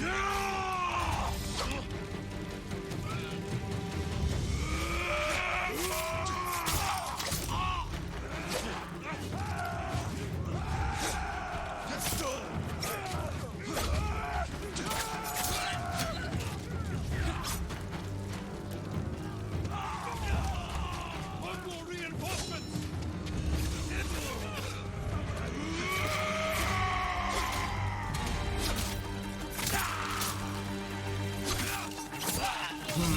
It seems like your mogul moves aren't working here. Take that. Joe Biden isn't my president. Wait, did someone win?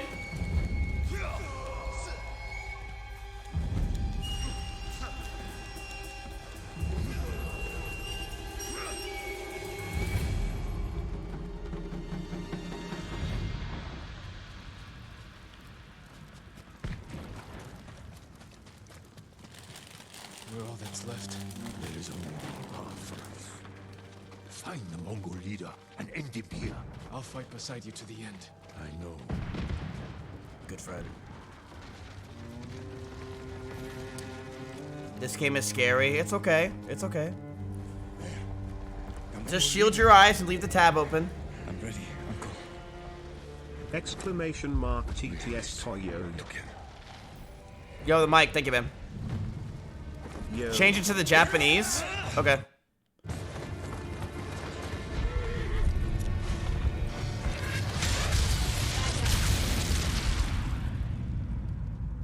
Fuck S-Fan.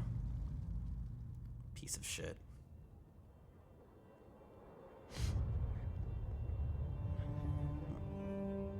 Dude, what's with all the subs? Cypher with the 5 gifted subs as well. Thank you, buddy. How many subs am I at? A lot.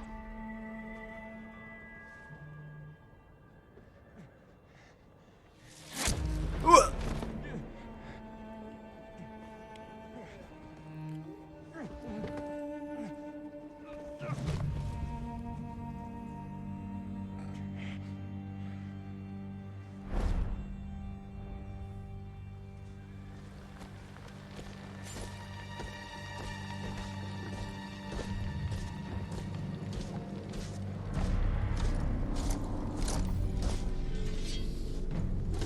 Ho ho ho!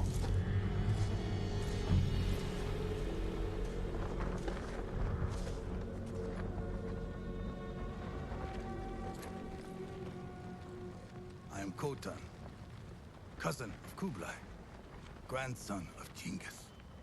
What's up?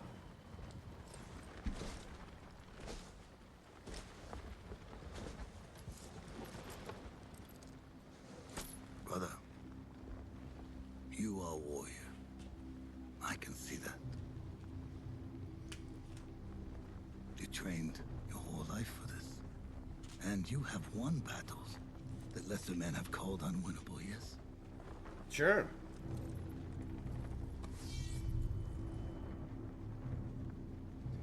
But while you were sharpening your sword, do you know how I prepared for today? I learned. I know your language, your traditions, your beliefs, which villages to tame and which to burn. So I'll ask you once again, Samurai. Do you surrender?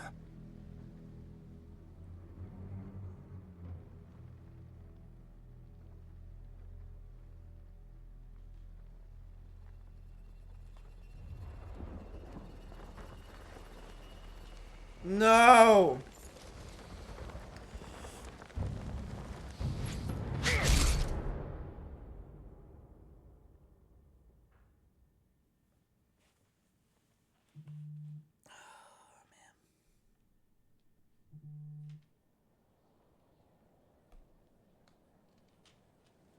Was that even clean?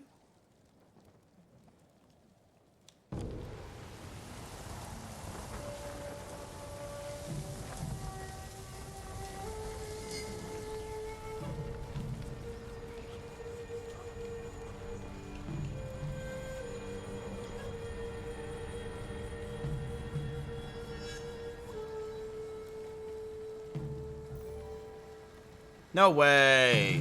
Pogu. No, Nox, Damon.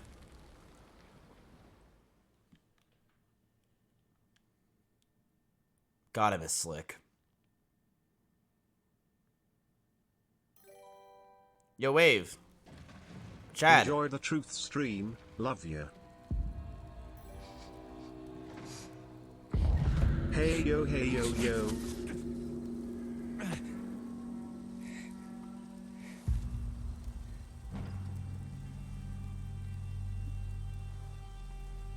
Oh, by the way, chat, I think as time goes on, I'm gonna start to try to actually go live earlier.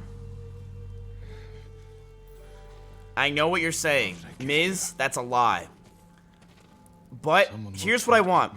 Mods, can you do a straw poll or a poll right now in chat? I want to see, chat, if I went live earlier, would that affect you watching me?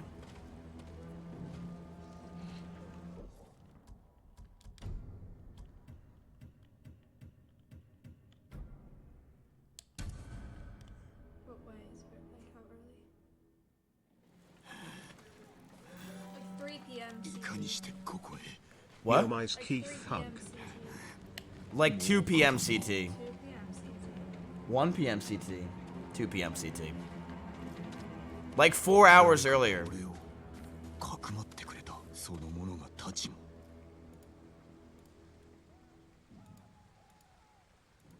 Would that affect you from watching me if I went like 4 hours earlier? And you'd still be live late though. Yeah, I mean, I would still stream at my time. It's just I would be also live for Asmongold and Nick Palm's host. And also, it's healthier. Myers Keith flushed.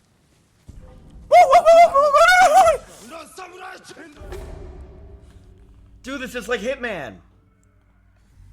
What'd you do? I was seen. No, chat, does anyone remember last year when I did the EU time for like a week or two? That was great. You know why I stopped? I stopped it because E-Rob wanted to go live earlier, so I felt bad.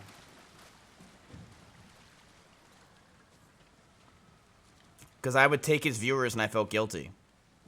So we would like purposely have later time slots. Also, it was a good excuse for me to go live later. Don't raise alarm. Okay. 誰が歯を研いでおった？武士か？俺の鎧。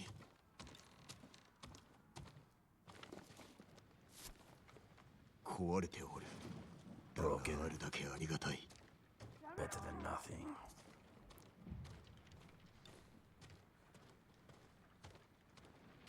Now, am I ready to fight?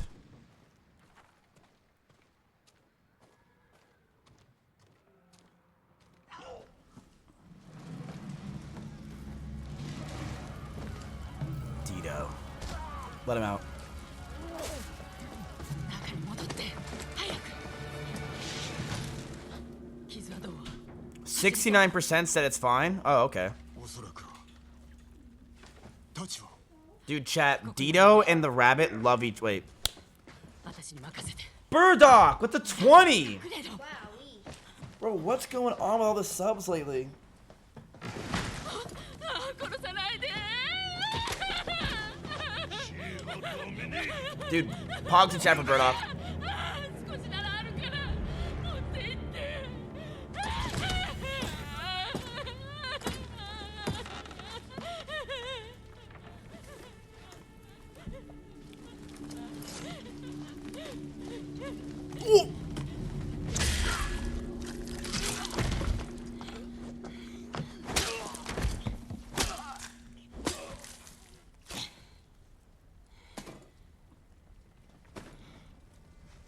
何者だ？言うなってんだ。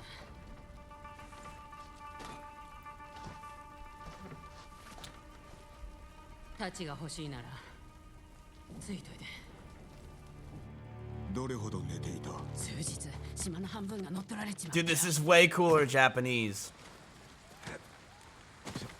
You know. 後にして。くそ、かがんで。 Oh, wait, did he see me? Wait. What's R3? What's... I did. Okay, it shouldn't gallop when they're trying to search for me. You know. Oh, there we go. くそ、かがんで。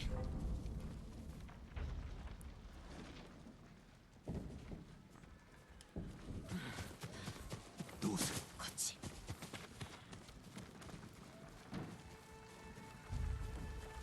待って。助けようなんて思わないで。民の命が。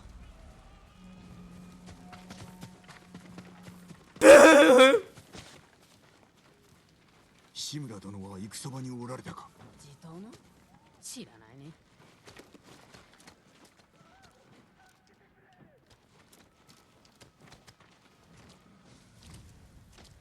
ユナ、待て。志村殿は俺の叔父だ。あんたが堺人か。地頭の多いの。 What? 叔父上は It's the game. 生きておいでか？おそらくね。猛虎に囚われてるけど。場所はわかるか？東の海岸沿い。金田の木であろう。叔父上を捕らえたことで守りも手薄のはずだ。攻め入るなら今しかない。殺されるよ。だが無事にお助けすれば猛虎を打ち払うことができる。 Chat, should I put it on English? This is hard. ご助力も超えよ What do you あん think? たが切られるのを見るために世話してやったわけじゃないよ。う。では You guys like it like this? Okay. I don't really care. 死なれちゃ困るからさ。 It's fine. 貸してほしい。叔父上さえご無事なら対馬は助かる。俺にとっても唯一の身内。行くぞ。 I wish I did it in Japanese. くぐって。もうよしてくれ。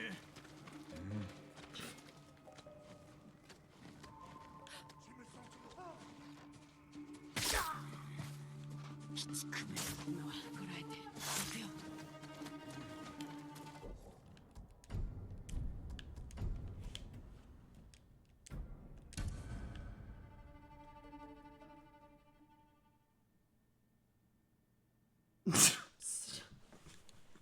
Chat.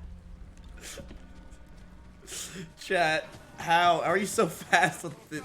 Ah! Aquí abajo.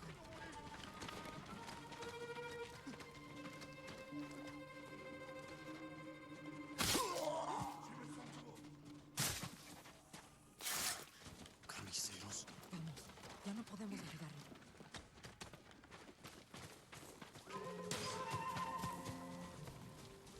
Cuidado, Asaltantes, listos para la batalla. están invadiendo la isla. Esclavizan Listen to it. y matan a los débiles. Por aquí. I said that it would affect me watching you, but I meant in a good way. Smile.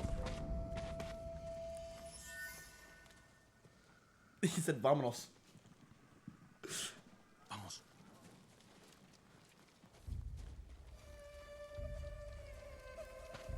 Negium Harsinta, Nue.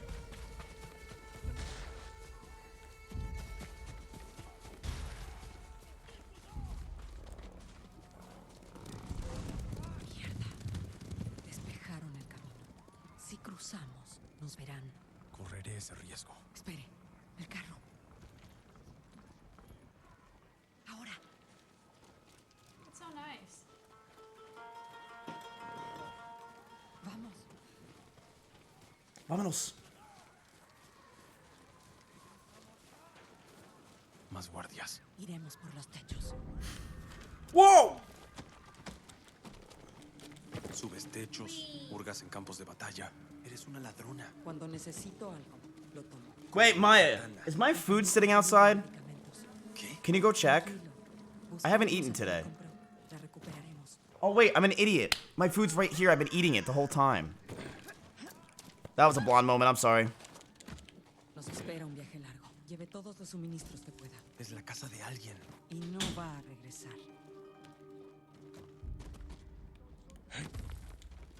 Whoops.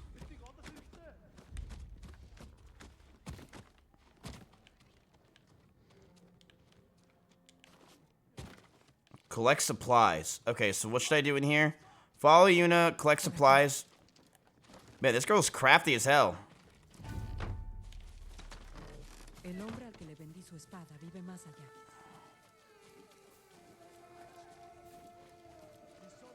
Toru, mierda. Lo encontraron. Vigila. Registraré la casa. Responderán por esto. Tal vez escondieron tu katana dentro.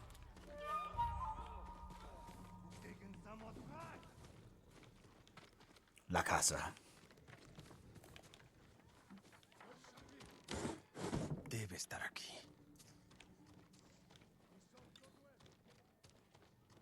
It's gotta be here somewhere. Oh!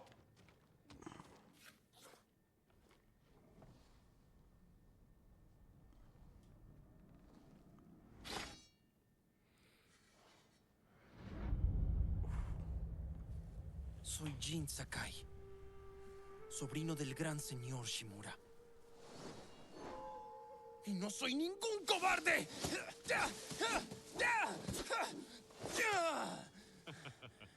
Tu enemigo no es rival para ti. Pero todavía te falta control. Solo practicaba. ¿Con el arma de tu padre? La espada del clan Sakai. Salvó vidas y terminó guerras.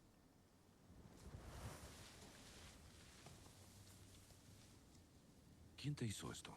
Nadie. Te enseñaré a defenderte. Yo sé pelear.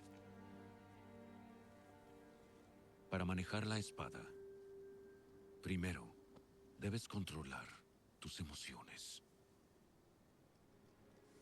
Puedo hacerlo, tío. Muéstrame.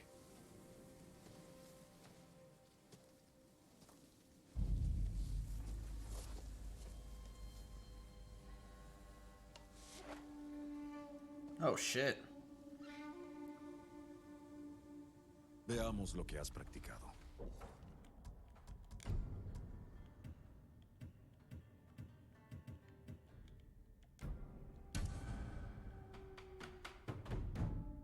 Vamos ver o que tem praticado. Tente me acertar. Sim, tio.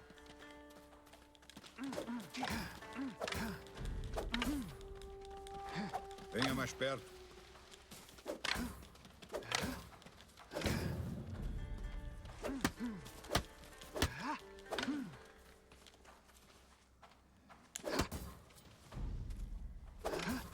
I feel like I'm the beginning of Wind Waker.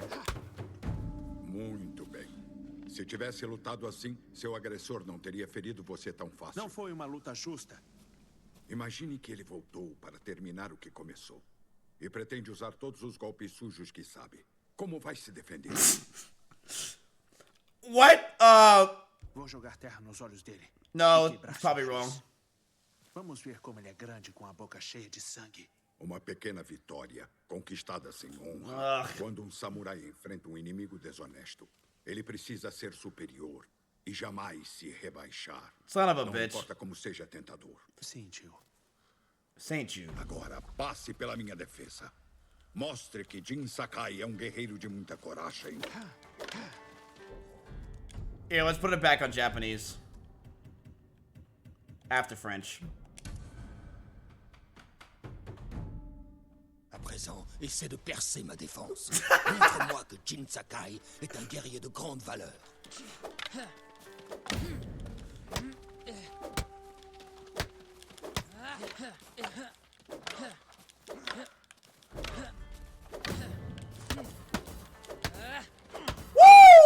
Brise ma garde d'une attaque puissante, puis frappe rapidement. Why do I sound like the TTS voice?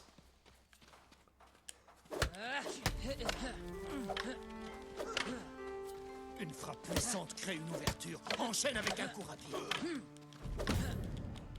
Assez. Je me rends. Vous me laissez gagner. Tu te trompes. Si tu maniais une vraie épée, je serais mort. Vraiment? Jamais je ne te mentirai, Jin. Changeons d'exercice. Essaie de bloquer mes attaques. Je ne retiendrai pas mes coups. Bien. Oh! Oh! Reste en posture de garde. J'ai mal. Pouvons-nous faire une pause? Nous n'en avons pas terminé. Redouble de volonté et fais taire la douleur. Bien. This is your health. This is your restore resolve meter. Draw on your resolve to heal performance special abilities. Gain resolve by killing enemies, parrying attacks. Okay. Maintenant, je vais t'apprendre à parer. Attends que je prenne l'initiative. Quand je frappe, bloque mon attaque. Tu dois parer avant ma frappe. Belle parade.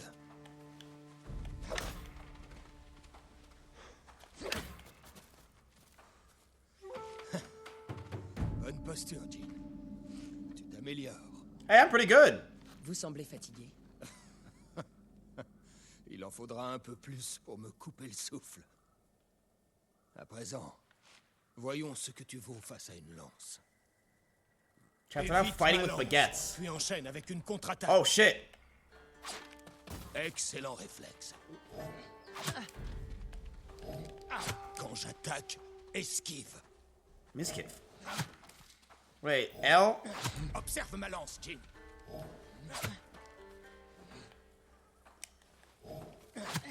I'm getting stabbed to death. Fie-toi à ton instinct. L? Il te dira lorsque je m'apprête à Oh, okay. Excellent combat. Après une attaque, je suis vulnérable. Jolie esquive. N'oublie pas, esquive, puis contre-attaque. Ah.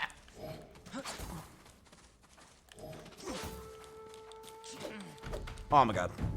Tu vois, il n'existe ni arme, ni guerrier que tu ne puisses terrasser. Merci pour ces leçons, mon oncle. Nous n'avons pas encore fini. Jin Sakai, me ferais-tu l'honneur de te battre contre moi? Je ne voudrais pas vous blesser. Puisque tu es si confiant, rendons les choses intéressantes. Le premier qui arrive à 5 touches choisit le menu. J'espère que vous aimez le poulpe. I hope you like octopus. Bien joué, mon oncle.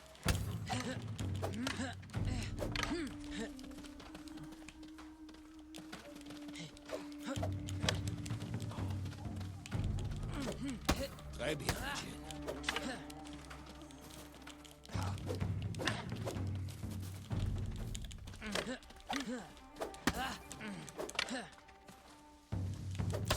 Woo! Let's go! Yo, Tryon, thank you for the tier 2. What up, buddy? Avant d'aller manger, j'aimerais te poser une question. Hi, chat. Pendant des générations, nos deux familles ont vécu selon un code. Dis-moi les valeurs qui nous guident. Yo, boss, thank you for the tier 1. I really hope you guys enjoyed the stream today. I really did enjoy it. Maîtrise de nos émotions. Et Ouais, tu le sais. l'honneur. Pour être brave au combat et honorer l'héritage du clan Sakai. Good. Ce sont les mots de ton père. Que représente l'honneur à tes yeux? Eh bien, c'est protéger les gens. Ceux qui ne peuvent pas se défendre. Tu as un très bon cœur. Mais avant tout, nous devons montrer que nous servons notre Seigneur avec courage, intégrité et détermination. Okay, I cannot wait to get this voice off. Rien n'est jamais facile, Jin. C'est le fardeau que j'ai choisi de porter.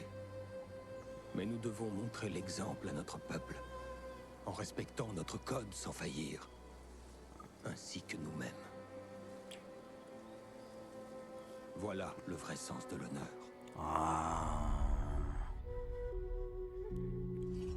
Oh yeah, we were playing this.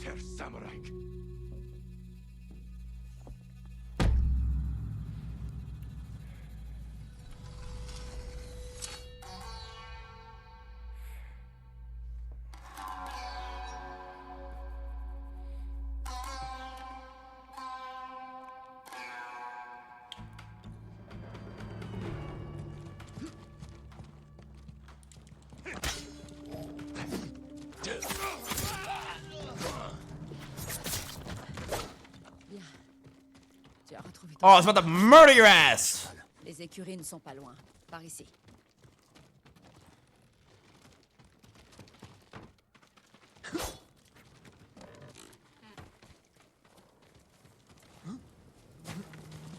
Carry me!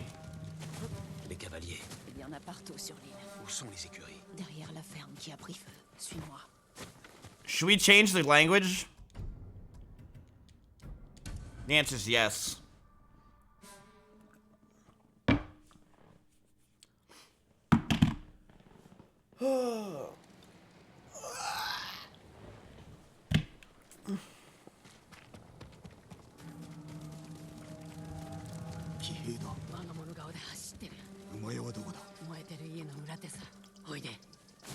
Way more badass.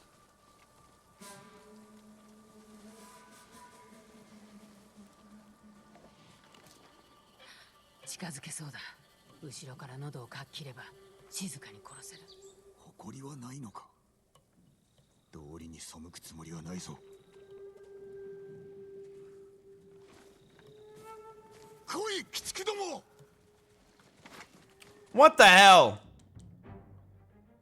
Point L to target enemies with your sword attacks, okay? Target the pushing enemy and attack, okay?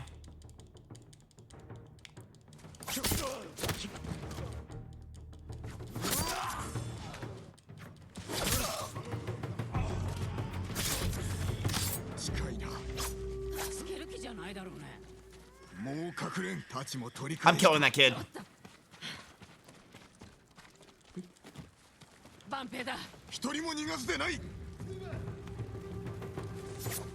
So if someone's lighting up, kill them.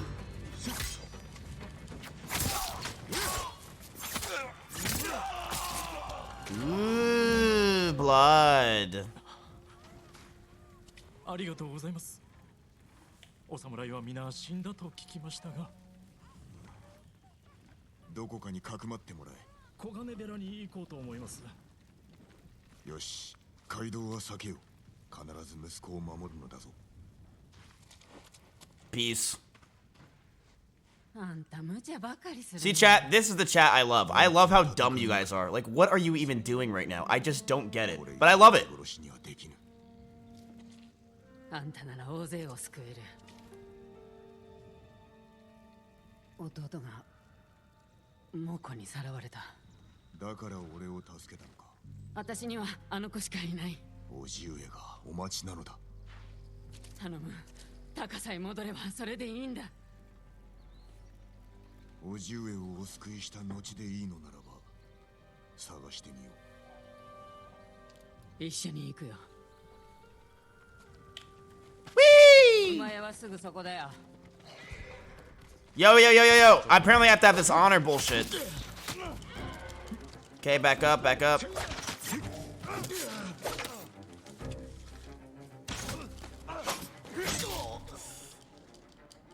Shit, shit, shit.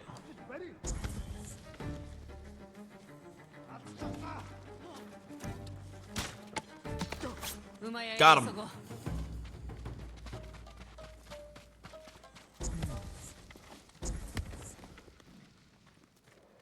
Speak with Yuna at the stables. こやつらは軍馬。浜に連れて行かなかった馬だ。命拾いしたね。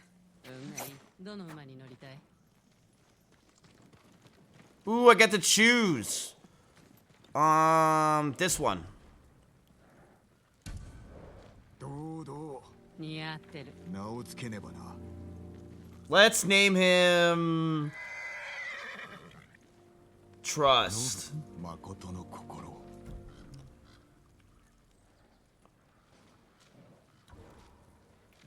Sora. 空、天をもかけよ。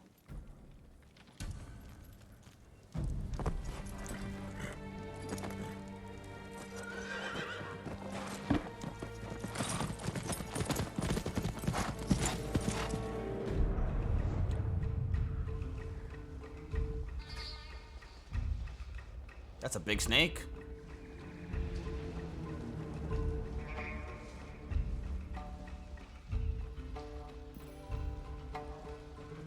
Yo, Astro. Yo. Astro. 金田の木。地頭は城の中だね。You guys are so dumb. Astro. Yo. 壁は高くて越えられないね。騒ぎでも起こして忍び込んでみるよ。いや、大手門から入る。ハーンは足立殿を生きたまま焼き殺し、叔父上を恥ずかしめ。Chad, I'm joining you. この恥はすすがねばならぬ。正面から突っ込んだらお仲間と同じ目に遭うよ。猛虎もそう考えるだろう。だが、こたびは俺が。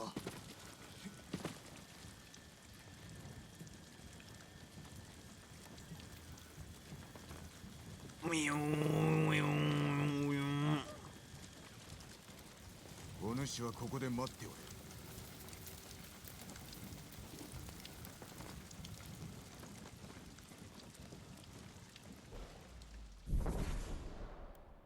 When approaching enemy territory, you can challenge foes to a standoff. Once your enemy approaches, hold triangle as soon as they attack. Release triangle to defeat them in one deadly strike. No way. 志村殿を返してもらうぞ。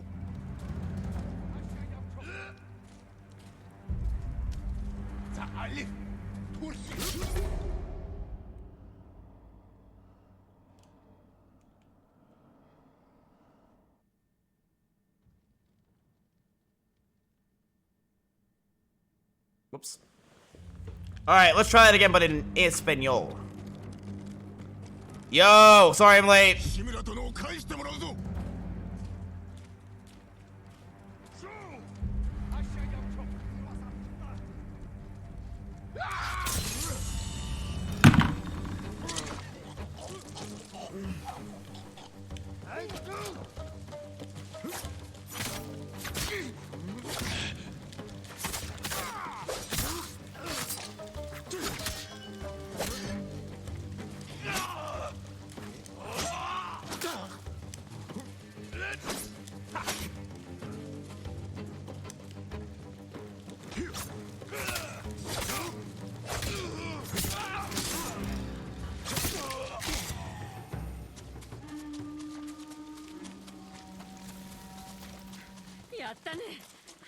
そう申したであろう。やったね。この音何？わからぬ。だがおそらく猛虎の兵器。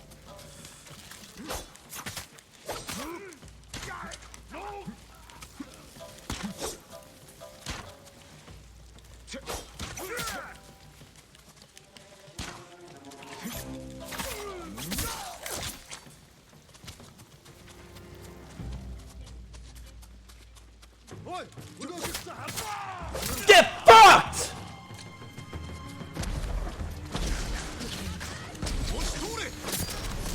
Ow, ow.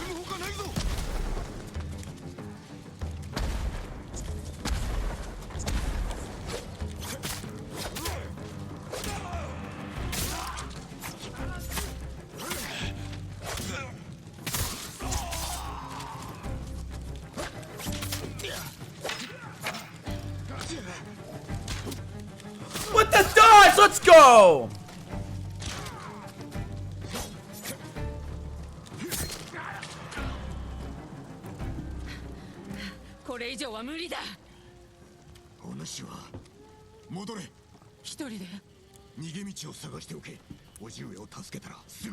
Let's find my uncle. 馬も用意しとく。頼む。俺が戻らねば森に逃げろ。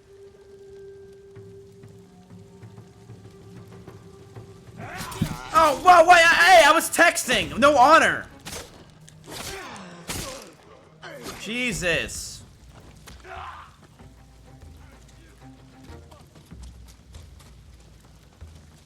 Oh, I might be fucked here.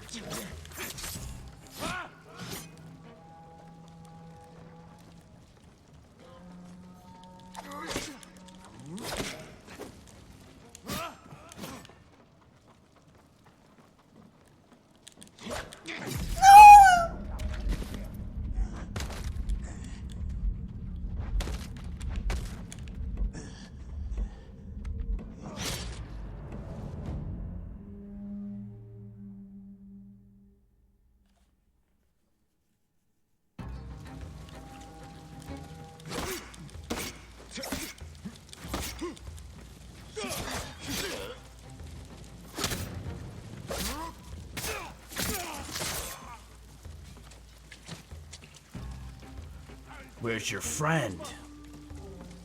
Oh! Seems you have two. I'll take them both out.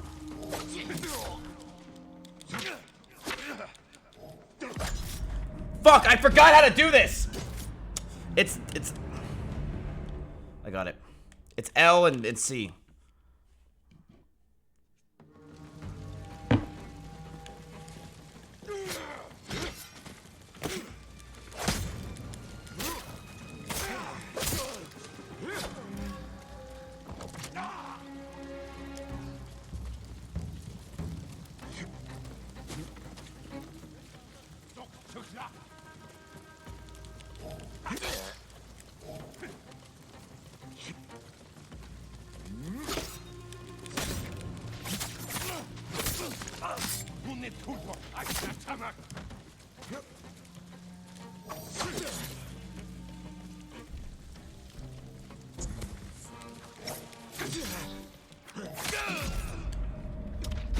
I'm stabbing you! How the fuck are you able to take a shot like that, you little bitch?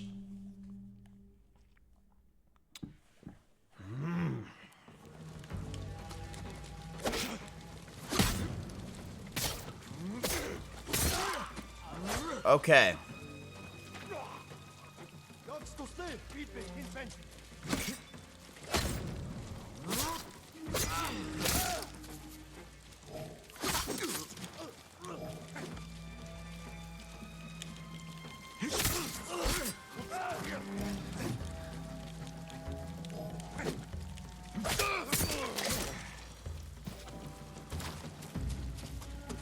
It's been a while since I subbed, but yo. Yo. I appreciate it. What's up? 5 months, thanks for the good content, Mizzy. I work hard. Yo, Cry, I think it's 5 months, man. And Crone, I think it's 14. So I could dodge arrows.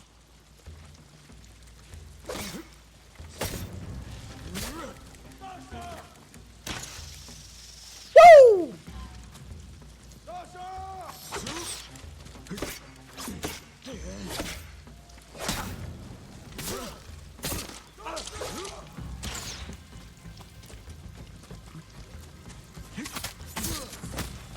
I've always fucking hated hunters.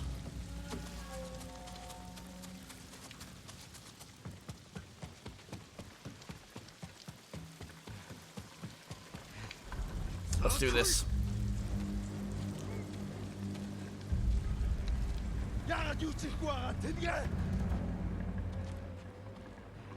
Now! Dude, that's sick!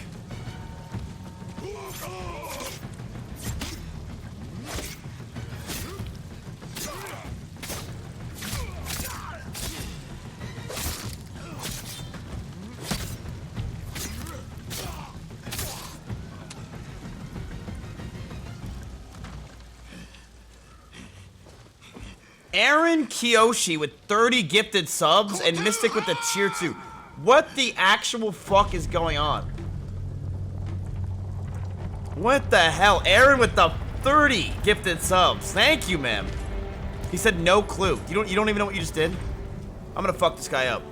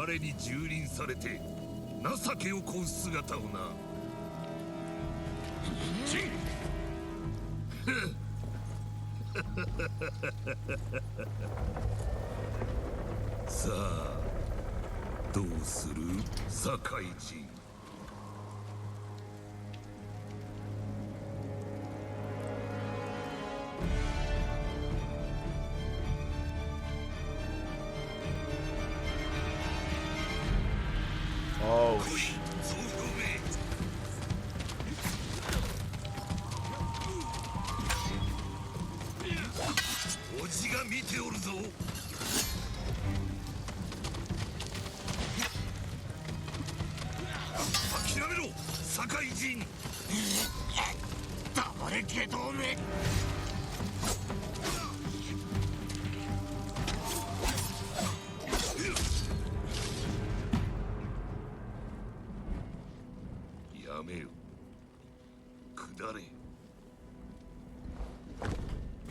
What?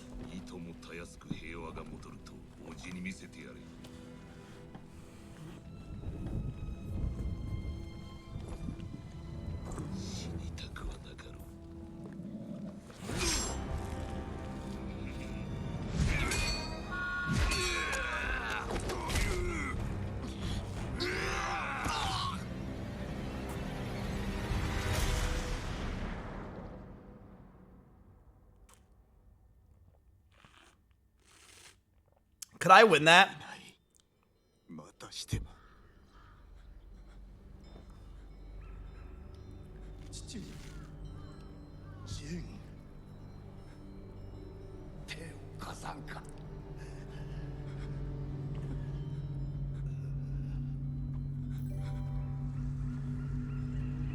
Game over.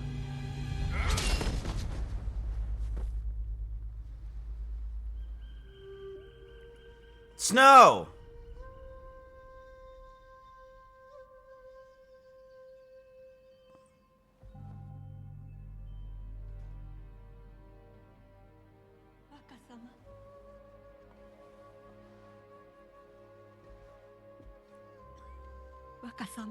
Oh, I'm not going anywhere near you. You got corona. 今参る。島中の者がお父上を弔いに来ております。皆を返してくれ。何をおっしゃいますか。若様が堺の家督なのですよ。ああ。お一人ではありませんよ。お父上は風となり導いてくださり、お母上は鳥となり見守ってくださいます。What? No, it's because you coughed, you idiot. お伝えくださいましょう。助かった、ユリ。I didn't even remotely think of that. What's wrong with you? You guys are racist yourselves, weirdos. お前は我が子も同然だ。My dad died.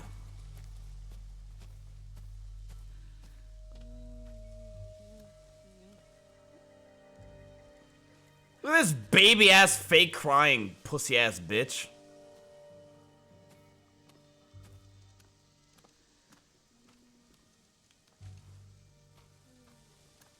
父君は何よりも民を守られた。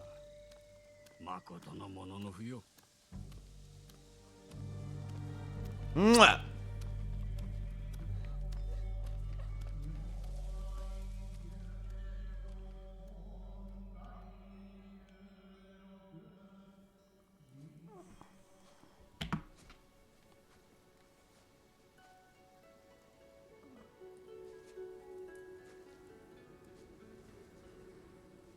すべて私のせいです。ジン、それでも武士か。父上は私をかばって息子を守るため戦で死んだのだ。無念はない。それがモノノフ。これからはお前が意志を継げ。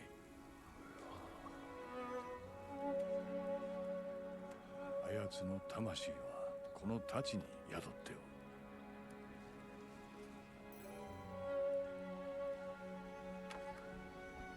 これを父と思え。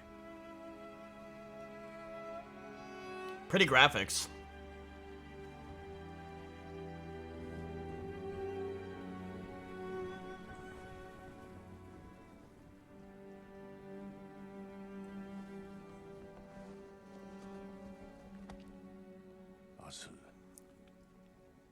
わしの砦に来るがよい。迎え入れよう。 Yo, Prox. Yo. 今日は父に別れを告げろ。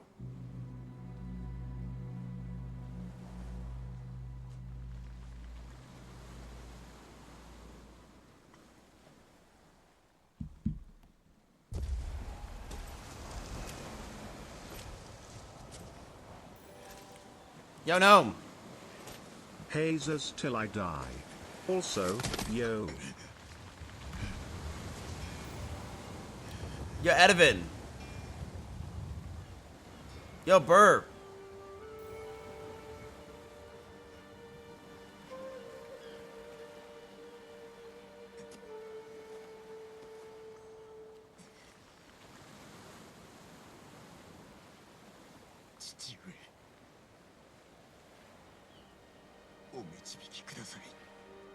Father.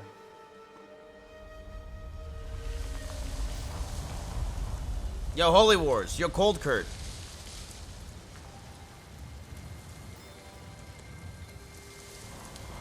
Yo.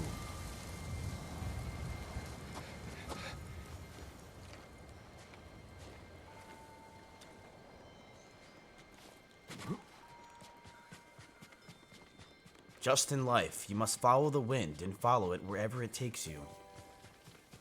Wow, look at those graphics. Beautiful. Yo, my first sub after being gifted. Mwah. Ed, thank you for the tier 1.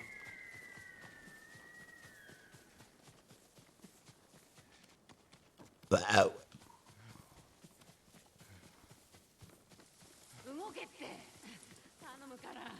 Oh, Yuna's still alive. You know. どうだった？志村殿を見つけお助けしようとしたがあえなくハーンに。 One true king.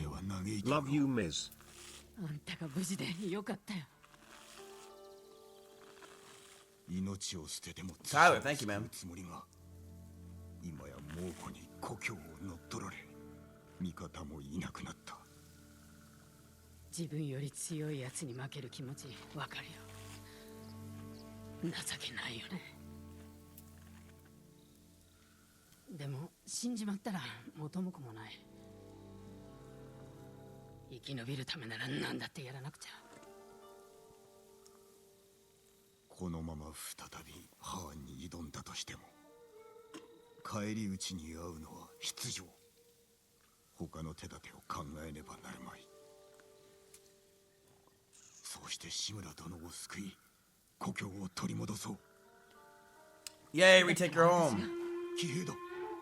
ハーンの番犬だ。大勢で来る。まずい、隠れなきゃ。 Saved. Yo, Brax.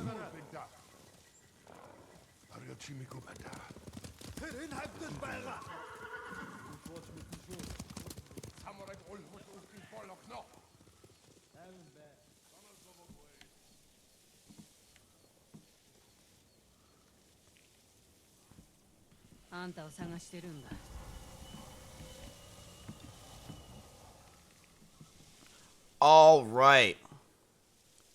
So, chat, that is Ghost of Tsushima. A great game. A legendary game. It's potentially game of the year. So, chat, the raid begins on October 30th. You can play this game in now co-op mode. It has an emphasis there. Choose from one of the 4 classes: Samurai Hunter, Ronin, or Assassin. Play with friends, online, matchmaking. Here's 2-player story mode.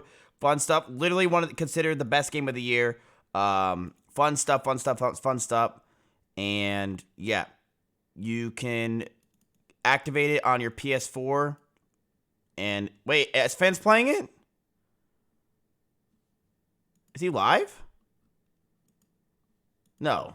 Aspen's doing his classic Madden NFL. He's obsessed. That's all he's been fucking doing. But that's it from me.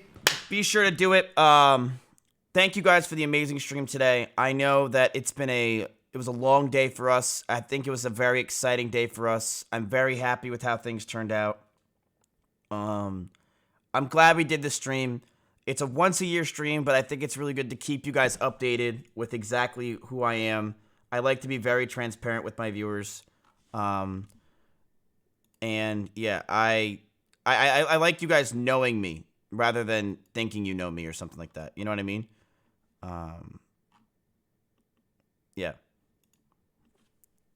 So I love you guys so much. I really do. And I thank you guys for listening. All the new viewers. I hope you get to know me a little bit better. And yeah, I shall see you guys probably tomorrow's my day off, so not tomorrow. I'll see you Friday for Fireball Friday, even though we're not even sponsored by Fireball.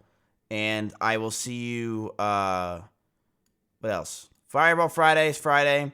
And then honestly, I'm gonna go talk to Train about the PAX bullshit, because we gotta get ready for that too. So you gotta get ready for both of those things. So hope you guys enjoyed the stream. Love you guys so fucking much. People, pogs, wows, all that stuff in the chat. And yeah, good times all around. It was fun. Can't believe 20,000 people listened to that chat. And I can't believe half of them left. So, that's it from me. I'm gonna rate SFan. Hope you boys enjoyed yourselves. See you guys tomorrow, or Friday. Tomorrow I probably will not be live. I'll see you Friday for our fun day. And, yeah, that's really it. So, go hang out with your friends. If you learned anything from me, go try something in life. And I will see you guys tomorrow, Friday, for another fun stream. I love you guys so much. Thank you guys for hanging out with me today. I can't believe there's 20,000 people here watching me do that, but things have been pretty crazy. So, see you guys tomorrow. Muchas gracias, mi amores. Love you guys so much. And I will see you Friday. I will not see you tomorrow. Stop listening to me. I'm lying to you. Bye, boys. Peace. I love you guys. Night, boys.